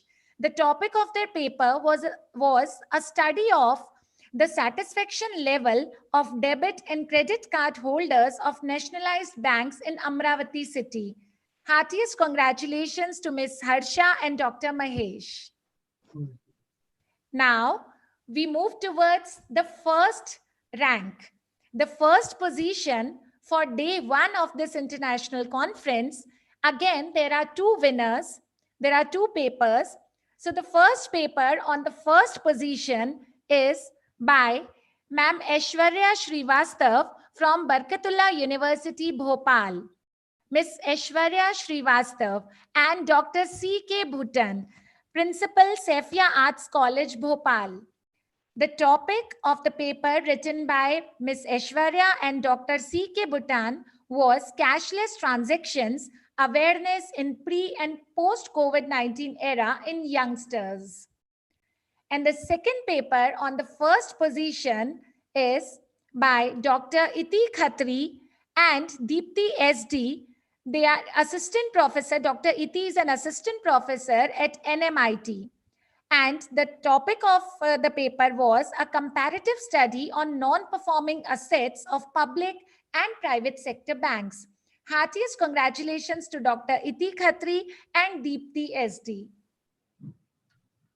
Now, for the Best Paper Presentations Award for the day 2, that is 28th of August 2021, that is today. You all are sitting here, you all heard such wonderful papers, and I'm sure it must have been very difficult for Professor Pava to judge that who is better, who is the best, because all paper presenters were very good.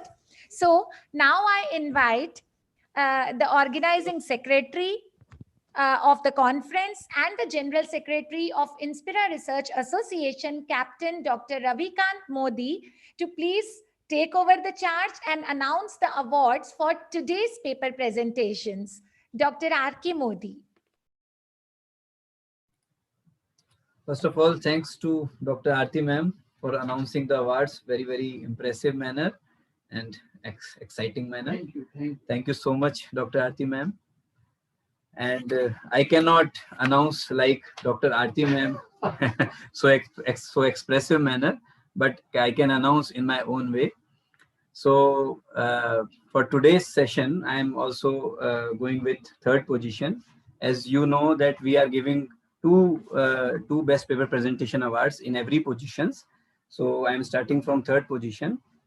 So on third positions, the first is Dr. C. Praveen, former principal, Chesur, Karela, and the topic was English language learning strategy for rural India in modern times, the ATLEAF approach.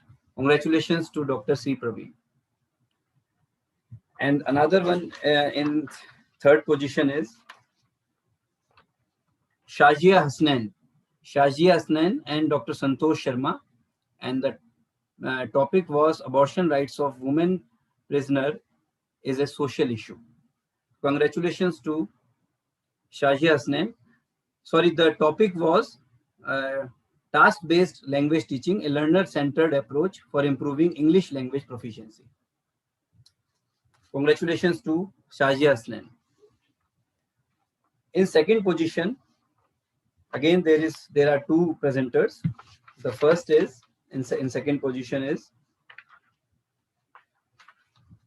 Mr. Ujjwal Seth, Assistant Professor in Economics, Government College of Engineering and Textile Technology, West Bengal, and the topic was vulnerability in unorganized sector in India. Congratulations to Mr. Ujjwal Seth.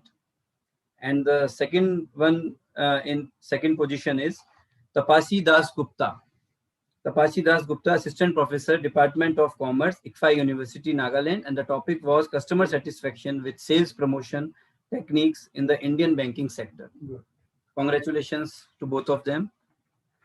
Now the first position for today's session. Again, there are two presenters. The first position on today's session is, the first presenter is Vendrila Biswas. Vendrila Biswas, Assistant Professor, Department of Management and Social Science, Haldia Institute of Technology, West Bengal. And the topic was the subtle art of making four-day work week effectual in thriving performance, harnessing employee potentials to keep a star. So congratulations to Vendrila Biswas. And the second one is on first position is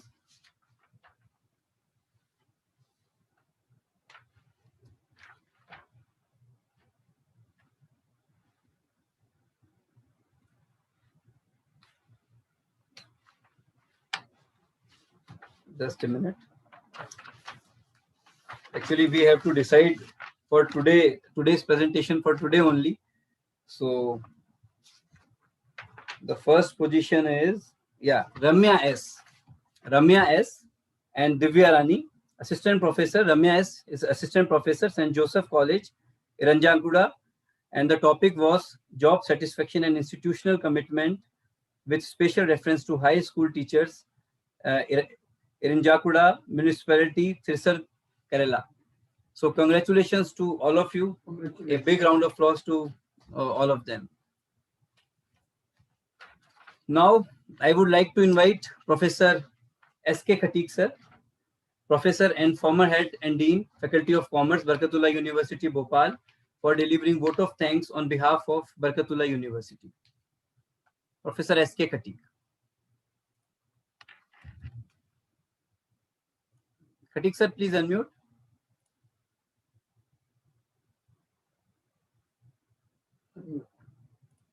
Khatik sir, please unmute.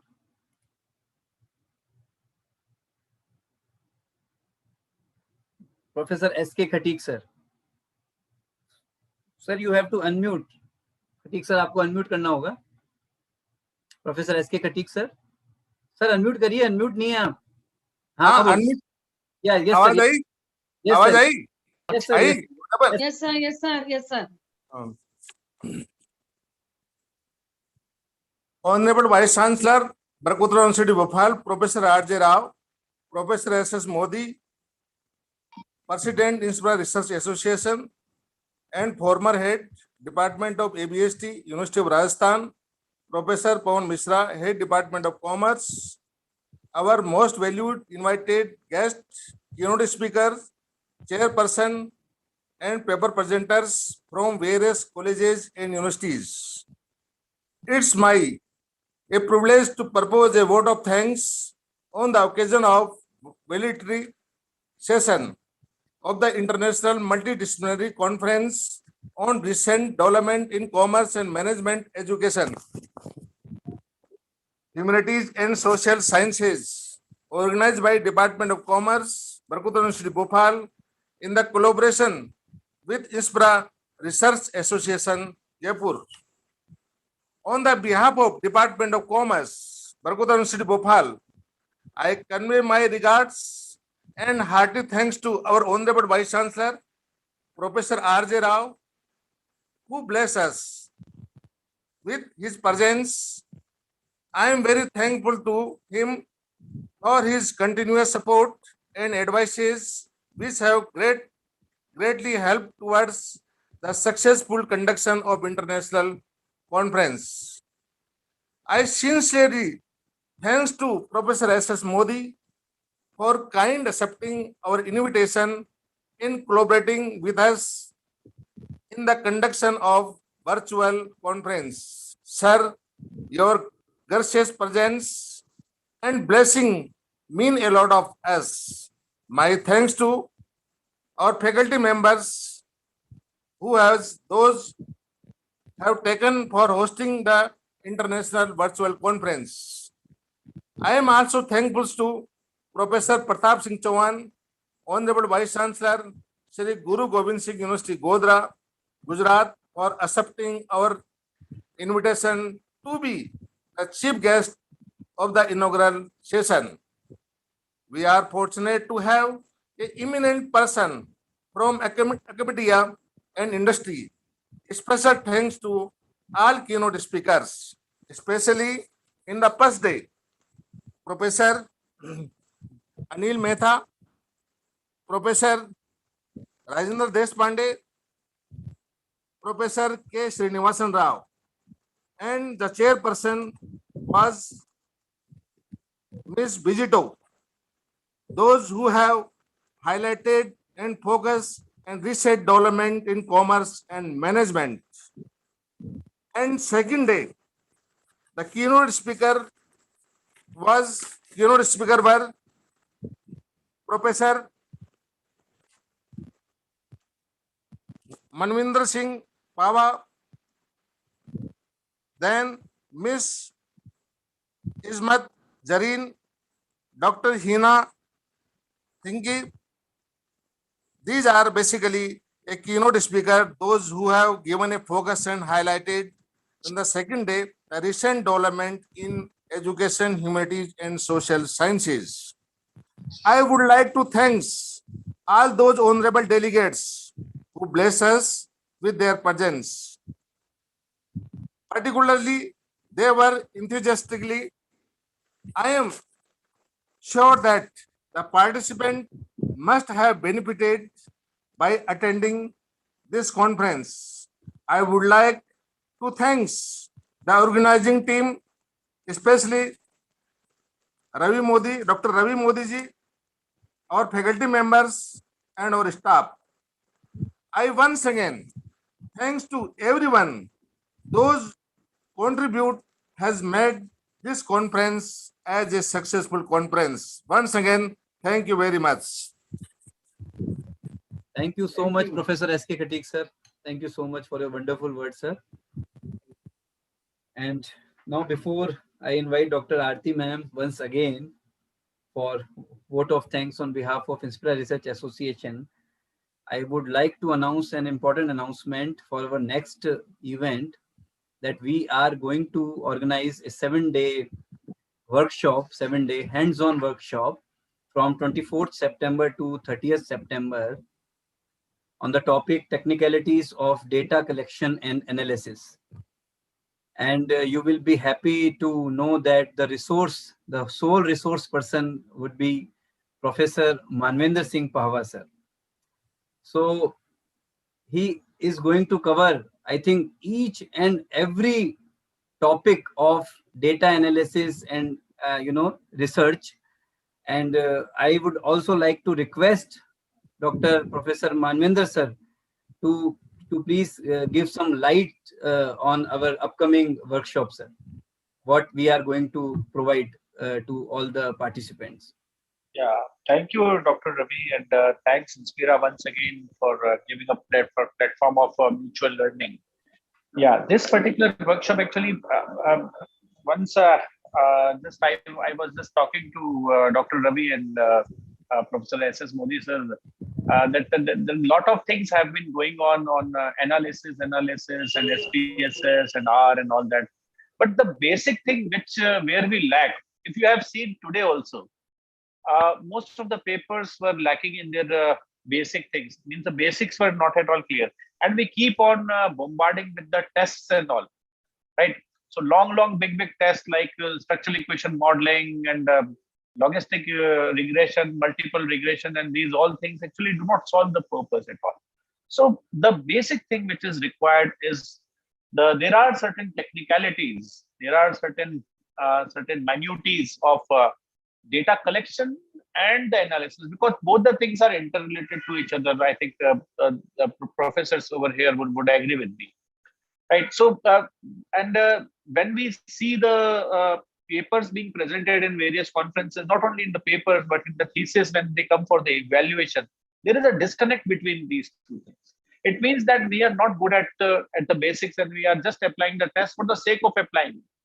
So here is a workshop which I have actually prepared. I just requested for this particular thing, so that because these things can be envisioned only by a person who is having a vision of the research.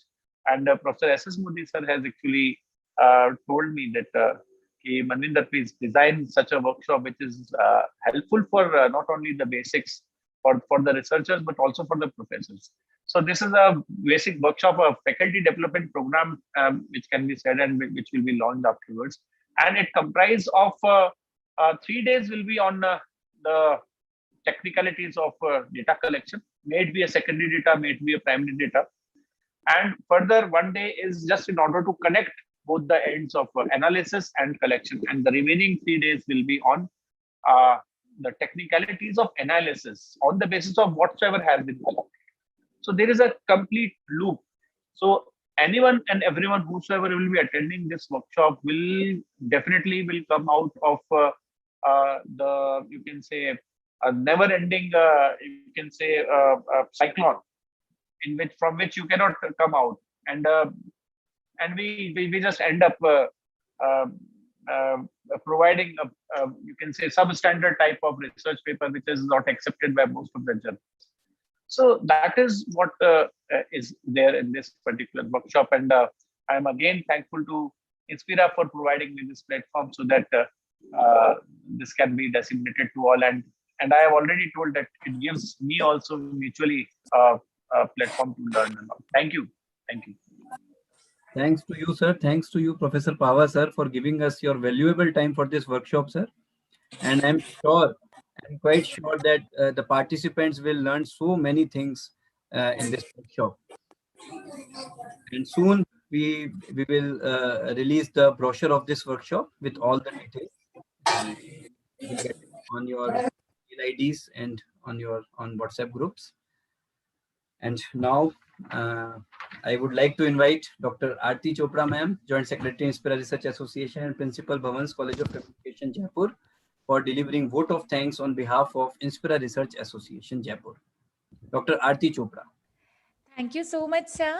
Before I begin with the formal vote of thanks, I also wish to say just two things. First thing is, thank you so much for all the appreciation, Dr. Modi, you gave me. But the thing is, what I can do, you cannot do. But what you can do, I can never do.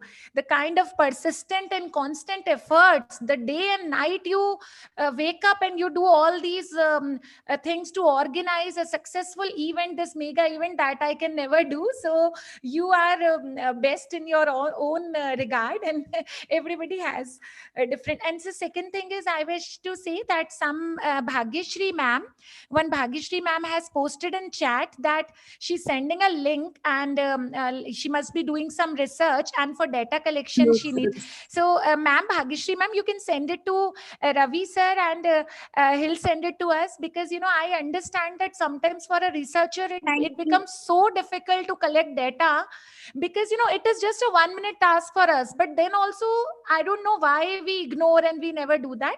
So please do send it to Ravi sir, and we'll all fill that. Thank you. So now I begin with the formal vote of thanks on behalf of Inspira Research Association, Jaipur. A grateful heart is a halt for miracles. And we at Inspira Research Association, IRA Jaipur, totally believe in thanking and expressing our gratitude towards everyone who has contributed even a bit to make this mega event a grand success. A cherished evening to everyone. Any event leaves euphoria and joy.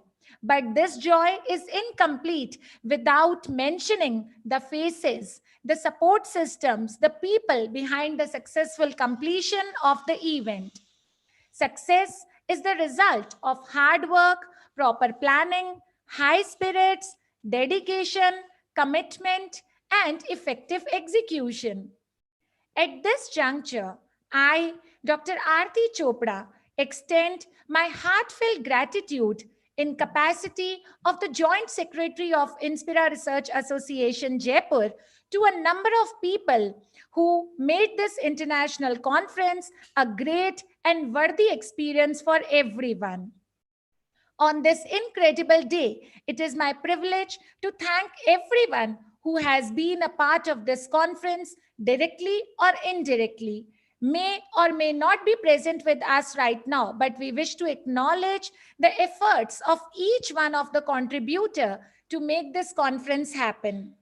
Firstly, I would like to thank Professor R.J. Rao, Honorable Vice Chancellor, Barkatullah University, Bhopal, for his patron's address.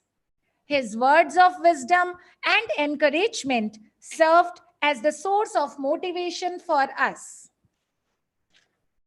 I would like to show my deep sense of gratitude towards our chief guest of the program, Professor Pratap Singh Chauhan, Honorable Vice Chancellor, Sri Govind Guru University, Gujarat, who beautifully explained the changing trends in business, commerce, and management, and guided the academicians in his simple yet effective way. Opening remarks by Professor S.S. Modi, President, Inspira Research Association, and Professor Pawan Mishra, Professor and Head Department of Commerce, Barkatullah University, gave the participants a great insight on the overall structure of the program. Professor Mishra has been a catalyst in this academic collaboration between Barkatullah University and Inspira Research Association. I show my deepest gratitude to Professor Mishra and all the faculty members of Barkatullah University for this great venture. I would especially like to thank our esteemed chairperson for day one, Dr. Beatriz Bisotto from Brazil, to enlighten us with her great knowledge. Day one was extremely enriching, where intellectual keynote speaker, Professor Anil Mehta from Banasthali University, who was also the co-chairperson for the day one, presented his views in such a lucid and effective manner. Another keynote speaker, Dr. Rajendra Deshpande, business value development consultant from USA, left a mark on the participants with his rich experience. The next keynote speaker for day 1, Dr. Kankipati Srinivasi Rao, Associate Professor at Osmania University, Hyderabad, had magnificently presented his views on the recent trends in commerce and management. We express our heartfelt gratitude towards Professor Mehta, Dr. Deshpande, and Dr. Rao for sparing their valuable time to enlighten us. Now, day 2 of the international conference began with the chairman address by our beloved Professor Chai Ching Tan, School of Management, Ratnakosin College of Creative Entrepreneurship, Thailand. We show our deepest and heartfelt gratitude for Dr. Tan's enriching session. Not to forget mentioning that Dr. Tan remains with us throughout the 2 days of the conference, which really inspires us. Thank you so much, Dr. Tan, for always supporting us. Thank you. Then, Professor Manvinder Singh Pava from Manipal University, Jaipur, had given a stimulating speech. Not only this, we are extremely grateful to Professor Pava for his guidance and expert comments, concise and insightful comments being provided to the paper presenters. And sir, personally, I wish to tell you that very rightly you have said that in this ocean of research, we have actually forgotten the true motto of teaching, which was the pond of students. We sometimes forget to handhold our students. That should be our, that is not a mistake of the teachers, because teachers are stressed so much with NAC, research work, so many activities. And at the same time, we have to handhold the students. We should never forget it. Thank you so much for this statement, which was there in my heart too. We are indebted to Ms. Ismat Zareen, Assistant Professor, University of Asia Pacific, Dhaka, Bangladesh, for sparing time from her busy schedule to be a part of this event. We are thankful to Dr. Hina Thanki from Gujarat Technical University, Gandhinagar, Gujarat, to provide her expertise for our participants. Thank you so much, ma'am, for taking out time for us. I can't thank enough the whole team of Barkatullah University, Bhopal, especially Professor S.K. Khatik, sir. Thank you so much for being there with us today. And the whole team of Inspira Research Association-IRA Jaipur for this collaboration and making this conference a successfully structured and executed mega event. Any conference or any such event needs intense and practical planning and effective administration and execution. I show my heartfelt gratitude towards Captain Dr. R.K. Modi, General Secretary, Inspira Research Association, and Head, Department of EAFM, LBS PG College, Jaipur, for his unending, constant, and persistent efforts to hold the event.